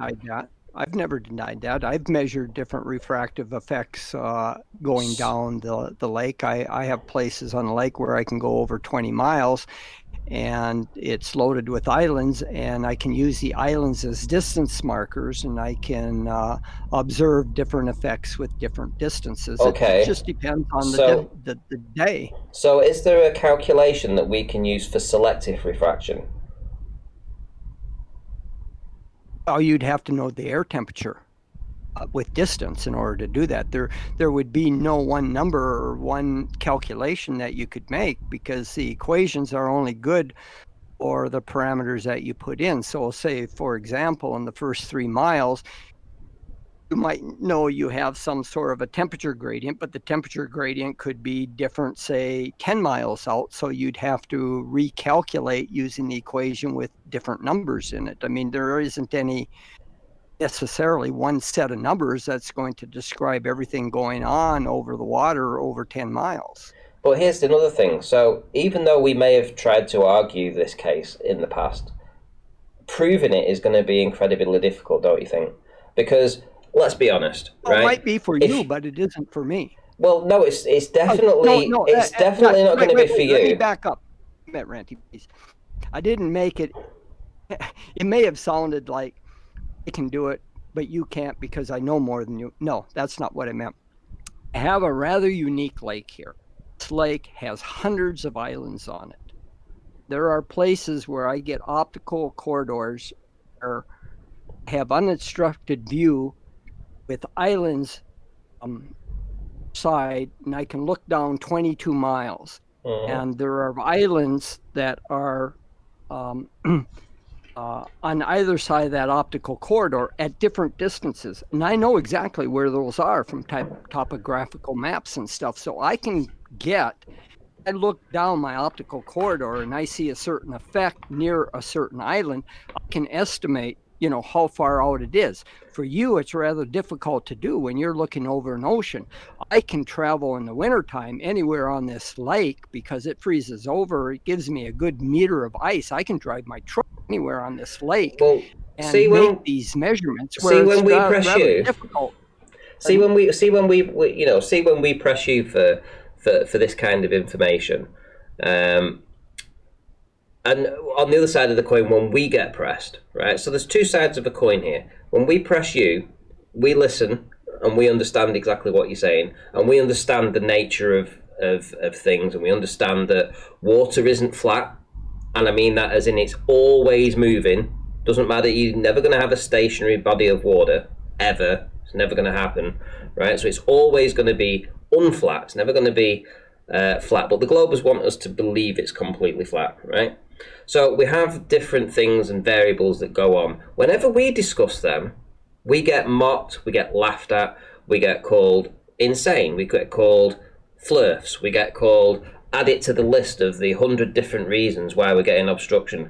But then here you are detailing that you know your land, your topography of your land, different islands, different effects that you get in different corridors, different channels like that. The same as Travis knows his area and I know my area. Well, why is it that we should, that the globers will listen and agree to everything that you've got to say, but when we talk about the same things in our location with the same sort of knowledge in our location, we are dismissed? You'll have to ask them that. If you've probably noticed, really don't partake in these discussions of photographs and stuff. I'm only doing this because you and Travis have asked me, and Travis has been bad-mouthing me on stuff, is I never really go into taking photographs like you guys do with the black swan. I didn't even know what the hell that was until about a month ago. I had Rumpus explain to me that. I just don't pay attention to that stuff. I don't get involved with trying to analyze refraction with photographs. Then why did you do your rainy? Why did you do your rainy lake? My own personal opinion is it can't be done. Why did you do your original? Disagree with well, you shut up. I'm asking a lot you of the a question. Globers disagree with me. I just don't get involved with trying to analyze these things. Okay, I have a question. I don't think it can be done.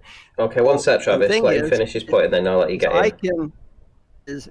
I know this structure. I know this 6 mile corridor. If you see to the left of the structure, there's a little white dot there. That's my 6 mile target. That's 5 feet. Is that above the refraction layer? Is that what? Is that above it's the? About 35 feet above the. Well, fraction layer is kind of it's above the humidity zone, moisture zone above the water. It's about 35 feet above. Okay, the so water. that humidity zone that you just talked about, and what else did you say? It was humidity and what? Moisture. Yeah, moisture and evaporation. Also, extreme. You tend to have the most severe temperature gradients, about a meter and a half above the water. because the water's cool. The air directly above the water will be cooler than it is a meter up.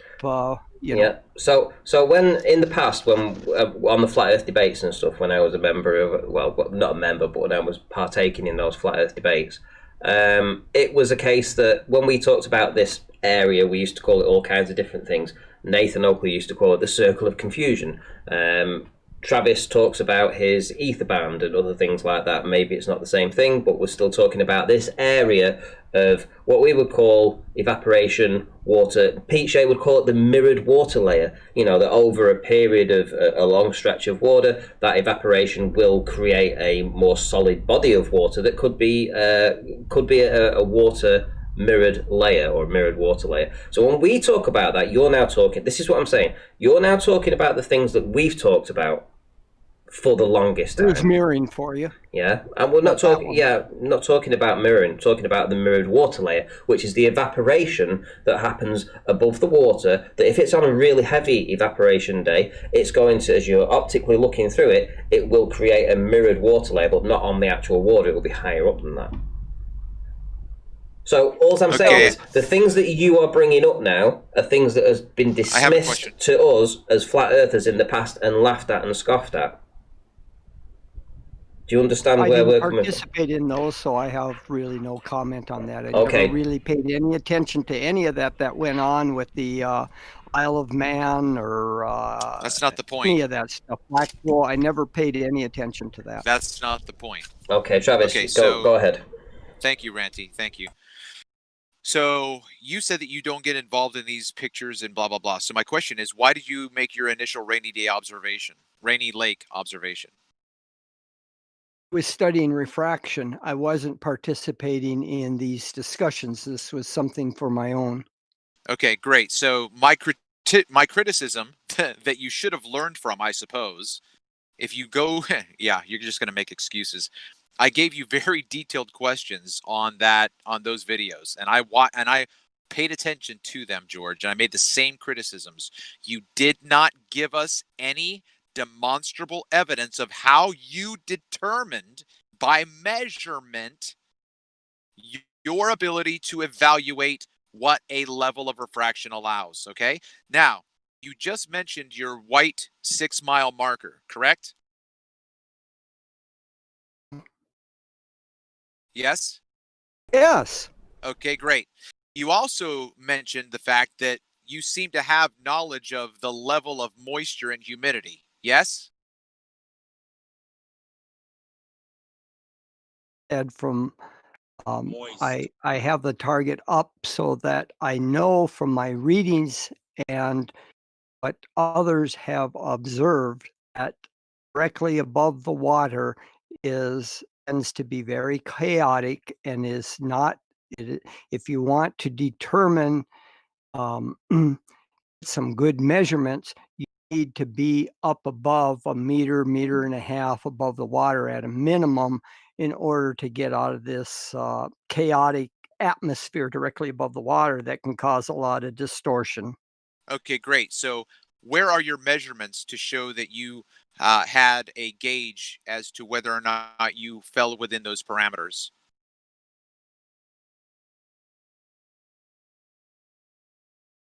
Not measure with a gauge other than using a barometric pressure temperature array using thermistors. I did not have Hold on, whoever's relative talking. humidity. I also have a relative humidity meter that's quite accurate. So Okay, so is it using your that I can determine. Okay, so is it your assumption then that 6 miles of distance is going to remain uniform the entire way? No, I've measured it. So you went across to that marker. Yes, I never make those assumptions. I don't do I do this in a wintertime primarily when I can travel with my truck over the ice. I can do 80 miles an hour on the ice. Yeah, with yeah. my I truck. don't want to hear about your teenage joyrides, George. Oh, Why no. did you, Hey, wait a George, minute. George, Look, listen, I just have either one question you stop again. behaving like a fucking child. You're the one or that talked we're not about gonna driving have this 80 miles an discussion. hour The and thing spinning is, out. I'm trying to tell you that Okay, I can make right, these listen, measurements let's bring it along back on 6 track. miles Yeah. Very kindly. Right, let's bring it back on track. I can determine the atmospheric conditions George. within a short amount of time in that 6 mile corridor. Okay, so I have a can- question. Just I one can second. travel Just that 1 second, 6 Travis. mile corridor I have a in a question. matter of minutes. In this image,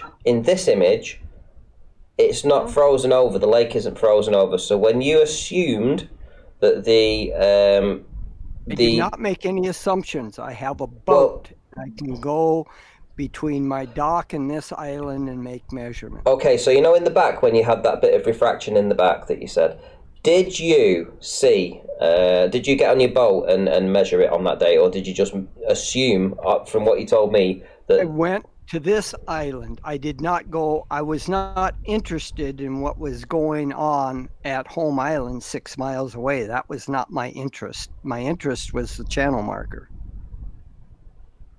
So when you were asked about the refraction in the back, that was an assumption.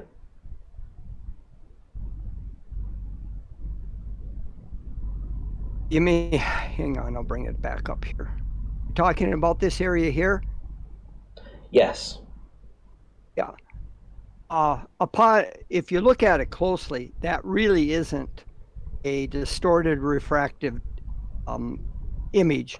That is smaller trees on the shore. That is not a distorted image of the trees due to a large refraction.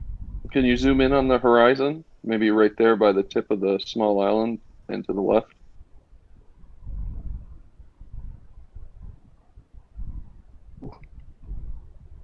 A lot of delay here. That to me looks more like a little bit of an inferior mirage or stretching. It definitely looks like it's about to become an inferior mirage without actually quite getting there. That horizon's not exactly crisp either. You have to remember on well, I haven't told you that.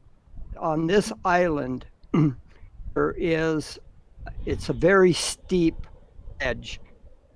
It goes up about 12 feet. That's why you're probably getting that effect.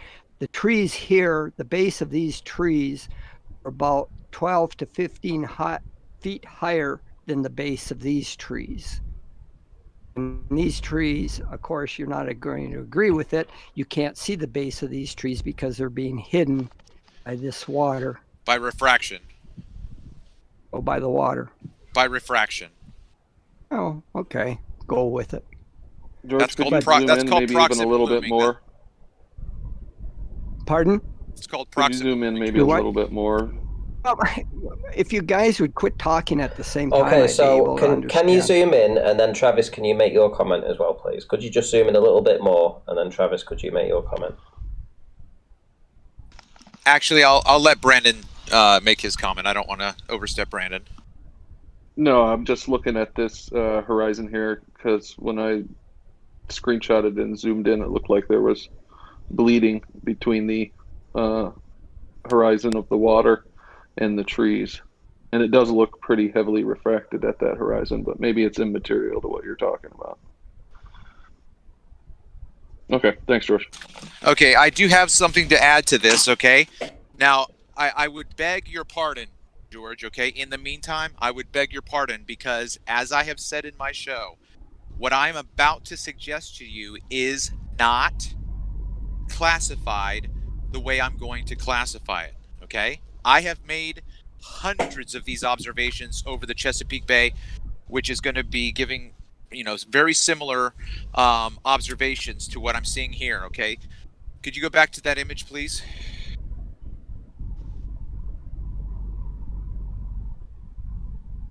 And zoom in.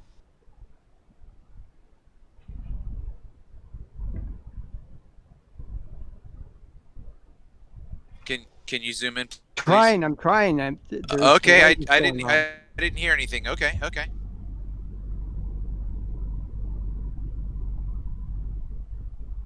Good enough? All right. Yep, that's fine. Thank you. So what's the distance from the island or from that marker to the farther shore? About 3 miles. It's 2.7 miles to the marker, 6 miles almost within a foot to this target. Okay, so from that target to... Okay, so you're saying that target is what, 35 feet? Is that what you said? About 35 feet above the water. 35 feet above the water. Can you determine for me how much space is between the target and the water? I mean, can you work that out in pixels or? No, not from this, not from a photograph. I'd have to go back into the records. Yeah. Okay. Again, I would agree that we cannot see what I would determine as a shoreline. Okay. But the refraction that is happening in that day is the cause for why you cannot see that distant shoreline. Okay, so that is not a classification of refractive distortion. That's what I can call it, because it's not a mirage. There's no mirrored image, so it's not fun for anybody to correct me by saying it's not a mirage. Travis, stop saying it's a mirage. Okay, so it is refractive distortion. So there is a level of distortion that is creating a false horizon for you that is blocking that shoreline. The way to determine that would be for you to get on your boat and have someone else on your property filming you to that horizon.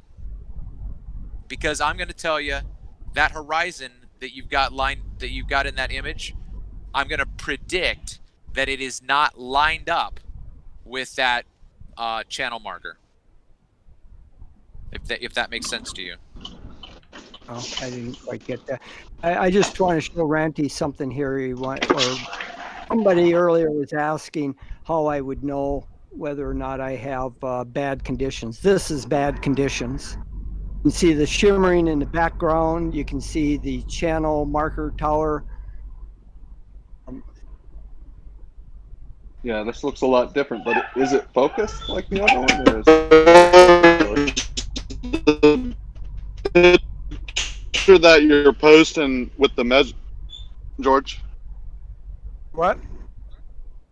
The picture that you're showing with your measurement, that you're saying you're getting your good refraction day, you're saying that's a good refraction day or a day that's less refraction than the other days? Which picture? The one that you use for your measurement, that you're saying the one you had up the whole time. I didn't use this for measure, so I'll get you the No, ones that I the one did. with your crosshairs, yeah. Right there. Yes, this was a very good day.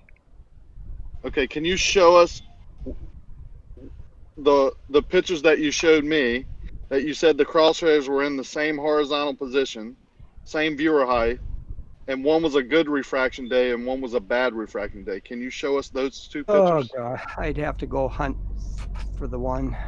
Just a minute here. Yeah, I'll wait. So there is a good refraction day in your book, right? The one that's on the screen now? Yes. Not And looking through a nodal level. That's looking through a theodolite that's shooting above the I tangent understand. line. No, I'm just asking for your opinion on your observations, which is fair enough. On.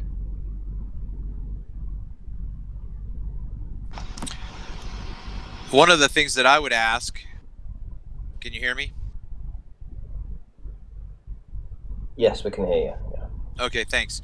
So I would be interested in George putting up a side-by-side screenshot of the bad refraction day scaled to the same as the good refraction day for comparison. That would be very interesting to see for me.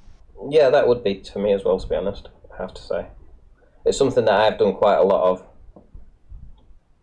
Yeah, I try and show my refraction, mirage and refraction days more than I do my good days. I mean, it's fun to see them. It makes things do weird things, right? Try and figure it out, what's going on. This is looking through a nodal level. The outer level is shooting about this part on the structure.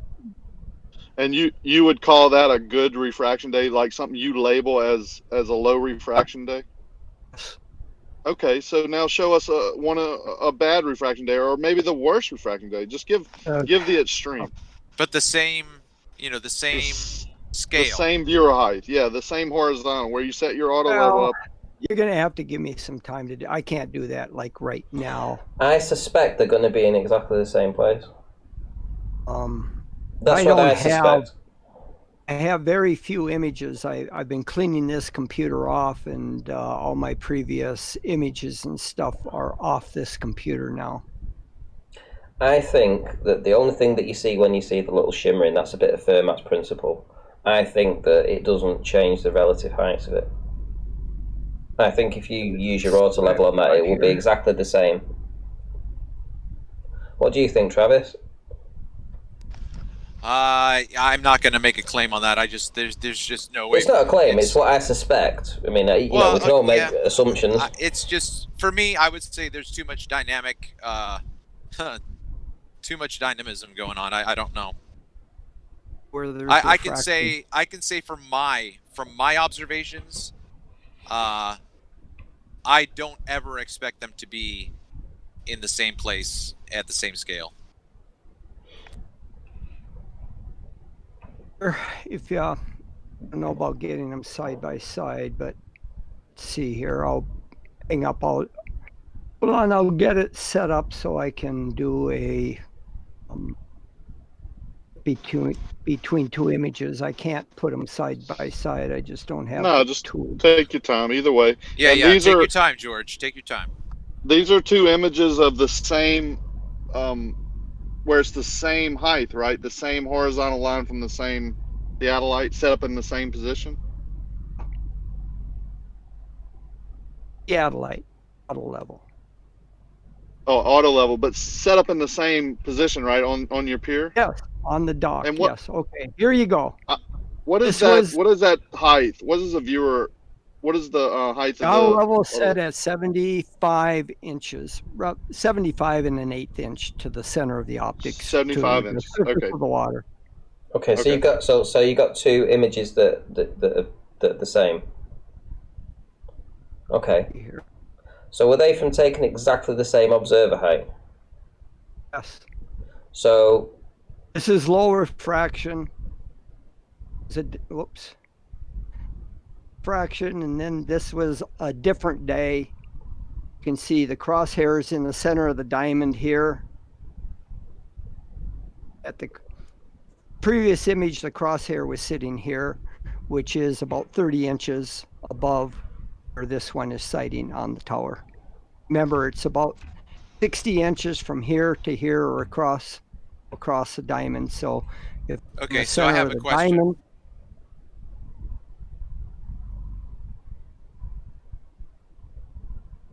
can I ask a question? Yeah, sure. What's your question, Travis? So my question, George, is the image that you consider to be high refraction looks magnified to me. Okay, but my question is, how do you? It's got a little more magnification than the previous one. That's not important. What's important is where the crosshair hits the tower. Okay, yeah. So again, my question would be, how do you determine which one is the correct position? Because again, a multitude of measurements, knowing the type of day that I have. Let's see here. Go back. Hang on. If we look at this one with the crosshair, the lower crosshair, the low refraction day was July 28th at 5:01 p.m. Okay, sunset's here about 9 p.m. So about 4 hours before sunset. If we go to the other one, let's see that.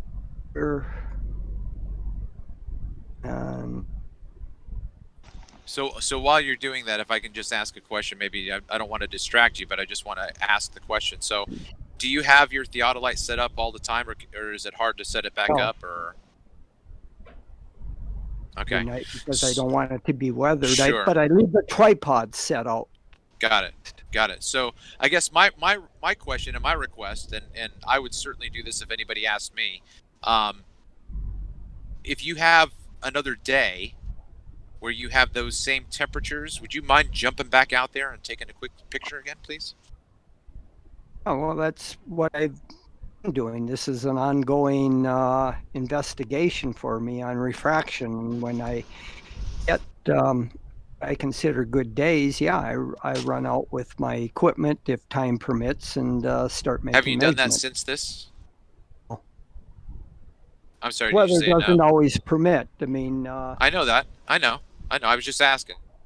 that Right. other image was, you can see here, was June 2nd at 4:18 p.m. So these Did two you take images. the? Did you take Are you the? good? Did you take the Can I ask temperature a readings question, of that day Pagan? too? Yes, I have it all recorded. Could you show those temperature readings for that day when you had high refraction, please? I don't have it right here. Like I said, That's okay. I get it. I it get was it. No, I all totally shown on get it. you know, I've got reams and reams of notebooks and data and stuff, and for me to, give you what you want, it would be best to outline what it is you want, and then I could put it together. I just can't Sure. do this It's at okay, No, George. no. a Yeah, drop yeah. of No, a no. hat. I get that. This And image, I'm not. this image was on July 28th. Was Remind at me, is this the 5 low refraction or high refraction one? low refraction, which was a few days ago on July 28th, and this one was June 2nd. Right. So I would guess because of how meticulous you have demonstrated yourself to be, it should be quite simple for you to flip to that day and just pull up the not right now. Again, I'm not trying to. I'm just saying in general, in the next couple of days, just flip back to that journal and just give us a side-by-side column of temperature differences. Yes. Again, like I said, is one of the problems I have is the images are now scattered among 3 different places. I've got some stuff on a USB drive. I've got some on newer computer that I'm transferring things to, and then stuff on this older computer. And it's Right. just But see, don't you are? It sounded to me like you have a journal where you take notes.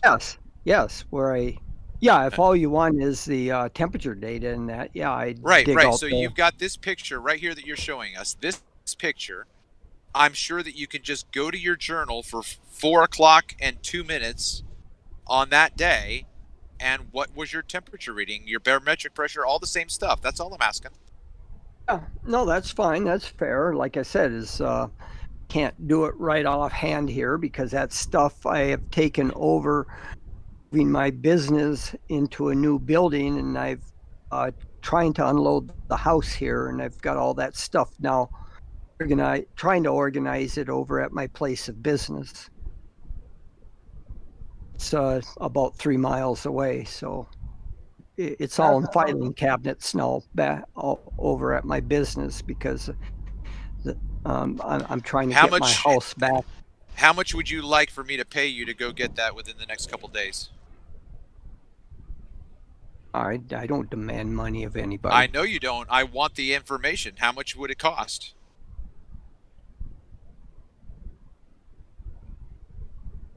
I'll be going over there this weekend, so I'll dig through the stuff as time permits. Okay, how much would it cost to get it, without question? I'm not going to charge you for it. Okay, George, I want this by Monday. Don't make any demands of me. I have a hell of a lot to do I'm going to pay you. this. I'm going to pay you, George. I'm going to pay you for your time. I'll just wait until Sunday and see if I haven't been able to dig it out by Sunday, then we can talk about it. All right, fair enough. Thank you, sir. Hey, George, well, quick question. Earlier you said you don't like to take part in these conversations because you don't think it can be done. What did you mean by that? No, I said these single image photographs that people have been using to try to claim the earth is flat or curved. You can't do it. Okay. So isn't that essentially what you're showing us right now, George, or is this different?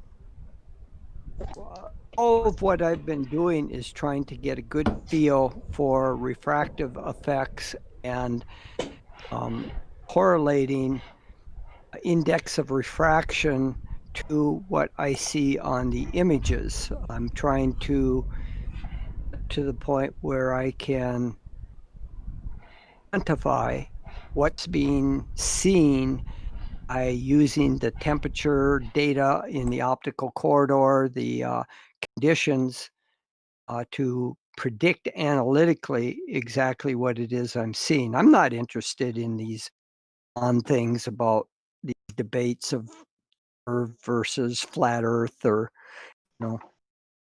Oh, so you're not you're not using these to assert that the Earth is a globe no, or that it's flat. oh, never have. No. Oh, okay. All right, cool. I've been saying that for a long time. Yeah, I feel the same way. I don't think we can figure. We can learn a lot though. Well, George said it real quick earlier. He said, the reason you can't figure that out is because you can never map out all the different factors that's going on above the atmosphere at different temperatures and different, moisture rates and density rates. And yeah, I mean, the thing is just because you see, this discussion about geometric horizon, apparent horizon, that is, in my opinion, is just all foolish. I mean, there's just one horizon. It's an apparent horizon. And it may agree with geometric calculation, or it may not on any given day. And so just looking at a photograph, that's what we've can't come assert. to with flat Earth. That's why we say the Earth is flat, mainly because of reasons like that. I don't Well, I see think why that's that would be any different on a spherical Earth or a flat Earth. I mean, either way, you've got refraction, and can fool the eye many different ways. So there is no I way think of Ranty determining from a said it before. photograph. It's because you don't believe, Ranty, and I don't think any of us believe that, something behind the curve is going to come all the way back up and appear to be flat. And Well, that's your assumption. I mean, you have nothing to back up other than Hey, these George. photographs that you make assumptions on. That's my point. Neither you nor the Globers can make any definitive ruling as to what's really going on, because the atmosphere is playing all kinds of tricks. So you don't think that Soundly's bridge pictures prove the globe, then, George? You don't believe the Black Swan proves flat Earth, and you don't believe Soundly's pictures prove the globe? But there's a difference between what Soundly has and Black Swan. One is Soundly has this wonderful bridge that goes across Lake Pontchartrain. So you have reference point, you have a physical structure you can compare things to. That's kind of like what I'm doing with this channel marker. When you just take that's what the Black Swan has. No, everything on the land is a physical marker. Well, hold on, let him finish. On the Pontchartrain Bridge, you have a structure that is well ordered. You have these little huts to the left or to the south side of it. I'm not sure. I think it's on the south side of it. They're spaced, about a mile apart. So you can take some measurements, given that you know the dimensions of that physical bridge. You know the physical measurements of those various huts, and you can count the huts, you can count the pylons, you can make determinations. I have a question. Whereas when you Well, I got a follow up to that one. So his objects. I can just ask it real quick. Oh, go ahead. I was just going to say. Well, I'll let you guys carry on with the Pontchartrain stuff. I was going to intercept, but I'll let you guys carry on. But let me shout out the super chats first. One sec. Cleary says Soundly is Jesse's handler and George is clueless. The limit of vertical accuracy is 300 feet at a 2mm margin. George shot 2.79 miles. And Armstrong says, is Travis 12 years old? And then goes on to say, actually, a 12-year-old girl. Ouch. Okay, so thanks, guys, for the super chats. But you've got a follow-on question for Soundly's bridge. He is clearly wrong on that. He doesn't know what auto level and theodolite specifications mean. All right, but so my follow-up question, George, was I think you said no, you wouldn't use Soundly's pictures as proof of the globe Earth. Correct? Did I understand you right? I wouldn't say I wouldn't consider it absolute proof, but it's some pretty strong evidence pointing in that direction. Well, could you say the same thing about the black swan and other pictures similar to that, though? Well, the reason is the black swan pictures that I've seen are just highly distorted. You see in some of the pictures apparent horizon above, some below. There's nothing. Again, a single image, it's hard to determine anything when you don't have distant markers or physical references. There's no physical reference. You just happen to have these two rigs sitting out in the ocean. You don't know how far.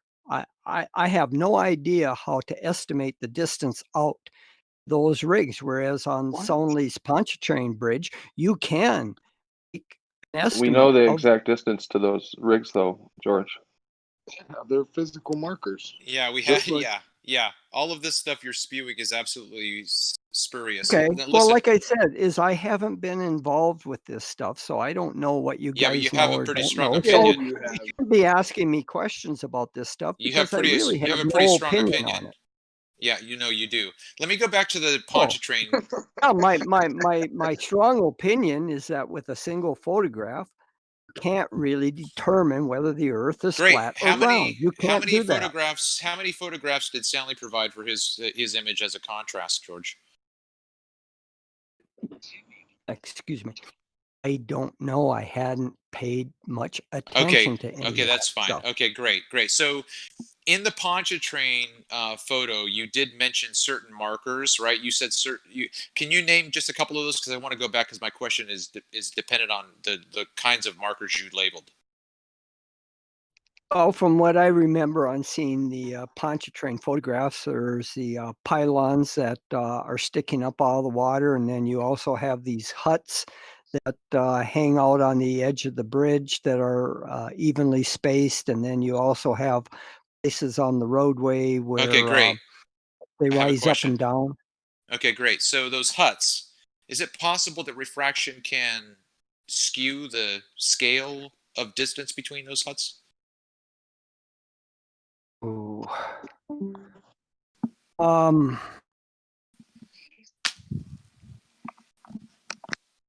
I would think not in a consistent manner.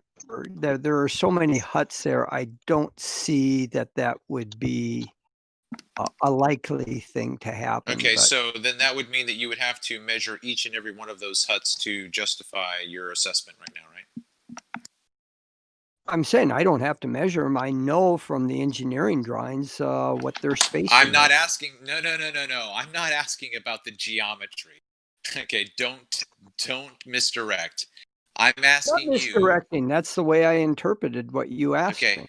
I'm asking you, George, whether or not the optical observation could be skewed by refraction.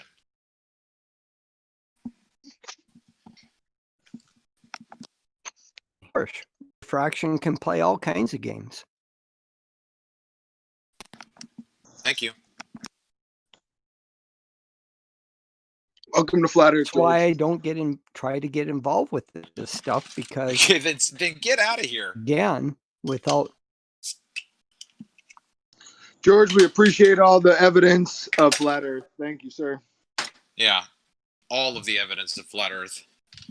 But Hey, I still would like have to. you guys ever seen the old video Jose posted when he was becoming a Glober about the lighthouse with the white and blue markers on it, painted white, Do blue? not get me started on that. Do not get me started on that. Isn't that amazing?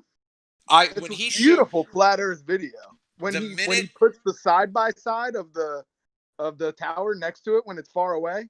The minute he showed that, I knew that tower was disproportionate to the distance and the size for it, and he would not address it. It was my first comment. He never addressed it. Wow. And then there's another one where he has the building behind it, and he's like, "Oh, I'm not going to address this building. That's another, I don't know, 30 miles behind the lighthouse." Yeah. These guys are just not honest people, bro. You could show them anything, and it doesn't matter. They are the cult leaders. Because they created the cult in their minds. They're defending their own cult in their minds. I talking to? Jaffet. Oh, okay. How's What's it up, going, man? Travis? How's it going, man? Good, bro.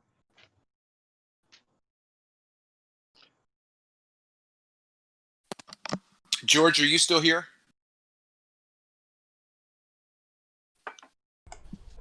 Yeah, he's here. I think he's left. He's still screen sharing? No. Ranty, that image that he was showing is so similar to your example of what's going on in the background versus what's going on in his little marker. And then the marker, obviously, that ground is raised up higher because it's a marker than it is the ground behind it.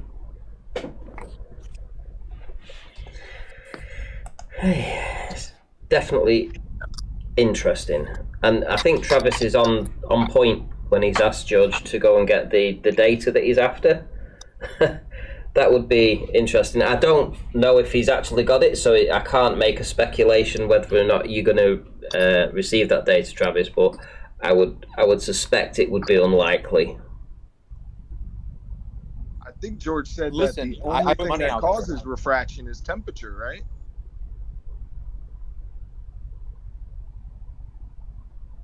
Right. Okay. So it's a claim like that where I would say, where's this data? Where's this record where they determined, where they eliminated all of the other variable to leave temperature as the only variable?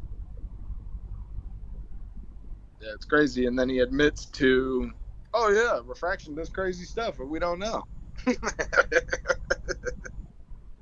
Welcome back, George. That would be no further questions, Your Honor. Correct. Guilty as charged.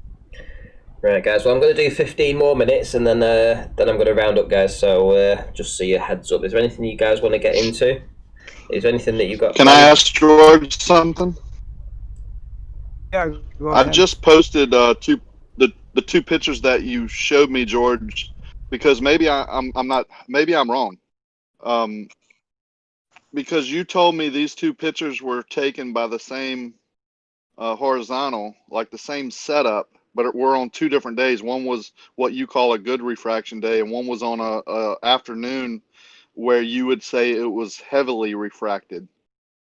Am I wrong? You can see, yes, you can see that with the crosshairs of the auto Yeah, line. no, I agree that they're refracted, but is this the same crosshair setup, like same viewer height, same horizontal, same everything? Yes. Okay. So that's a pretty extreme difference, right? Oh yeah, huge. Okay. And Yeah, you would you say can see if you look on the top image, the water height is above the crosshairs, which it shouldn't be. I mean, you're looking at that island, the channel marker, and the water being raised up considerably compared how would to you the say that bottom happens, image. George? What? The crosshair is at the same horizontal as the other picture, but yet the water is above the crosshairs in this picture. How would you suppose that happens? By refraction, bending the light down, that's causing the objects in the distance to apparently rise. So the water can apparently be higher than what it Yes. actually is? Yes, that's what you're seeing in the top picture. Uh-huh. I agree. Maybe. I mean, I say that Maybe a lot. it's self-evident there. Look at where the crosshairs is, and the water is above it, and the base or the top of the island that the channel marker on is right at the crosshairs there. Whereas in the lower refraction bottom image, that stuff is a lot lower. Where I have a problem, George, not with you, but in the whole deal, is someone like you or me saying that the other image is not refraction, and this, the one that shows the crosshairs below the water, is refracted, right? That is so far from the truth that I would never say and that. how would I you would determine that? say, hang on, I would say both are refracted, right?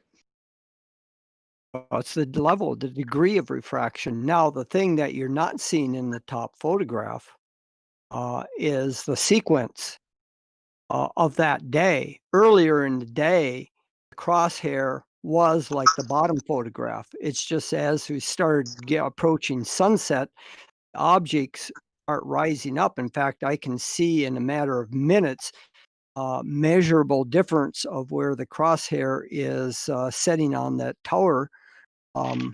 It changes rather dramatically on some days near sunset.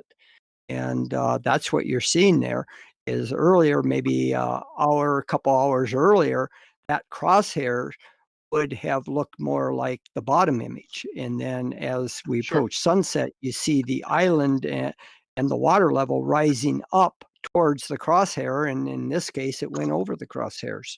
The bottom image, what time of day is that? Do you know? You said I'd the have other to one was go in the look in my afternoon. file, but I'd say that was probably about mid-afternoon, more like about 4 or 5 in the afternoon, because that's when I generally go out to make these measurements. And the one that's heavily refracted, what time of day is it? That was, like I said, near sunset. Okay. Now, where would the crosshairs be in the morning time, in your estimation? Because you know Well, that I lake, can't right? do it in the morning because this is looking east, and I'd be looking into the sun. I've tried that in the past, and the images just come out too dark. Yeah, but to knowing really, what you know about your temperature, you claim that you kind of know the refraction rates by the back of your hand due to your area. You study it so much and the temperatures, and you can gauge it so well. Where would you say? Just, I'm not holding you to it, but where would you say the crosshairs would be in the morning time if you could see them? it depends upon how close to sunrise. If you're near sunrise, it's going to be a lot like you have near sunset. The air temperature will start changing dramatically as it's heating up as the sun comes up. So below the water? Below the water, George? Yeah, it'd be probably more like the top image would be I got you. my guess. That would just be a guess. You've never taken them in the morning because of the sun, right? Right. It's hard to see looking into the sun this time of year. I can do it in the wintertime. I could do it because the sun rises in the wintertime more to the southeast. Here, this time of year, it's yeah, because it's in its outer circuit around you. Yeah. Mm-hmm. So it's really hard. I've tried to do it. I mean, normally in the morning, if I'm going to do a morning observation, it's about 10 in the morning where I can start making the measurements because the sun will have swung enough to the south to give me to start shining on the trees in the background where I can get some contrast between the crosshairs and the background. But what would you say the distance is? The distance is that water is being appeared to be lifted up. What would be your guesstimate measurement? You don't have to get accurate. Just give an approximation. My guess would be I would say, taking my best guess at it, I'd say probably at about 3.5 to 4 miles. No. The difference in height, like you see what I'm saying? The crosshairs appear to be 6 feet above the water in the bottom, and the, you see what I'm saying? What's the difference in height there? You would guesstimate. Hang on here. I'd have. You don't have to be accurate. Just within a foot. Well, I need to get a bit. It's too small on my screen for me to. Oh, I see. Good luck.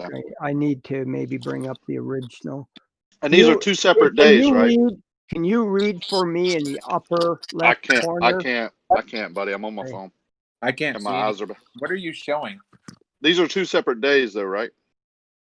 Yes.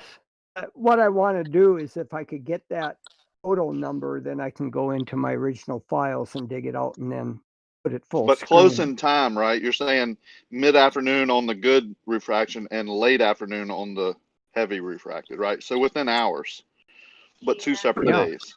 Yeah, I got you. The top image where the it's below the water is 22701A, George, Alpha. DSC 022701. I'm sorry. I'm sorry. The one with the water above the crosshairs. What's the file number? 22701 alpha. 22701. Yep. Okay. A Okay. alpha. All right. Hang on. I'll see if I can, where I have it stuffed.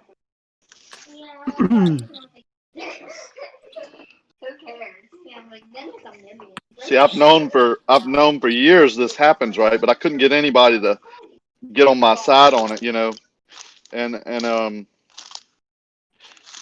whether the measurements are accurate or not is not what I'm saying. I was just backing up my claim that this actually happens over a short distance. This is only under 3 miles. I mean, in long observation terms, that's a pretty short distance. Are both those pictures the same focal length? Well,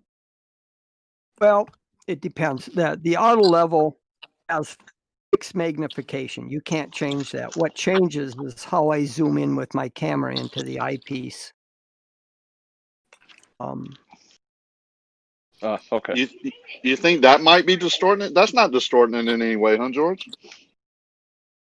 Like camera? You're taking a picture through the eyepiece, that wouldn't distort it in any way, huh? Really not. No. So this is true refraction. Oh yeah. Yeah. Yeah. I How agree. did you determine that the camera wasn't making any distortion? I'm sorry. How did I determine what about the camera? How did you determine that the camera was not distorting your image at all? Well, if you see the way that it works with the auto level and camera, I cannot with the camera when I zoom in to get the full field of view. So I can move the camera around a little bit outside the eyepiece to get different views.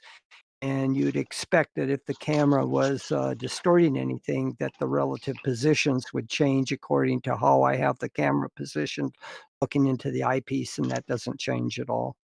How do you center the camera on the eyepiece? Is there a fixed position? Like, does it attach via some mechanism? No, or you I just have hold it a up to it? separate. I have a camera tripod that's mounted behind the auto level, and then zoom into the eyepiece. If you're up or below or aligned incorrectly, do the crosshairs No, it does not shift. up or down? Does not shift. No. That's what I was wondering. I didn't want you to be deceived by your own photo here, but it does appear no, that I've the tried water is above the I'm smart. crosshairs. I'm smart enough to try to see what affects Yeah, I relative got you. position of camera and auto level. I mean, that would be the first thing I would be checking to make sure that what I'm getting is a true image, and then I can also compare what's on the screen of the camera to just looking through the eyepiece and compare the two. Did we ever give an estimate on how far you think that is? I'm trying to grab the photograph. I didn't know if I missed it because I'm. No, I'm not there yet. Uh-huh. I don't know where it's at right now. In fact, I might have pulled it off this computer already. I could estimate by what you told me I already. found it. Hang on. Want me to do a share? Whatever. Or no, okay. To estimate, Yeah, go for it. It looks like water. Okay, hang on. I'll share so you know that I'm telling you right. Where the hell is that? Oh, shoot. Original. I don't want to. I mean, I'm just going to be honest with you, George, while you're doing that. It looks like your bottom picture is magnified. I'm using magnified in the way that I know it. Something is strange. Something is strange about that photo. More. Yeah, but you're in more. Okay. I'll leave it at that.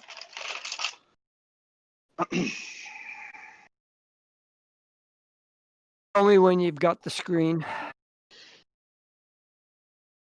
Okay.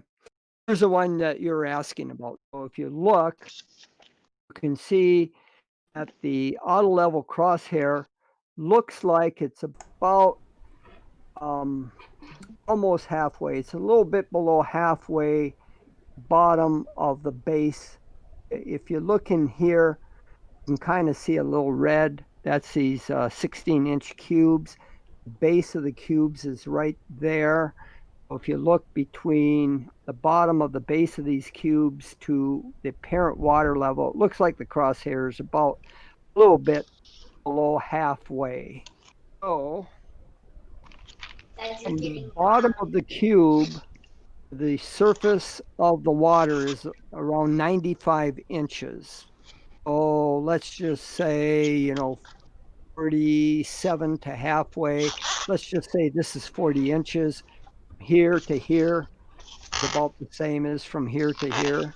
So relative no way. to the Yeah, island. no way. No, yeah, I disagree with that. No way. Okay, well, you asked me. Okay, keep going then. Well, what is it you're disagreeing with? Just keep going because I'm not. I mean, what is it you're disagreeing with? I'll tell him.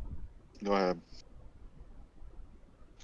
There's no way you can scale that blurred image in terms of getting it to say 40. You know what 40 inches looks like there. There's no way, George. You cannot cut that image in half if you knew it was 90 image or 90 inches. If you cut it in half to say that that's 45.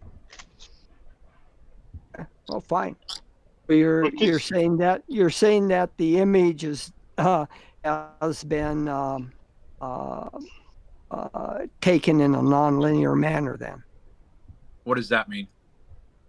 Means I cannot scale the distance from here. Knowing the distance from the water level to here is being 95 inches, and you're saying I can't linearly estimate where various positions are. So you're saying maybe from here to here it's 1 foot, and then from here to here it's 80 some inches. You're saying it's not linear. Well, okay, the way that you put that is a little bit confusing to me. Again, we know that when perspective comes into account, it doesn't change the physical size of the object. So, of course, the physical... Right, that's what I said. From here, from the base of the blocks to here is 95 inches. I've physically measured that. No, I get that. I'm saying that you can't cut this image in half and have it be what you think it is in terms of equating 45 and 45. Well, that's what I said. You're saying it's nonlinear. Okay. Linear means that if I've got top to bottom a certain distance, going halfway is half that distance. That's linear scaling.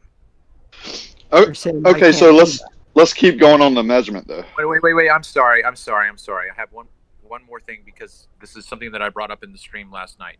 George, I don't remember. So did you give the dimensions of the triangle by any chance?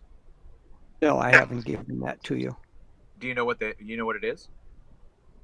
Have it written down. I don't know. I can't remember the exact inch in off the top of my head. I do kind of remember that I think going across the horizontal base was right around 6 feet. 6 feet. So that's 72 inches. Right. Okay. And you said the I base... think I'd have to go back in and look. No, that's okay. So just going down to the base of the tower, right at the top of the cement block. Yeah. Okay. You want better image up rather than this blurred thing? Not really. No, thank Okay. you. Okay, so again, the top of the cement block to the water you said was how far? The top, the base of these orange blocks, which are 16 inches in height, the base of them to the top of the water is 95 inches. Okay, so let's just for the sake of argument right now, take it for granted that triangle's height is 72 inches. Would that be correct? Not the height. Across the base, this is going to be more going vertically. Okay. Because of the triangle. Okay. All right, yeah. So I guess it would be Yeah, so it would be helpful to know what the height of that triangle would be, because if you dropped that triangle down and covered the base of the ground, it would probably cover it all up. So I would want to know if that's. Oh, the thing. Okay. Keep in mind here, I gave you the exact physical dimension, and this image would not. At looking at this as I'm trying to say is, let's look at this. No, I know. no. Just a minute. Okay. I know from here to here, physical dimension is 5 feet. Okay? Now, if we take in this image this distance here, we would guess this is less than 5 feet by knowing what's happening here. Okay, but So look we're at the getting- very first. Look at the very first opening. Pardon? Look at the very first opening of 5 feet. The So very what first. about- Look at the very top diamond space. Here. Yeah. Does that look bigger than the one below it? Yes, I'm saying we're getting compression. It looks like compression going on as we get closer to the water level. Okay. Right. So that's why I'm saying you can't cut that that base in half and get an equal section. You can't do that. Yes, it's fine. Okay. I'll go with that. Okay, carry on. Let's get to the measurement. We can't make any I got measurements one more here. question. Look, I got guys, one more we've just established that there's compression going on, so it is indeed nonlinear. So we can't George, make any. We Does can't the make water any level- measurements here. does the water level rise a little bit and drop a little bit throughout these different photos that you're taking? The water level of this lake? Oh You boy. mean the exact level? You mean as far as Because when you above sea measure level? that point, you'd have to know how much, like the water level for that. Oh, day. sure, Does yeah. that Yes. And the way I know that is when I measured bottom, the base of these cubes, which are 16 inches in height. Let me get a good photograph up. This is just. Well, I'll tell you what, George. How about let me share my screen and you have a quick look at that, because I've took those two images and I've lined them up side by side. I've just showed them for the audience. So if you want to stop sharing your screen for. Right, hang on. Gotta find it. And to be fair, George, the only reason we're looking at these two pictures or we're talking about this at all was to get a estimated measurement, approximate measurement that we think that the crosshair is, up or down in both pictures. You see what I'm saying? That we know the crosshair is in the same spot, but how far that water is being lifted up, apparently. That's all I'm asking. We know it's being lifted up, and it's an apparent. It's a tough one because of the fact that the image, that whole image is so distorted. There's compression. Yeah, going but on. that's what we're asking on the distorted to the clear. So if you're saying the crosshair in the clear picture, the crosshair is about 5 foot above the water, and then the one that's distorted, it's 2 foot underwater, then that's a 7 foot difference. You see what I'm saying? That's all I'm asking. I'm not trying to get Okay, you here. fine. We No. we both agree that it's a refracted. Yeah. Right. I'm just asking you because you know the area better, and you look through from your pier to that spot more than I ever have, right? So, in your approximation, how much difference would it be? See, I'm gonna disagree. Okay. I'm gonna respectfully disagree, because if there was this much refraction going on, the water level would be substantially different.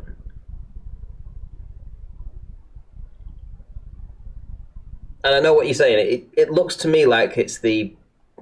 Would you say it's the water that's been refracted up, George?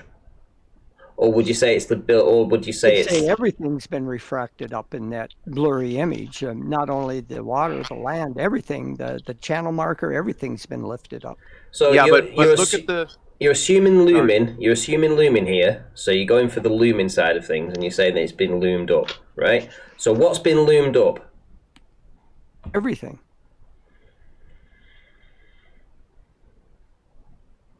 Okay, so it couldn't be sunk then? I'm not sure. I don't know what that term means.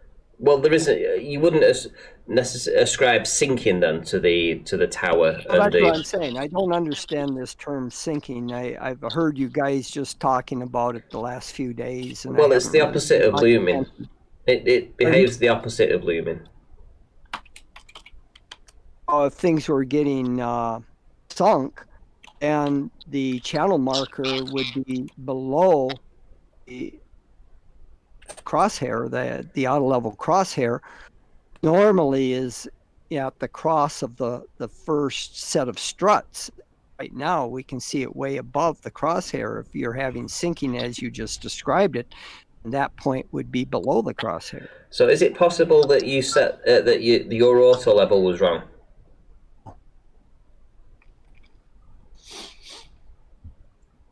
And I leave the tripod set up at the end of the dock, and our water level, the absolute height of the water here, does not fluctuate that much this time of year. Maybe an inch at most. Is I can show you the water level data.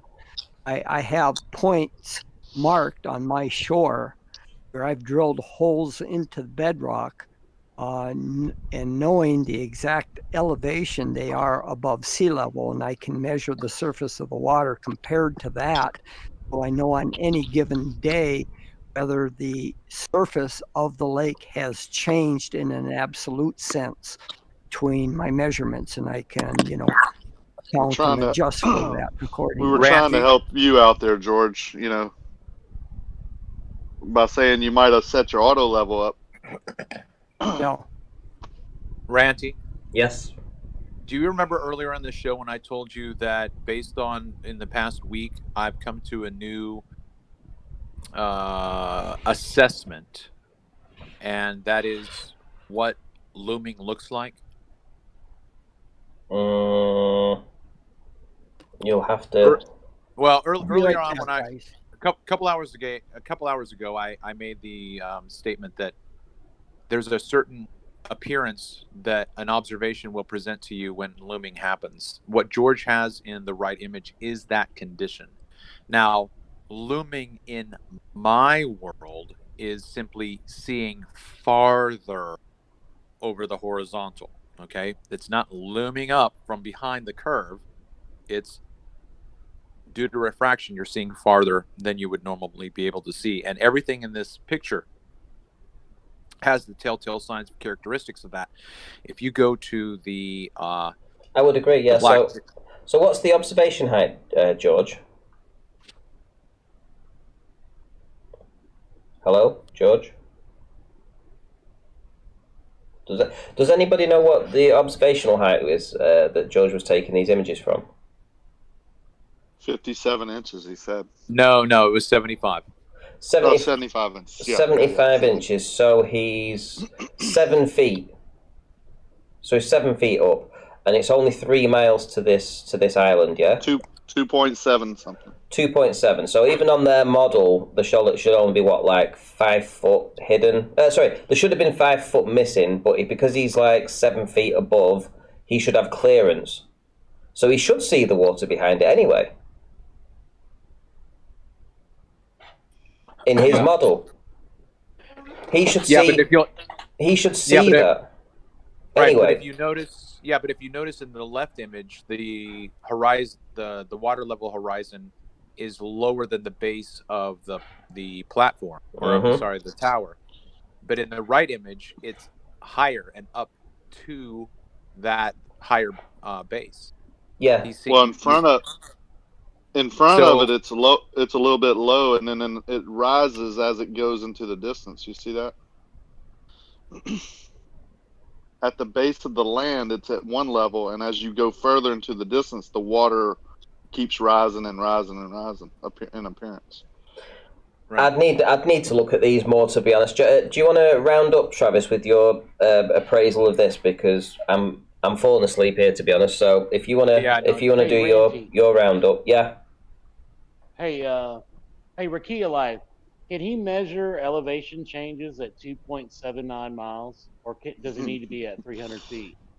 I would not get paid if I did it that way. Put it to you that way. I don't Right, know if how you're- they get paid in their business, but in my business, I couldn't do what they do, because I wouldn't be accurate. Yeah, so he's about 60 times too far for a observation of elevation change, right? In my business, he is, but Yeah, so they're doing surveying over long distances. I guess they get away with these tolerances, but we're talking about huge amounts, right? You see it right there. It's yeah, it weird. would be like, it would probably Now be what he saw. Yeah. Well, we are talking about 2 separate days, to be fair, right? So, you can get heavy changes, but it's relatively in the same time of day, whatever. But you could take this image over 100 days. He said he did it over 72 days, whatever. But you're going to get 72 different Well, my heights. point is when you measured the 3 miles, you went in increments of 250 to 300 feet between observations, and that way your error margin was low. No, absolutely not.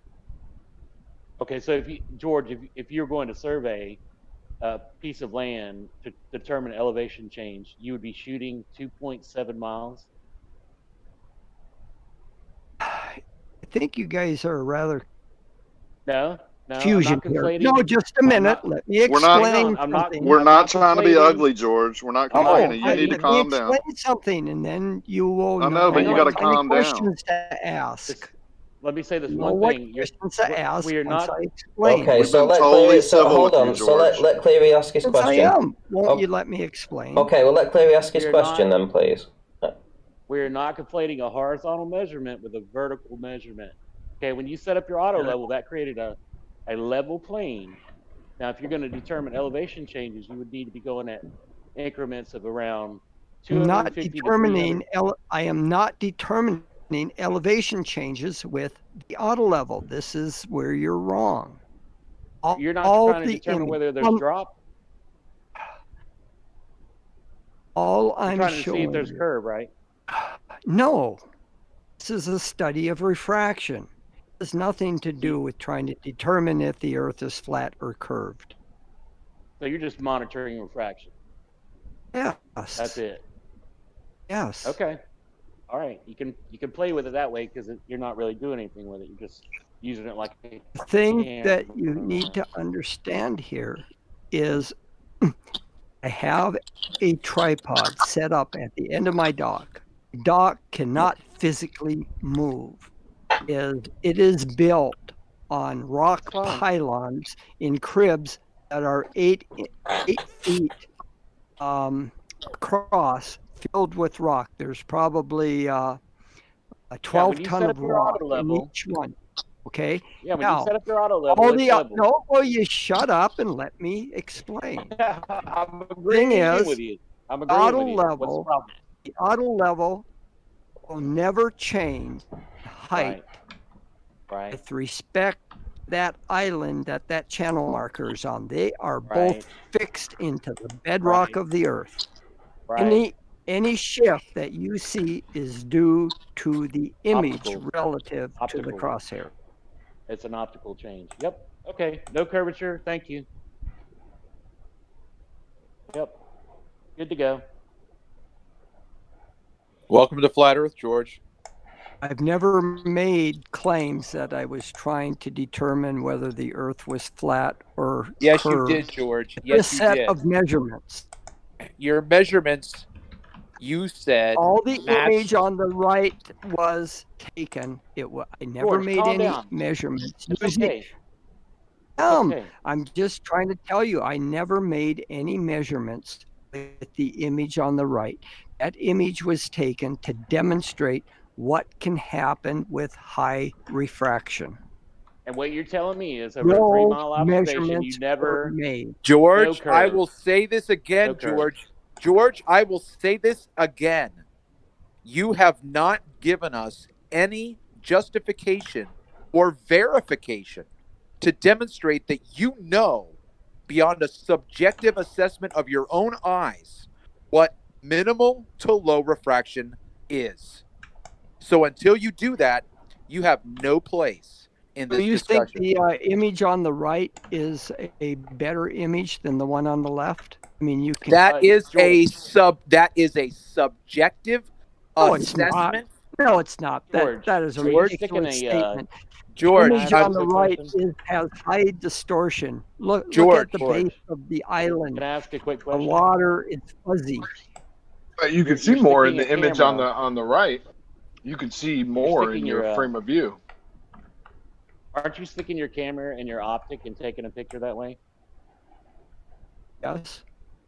Okay, that's kind of a crappy picture, wouldn't you think? Which one? If you take your camera and you stick it in your optic on your auto level and take a picture, your crosshairs aren't really in the right orientation, are they? Based on where your What do you camera mean is. they aren't in the right orientation? What do you mean? If you look through your optic with your eye, your crosshairs are on that horizontal plane. But when you stick your camera in there and take a picture, it might not be lined up just right, right? No, that's not right. Okay.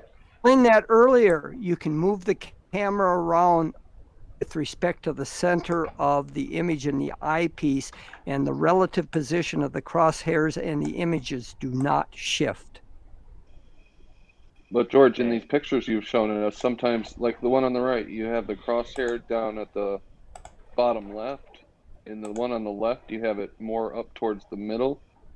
And in the other ones, the position of the crosshairs was different too. Are you saying that has no bearing on the actual image? Has no bearing on the horizontal, is where the camera was in the crosshair same place. appears in the image. I mean the fact that one quick question, I'm not one last set- question. One last No, question. no, just a minute, In your- just a minute. Let's, In your no, 3 mile let's- observation, in your 3 mile observation, did you No, see I'm a not 6 going to foot answer drop? this. And I'm not going to entertain that In your 3 until mile we finish observation, first. did you see The a thing 6 is, foot drop? It's easy. Hairs is. Are you talking about the crosshair shifting relative in the left to right with respect to the tower? Is that what you're talking No, about? I'm talking about the crosshair shifting left and right and up and down within the circle of sight. Well, yeah, it within the depends upon how I zoom in or zoom out on the thing. But the Right. relative position of the crosshairs with respect to the objects does not shift. I know, but I'm the saying, so relative you're a different position- angle at that eyepiece, which what? I can tell you're at slightly different Oh. angles because the crosshair isn't centered always, doesn't impact Oh, do you the know why that image at all. changes? Why that changes is, again, these are two different days. Right on the auto level. I mean, I can pan it left, I can pan it right. So I pan left or right in different positions when I take the photograph, but that does not change the shift in the vertical direction of the land George. with respect to the crosshair. It doesn't Can you change line the your optics eye at up? all. Is that what you're saying? Can you line your eye up with the optics better than you can the camera? I use my eye to first focus everything in and center the crosshairs where I want them before I take a picture. Why can you Well, not it's answer already the auto question? leveled. That wasn't his question. Answer his question. It's already auto leveled. It's auto leveled. It's on a horizontal plane. You look through the eyepiece with your eye that's designed to look through there, and you see the crosshairs. Then you stick the camera up there, and the crosshairs are in a different relative position to your camera as No. compared to your eye, right? No. Okay. No further questions, Your Honor. Okay, can I do final thoughts, guys? Can I start with Cleary for your final thoughts, there, mate? Yeah, I don't know what he's trying to determine. If he's trying to determine elevation change, he needs to be going about 250 to 300 feet. He can't do that across water. He's got refraction out there. What he's seeing is no curve, and he's seeing exactly what we're seeing. And I just want to say, welcome to Flat Earth, George. Travis, final thoughts?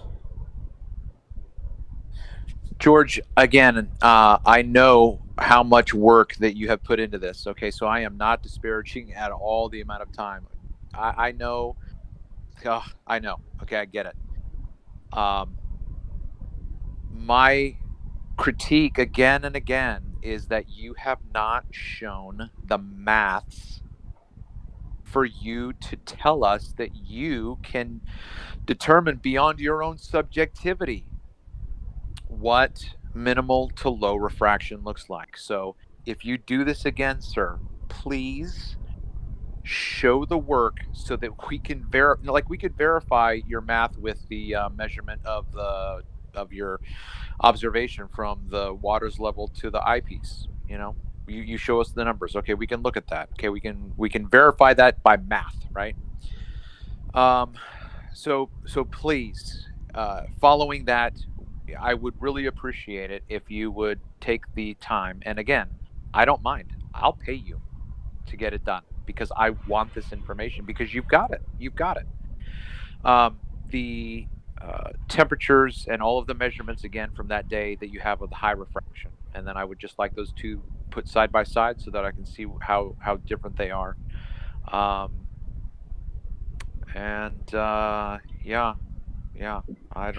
Thank you for your work, George. Thank you for tonight. You've been very patient, and I appreciate you taking the time to look for your photographs. Thank you. Okay, Gently's channel. Final thoughts. Yeah, there you go, Rumpus. Yeah, it's just another show where nobody provided any evidence of the flat Earth. So it's still a globe. Have a good night. Okay, Japheth Methuselah. Final thoughts, please. What's going on? Well, Randy, thanks for having me. Being on your show. Been on Jose's times, guys. It's funny. He just said that. Where there's never any evidence on Earth, but we go over so many things, and there's no evidence that be evident. That's all I gotta say. Appreciate you guys, George. Welcome to Flat Earth. Thank you. You've given amazing work and amazing observations. Okay, John Bernard's final thoughts, please. Yeah. Hello. Hello. Okay. I was in the chat writing about HAPS, HAPS, that can include all future generates mobile, telephony, broadband, wireless access, navigation, GPS, remote sensing, and weather observation on the radar system and everything. There's no need for satellites. It's very, very interesting. Final thoughts there, George, please. Yeah, it's so frustrating. There's so much people on your panel that misconstrue what it is I've done or what I've tried to do. The only one that seems to get it is Travis.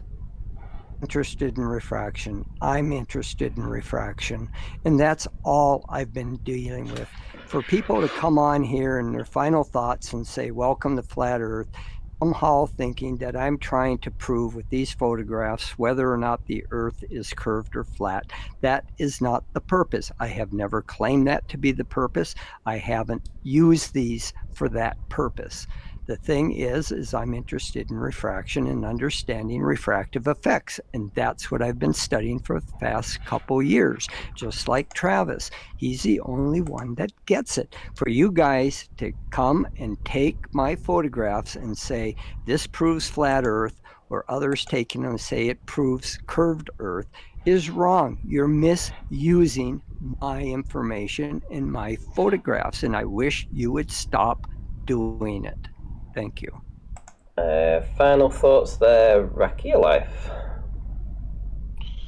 Well, I don't get George's statement there because for a year, and I know George was in these panels and chats, for a year, I have screamed from the mountaintops that it is refraction when you look through a theodolite or an auto level like this over a long distance. And I've waited patiently, although I've had the same crosshair phenomena, is what I'm calling it.